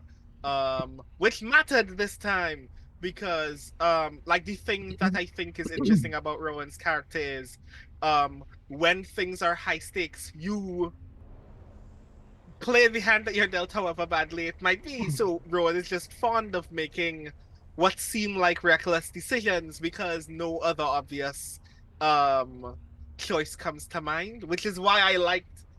I'm gonna just take Big B's hand and take these 2 people out hovering over the lava because we really have nowhere else to go. But if I wanted to kill this vampire, I'm willing to take some fire damage. Wait, no. Smarter people have told me I don't need to light this coffin on fire, so I will hold. I think I'm very much looking forward also to having the conversation with Nisiana in future where we're like, so you decided not to do reckless things to your friends? To which Rowan will reply, yes, and then I saw my friends do reckless things to themselves. I thought that was my job. Taking a page out of Rowan's book. Yeah, or picking up his bad and now habits. you're seeing that it pays off. Yay. It's not a bad habit at all. It worked, right? We succeeded. Sometimes. And obviously, I look forward to us. I look forward to Rowan watching everybody else attempt deceptions in this very horrible circumstance as we try to sneak our way out. Either that or Illyrian just body checks every living thing that we run past for a mile and a half, and we hope for the best. I will crush them. Yeah. I mean, I if have Illyrian no just runs in a idea. straight line, no one can stop little him. Everyone else that we're Terminator. going to meet there is Yeah. mortal. It's just a football block. You just American football. You just run behind the offensive lineman, and Larry just goes straight to it. Yeah, exactly. If Illyrian dashes for a minute and makes sure to stampede over any human being he sees, we're fine. With the vampire held in front of him like a javelin, like.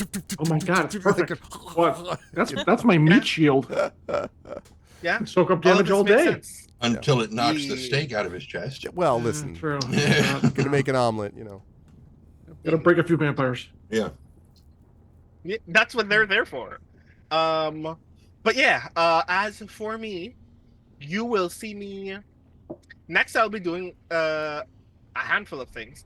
On Monday, we will have yet another session of Arcanites, a Power Rangers actual play over at twitch.tv/Arclight Court. The Arcanite Rangers are going through a lot. Please pray for them. They are fighting a bunch of bad guys, both in a castle floating over Angel Grove and in space. And it's going very poorly for them. And then on Wednesday, I will be hosting a poetry workshop with Spectrum Writers London. So if you have $10 to spare, $10 and an evening to spare, please join me and hear me talk about speculative poetry. And yeah, I think that's it. A reminder to everyone, exclamation point Gray Shade. Heretic is coming soon. I am very excited to see it. I have really enjoyed the first two books, and I'm very glad to see that we are rounding the corner both on the last book in the trilogy, and finally the RPG is moving forward apace, and I'm very excited for you all to see both of those things. And of course, if you already haven't been keeping your eye on Tomb Raider Shadows of Truth, you should check out Evil Hat's announcement on The Thing. It is very exciting, and I hope that when it comes out, you will play The Thing, because it looks really cool.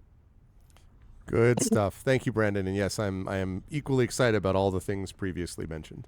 Good stuff tonight. Also, good stuff from and you finished the Gator Man. Nice, outstanding. Zydeco Gator Man complete. Good stuff, Zed. Jen, good stuff out of Nisiana as well. You started in a headlock. You were thrown into lava. You had to Aura of Life. You had last session, of course, that clutch greater restoration was necessary, but it also then immediately exposed you in the way that we described would happen at some point if that, there was just not much of a way to handle that. So you ended up being, but again, you managed to, there was enough survival going on that you were able to hang in there, and then were able to obviously heal everybody here, which may be very necessary because even though you've used a lot of your spells now, at least you've set everyone up to be in somewhat better shape, albeit down a lot of spell slots and having to worry about this, carrying a staked vampire and all that. But in any case, and you have obviously things you were hoping to do in this complex as well. That so there's other stuff, but at least you got the main quest. At least the first part of the main quest is complete, so to speak. How did you feel about today's session? Where will the fine folks find you next? Well, sometimes being the damsel in distress is not a lot of fun, and sometimes you take a page out of Rowan's book and say, "Okay, fine, I'm gonna be the hostage. I'm just gonna hurt both of us." Mm-hmm. I actually did have a good time, despite being grappled by a vampire for like 90% of the fight. Mm-hmm. A lot of strategy. I did enjoy it. I am looking forward to hopefully trying to get my fellow house member out on the way out. I mean, nothing else. I took her sword in her backpack. Maybe the fact that I'm wearing her stuff will make her reveal herself to me. Mm-hmm. Other than that, I'm glad I didn't die. I mean, I only got down to 24 hit points. I will admit that the cloak from the 12 actually gave me a little bravado, because I knew it would bring me back twice, even if I got dropped into lava and went down to 0. So that's actually very nice. And now I suddenly understand what everybody else feels with the Aura of Life, and I'm like, oh, okay, now I can do some really stupid shit. Okay. I had a very good time. The next place. We're not playing again for the rest of the month. Mm-hmm. I am going to be around on the internet. I'm mostly going to be cheering the Multiverse of Mystery and very much Dear Pen Pal. And then I'll be at NorwestCon at the end of the month.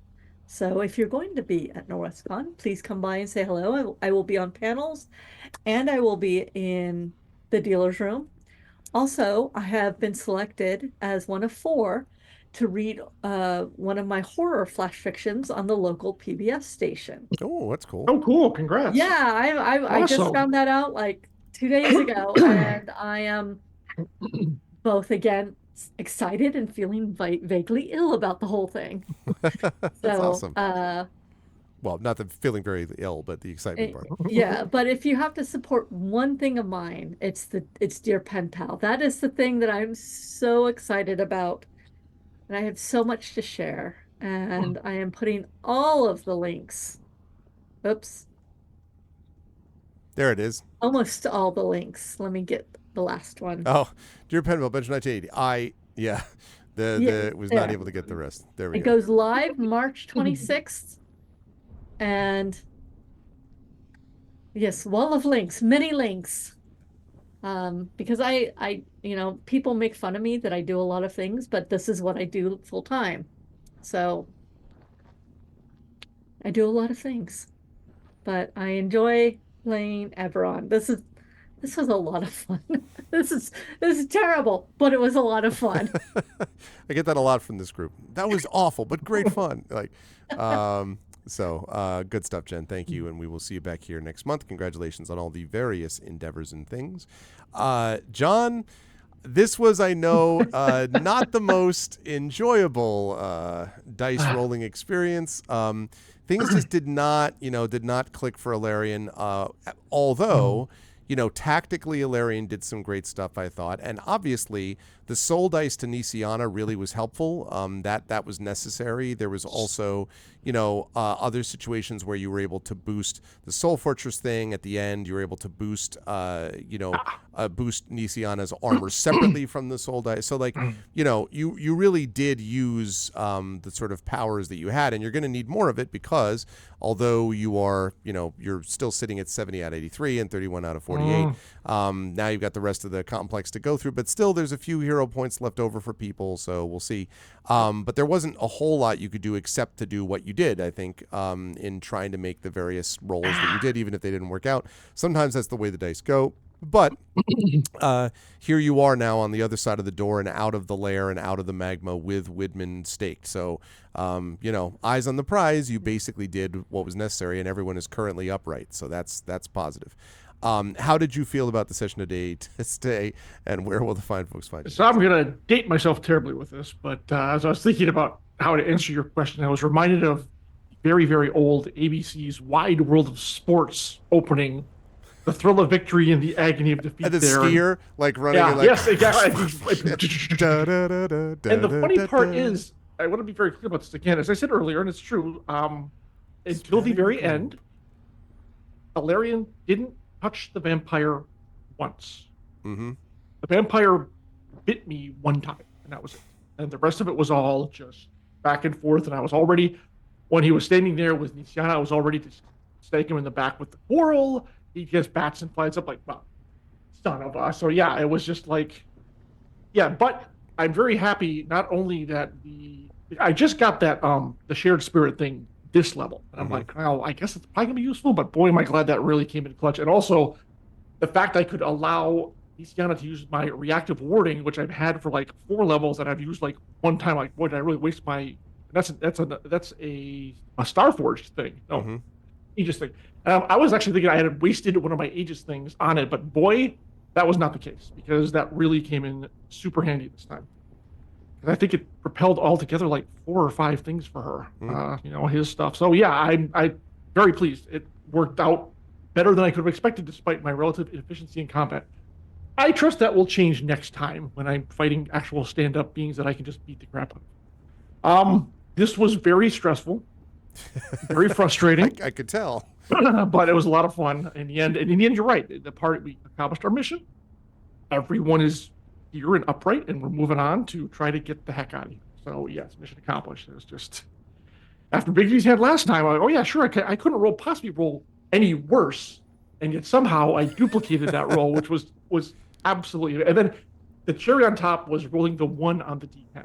Like, Yeah, so no, I'm going to stop right here. There's just no point.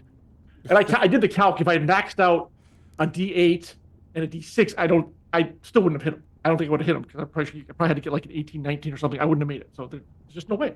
So like, I'm just gonna stop here and then get into the mech. Anyways, yeah, it was frustrating, but ultimately we got the job done. So I'm very pleased and did get to play the protective part, which is what Alarian's supposed to do anyway. Right. So it did work out for Right. what they do. And, Right. and yeah, it was very useful. So yes, in 2 weeks, I'll be in glorious Schaumburg for Adepticon, which I'm looking forward to.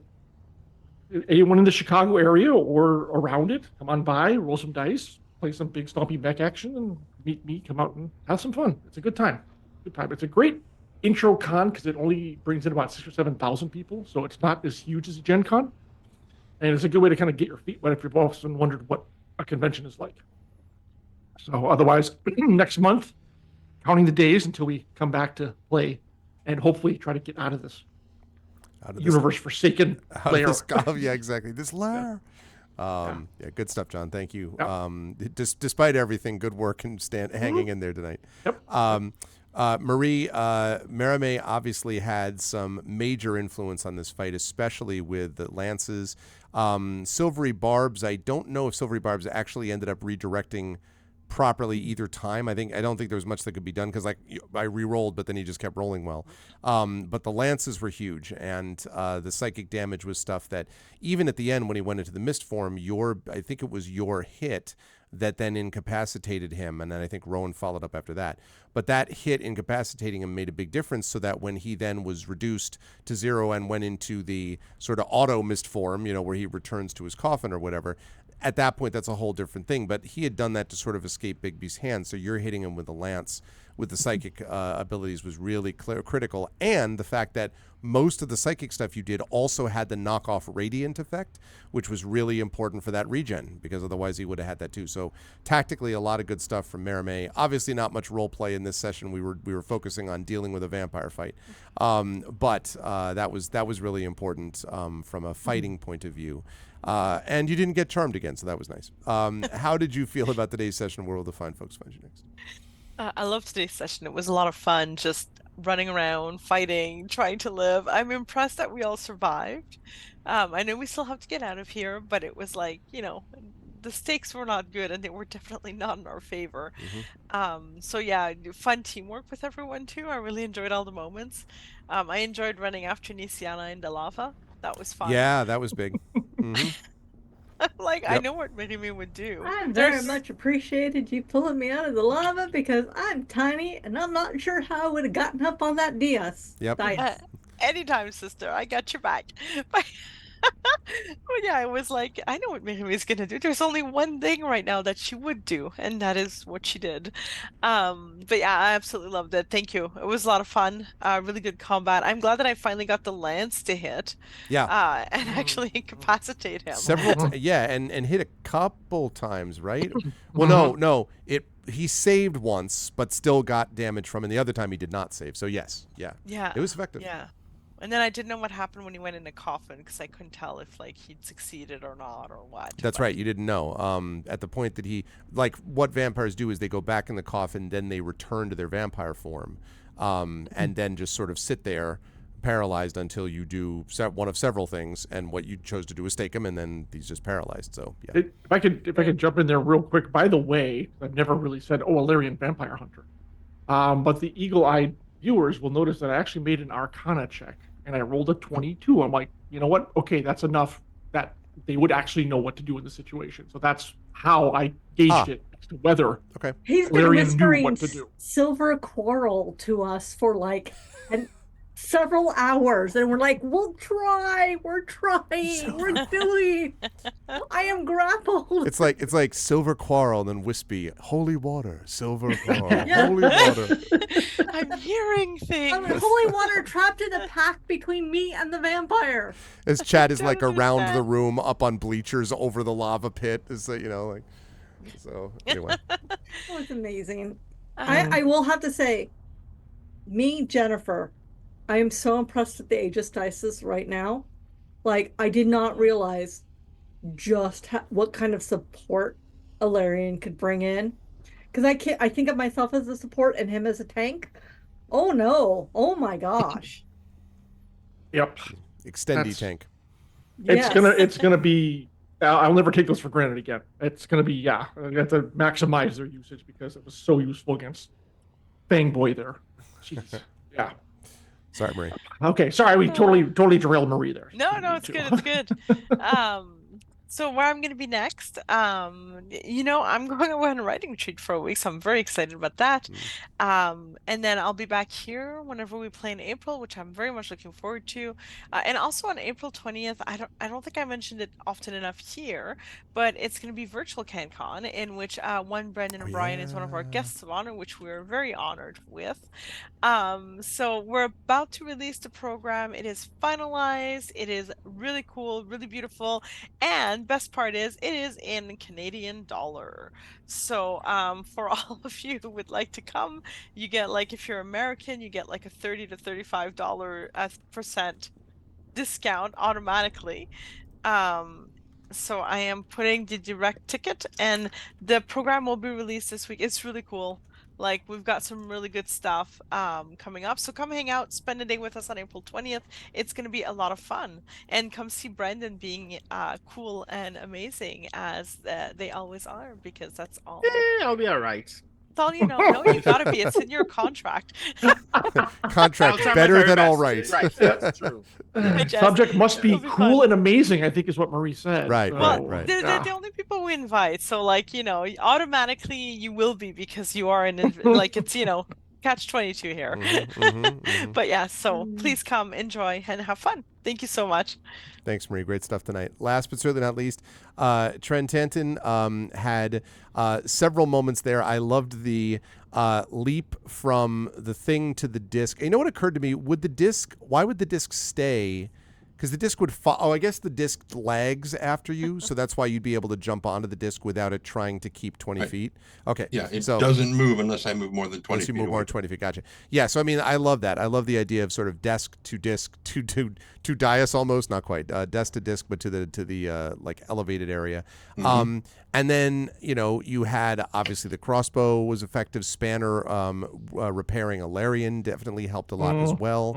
And the big thing was at least 2 or 3 occasions, Flash of Genius saved people's butts. On like 2 or 3 occasions, Flash of Genius was really important, and was an extra little grace note, like the classic kung fu where the guy hits and then does the psh, like the little extra.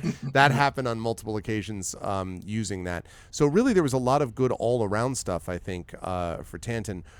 And then of course also throwing the lever to stop the magma, because I was like, I wonder when that's going to happen.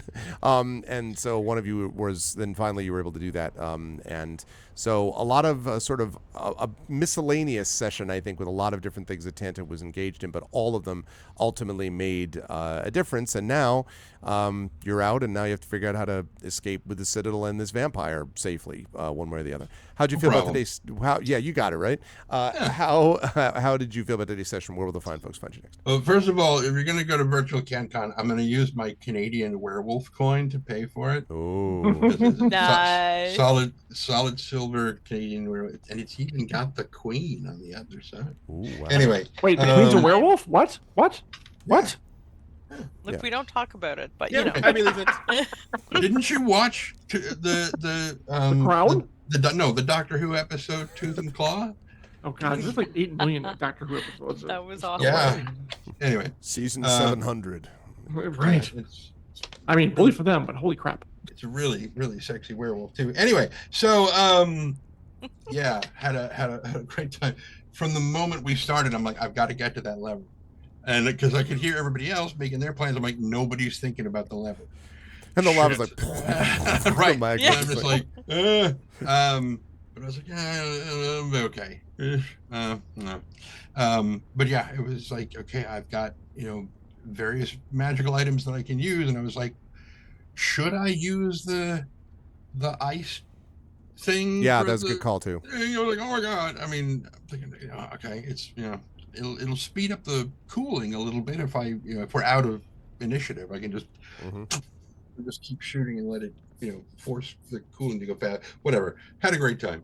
Thought it was just immensely fun watching the green room chat going by. It was just like, oh my god, oh my god. Okay, we could do that. No, that won't work because, well, okay. And it's just like, oh, this is so much. I love this game. I love this game. Where will people see me next? Here on not this coming Tuesday, but the following Tuesday for Beowulf. Be right back here for that. But tonight, remember, tonight, daylight saving time kicks in. Yep. Oh. Yep. Way too early. Brandon! You So actually what have does that? that mean? What does that mean? Does it mean that Spring ahead. Set your clocks Spring ahead, forward which an means you lose an hour. hour. Presuming you And then are in a fall place back, that you follows gain it. an hour. Yeah. Does AST? I don't know. Does Trinidad? Atlantic Standard Time does not move? Which Right, is why you're- every You time are this moves, I hate so it. lucky. Oh. You are Well, so lucky. No, do you know what the temperature is there right now? No. I do 85, not. 90. Hot. Hot with a side of hot. It is hot. It's 28 degrees Celsius. My computer. Oh, that told me is it's hot. 28 Oh, wow. I degrees know Wow. enough Wow. about Celsius because of Marie that's hot. Yeah, that's 1500 Fahrenheit. I'm just kidding. Right, yeah. Is AST is normally an hour ahead, or is that an hour ahead of the EST? Right? We Yeah, if decided? I recall correctly. So now we're even when again. Now we're It does caught the up. thing again. AST and EST will be the exact same time. It's just I'm so tight. Time Mm. zones One of are these- so hard. When we are planning anything other than this game and people decide time, I will put in the Discord time. I will put in the Discord chat however many minutes relative from this moment it's happening instead. Yeah, Oh. but tomorrow is going to suck. Actually, the next week for America is going to suck. Heart attacks go up, car Yeah, it's so accidents stupid. go up. They just they get rid. There's no reason. To There's have supposed to be a bill that passed that was supposed to standardize. I know, and it they're for like, then last it year. stopped. I'm like, why did it stop? Like, why do people The, stop? Like, the I don't entire know. West Coast voted to abolish it, and now it has to be ratified by the U.S. Senate, and we know how fast that works. Yeah, Canada's just a God. free for all. Saskatchewan's like, no, we're not doing it. Now BC's like, next time we're not doing it. And now, so we're all like going to be Arizona different doesn't times. do it. that's Yeah, right. Arizona. That's Go right. Arizona Arizona. doesn't do it. Oh Break yeah, free. yeah, that's true. Arizona doesn't do it, and parts of Indiana don't do it. It's like Which is just a recipe for disaster. Like, can we just be like, look, okay, here's the deal. We're keeping whatever it is, daylight savings forever, fine, or daylight whatever forever, standard, whatever. Just keep it one way and leave it. Stop. Geez. Anyway, so sorry, Trent. That's okay. That's okay. I'm the one who brought it up. It's Yeah, fine. that's right. How dare you, sir? So there's the thing of what I said. the book. Ah, yes, The inner book, space and thank outer you. thoughts. Yeah. Yes, Inner Space and Outer Thoughts, which is the compilation, not compilation, Anthology. anthology. I knew it started with a C. And then there's the YouTube Conthology. video, the YouTube. I took I have it There, saved. there. I just put it in today.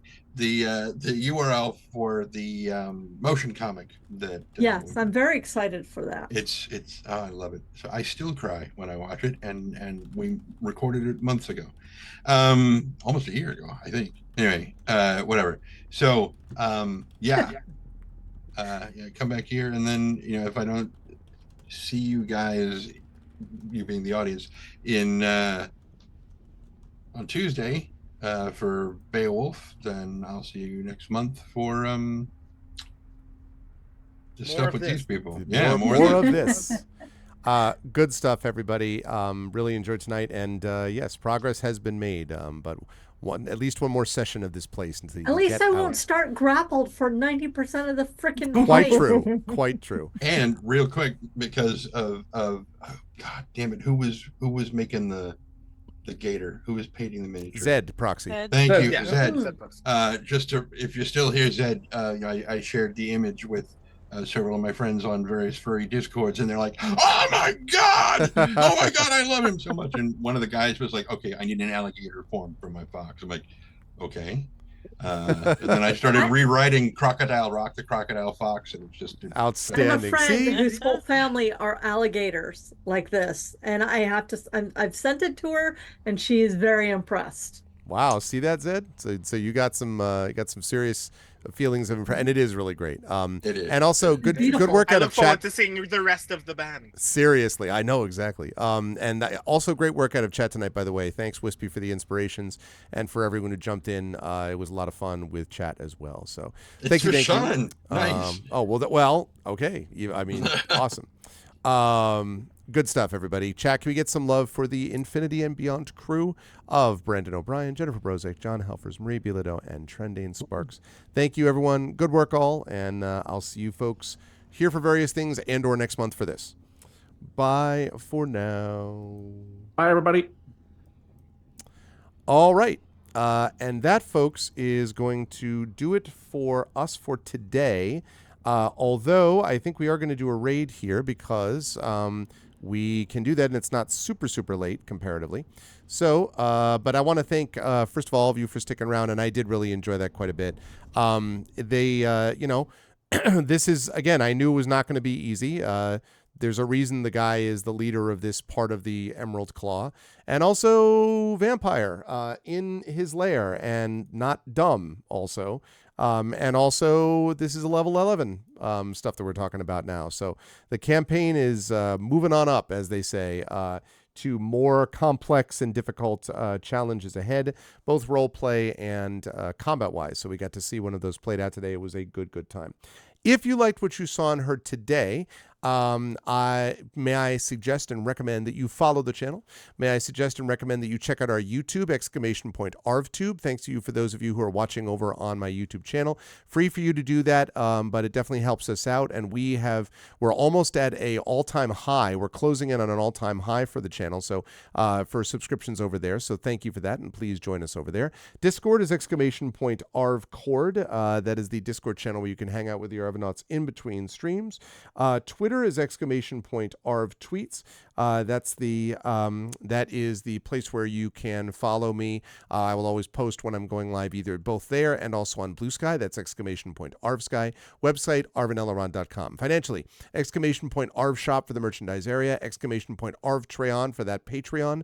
If you liked what you saw and heard today, by the way, in terms of the fighting, and you were like, these people are very entertaining and all that, you should pick up a shirt or some swag talking about the best bad idea that we've ever had, which is what you can get for the Infinity and Beyond crew right now over on the channel shop. So you can check that out with !ArvShop. As I say, !ArvTreon, really trying to build that back into triple digits. That and subbing to the channel, as several of you were nice enough to do today, really does make a difference. So please consider doing that so we can continue to support the channel and move forward. Plus, you get cool stuff for yourself individually too, like inspirations like Wispy Song used today, and Prince Justin as well. And you can use those if you were able to jump on board and support us in the ways previously mentioned. Publishing-wise, Icarus is my graphic novel from Athos Arts.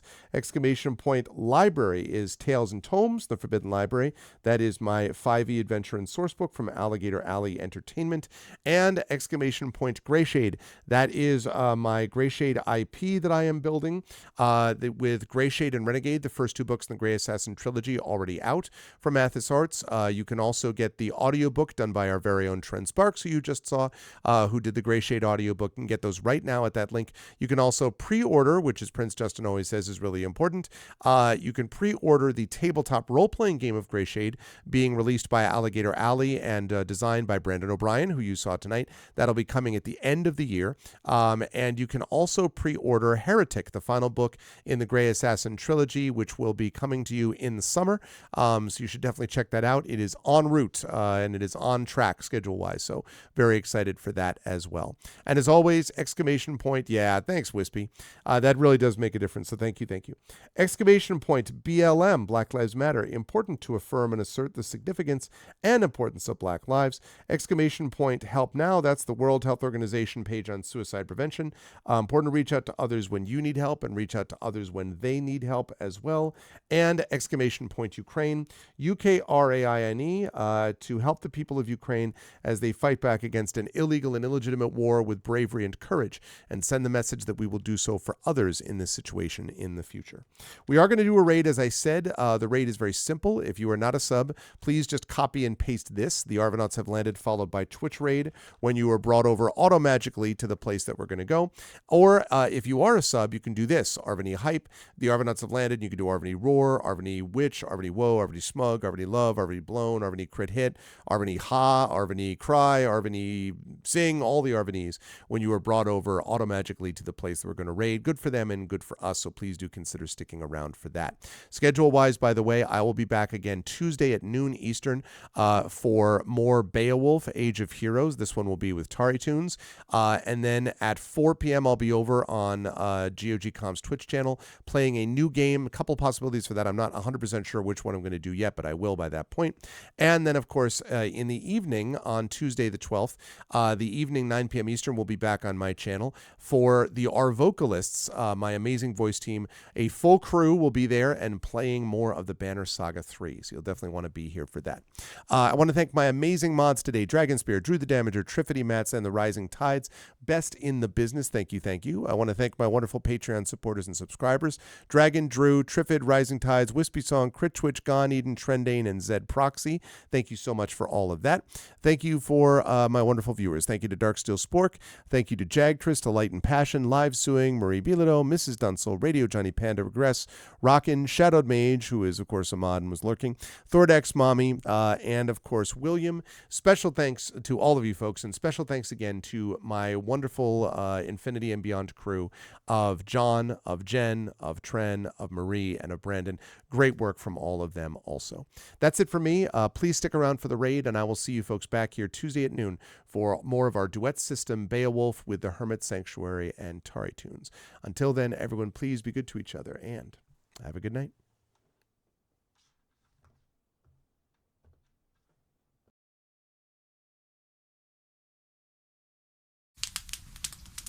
Most folks in Eberron live their lives hoping to survive and protect the ones they care about the most.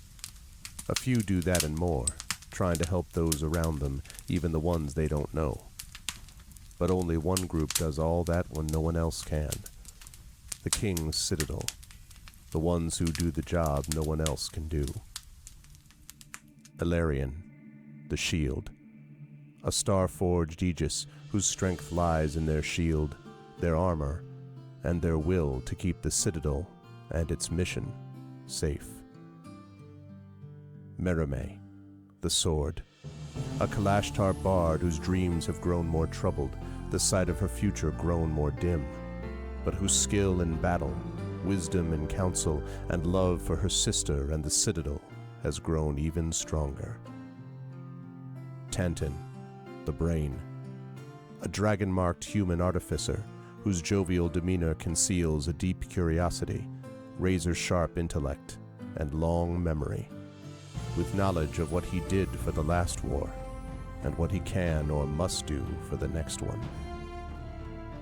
Nisiana, the Heart.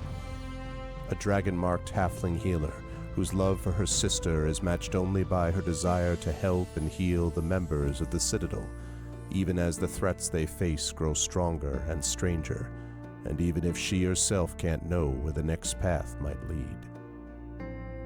Rowan, the Wild Card.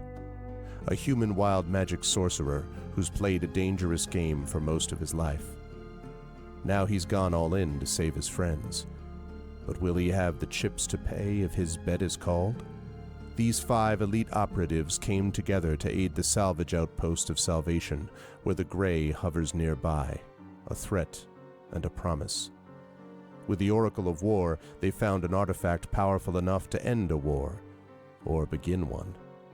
They traveled to Sharn, City of Towers, and started to unravel the Oracle's mysteries while stopping assassination attempts from the Emerald Claw and the Nation of Thrain.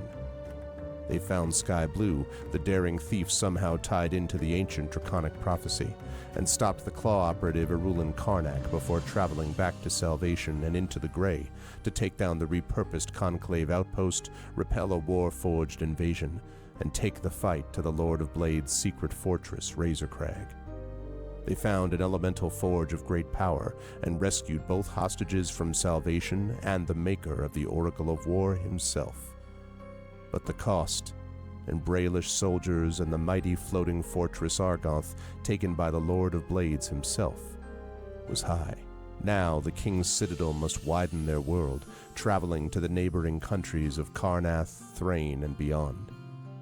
They've saved Salvation, navigated Sharn, and neutralized Razorcrag.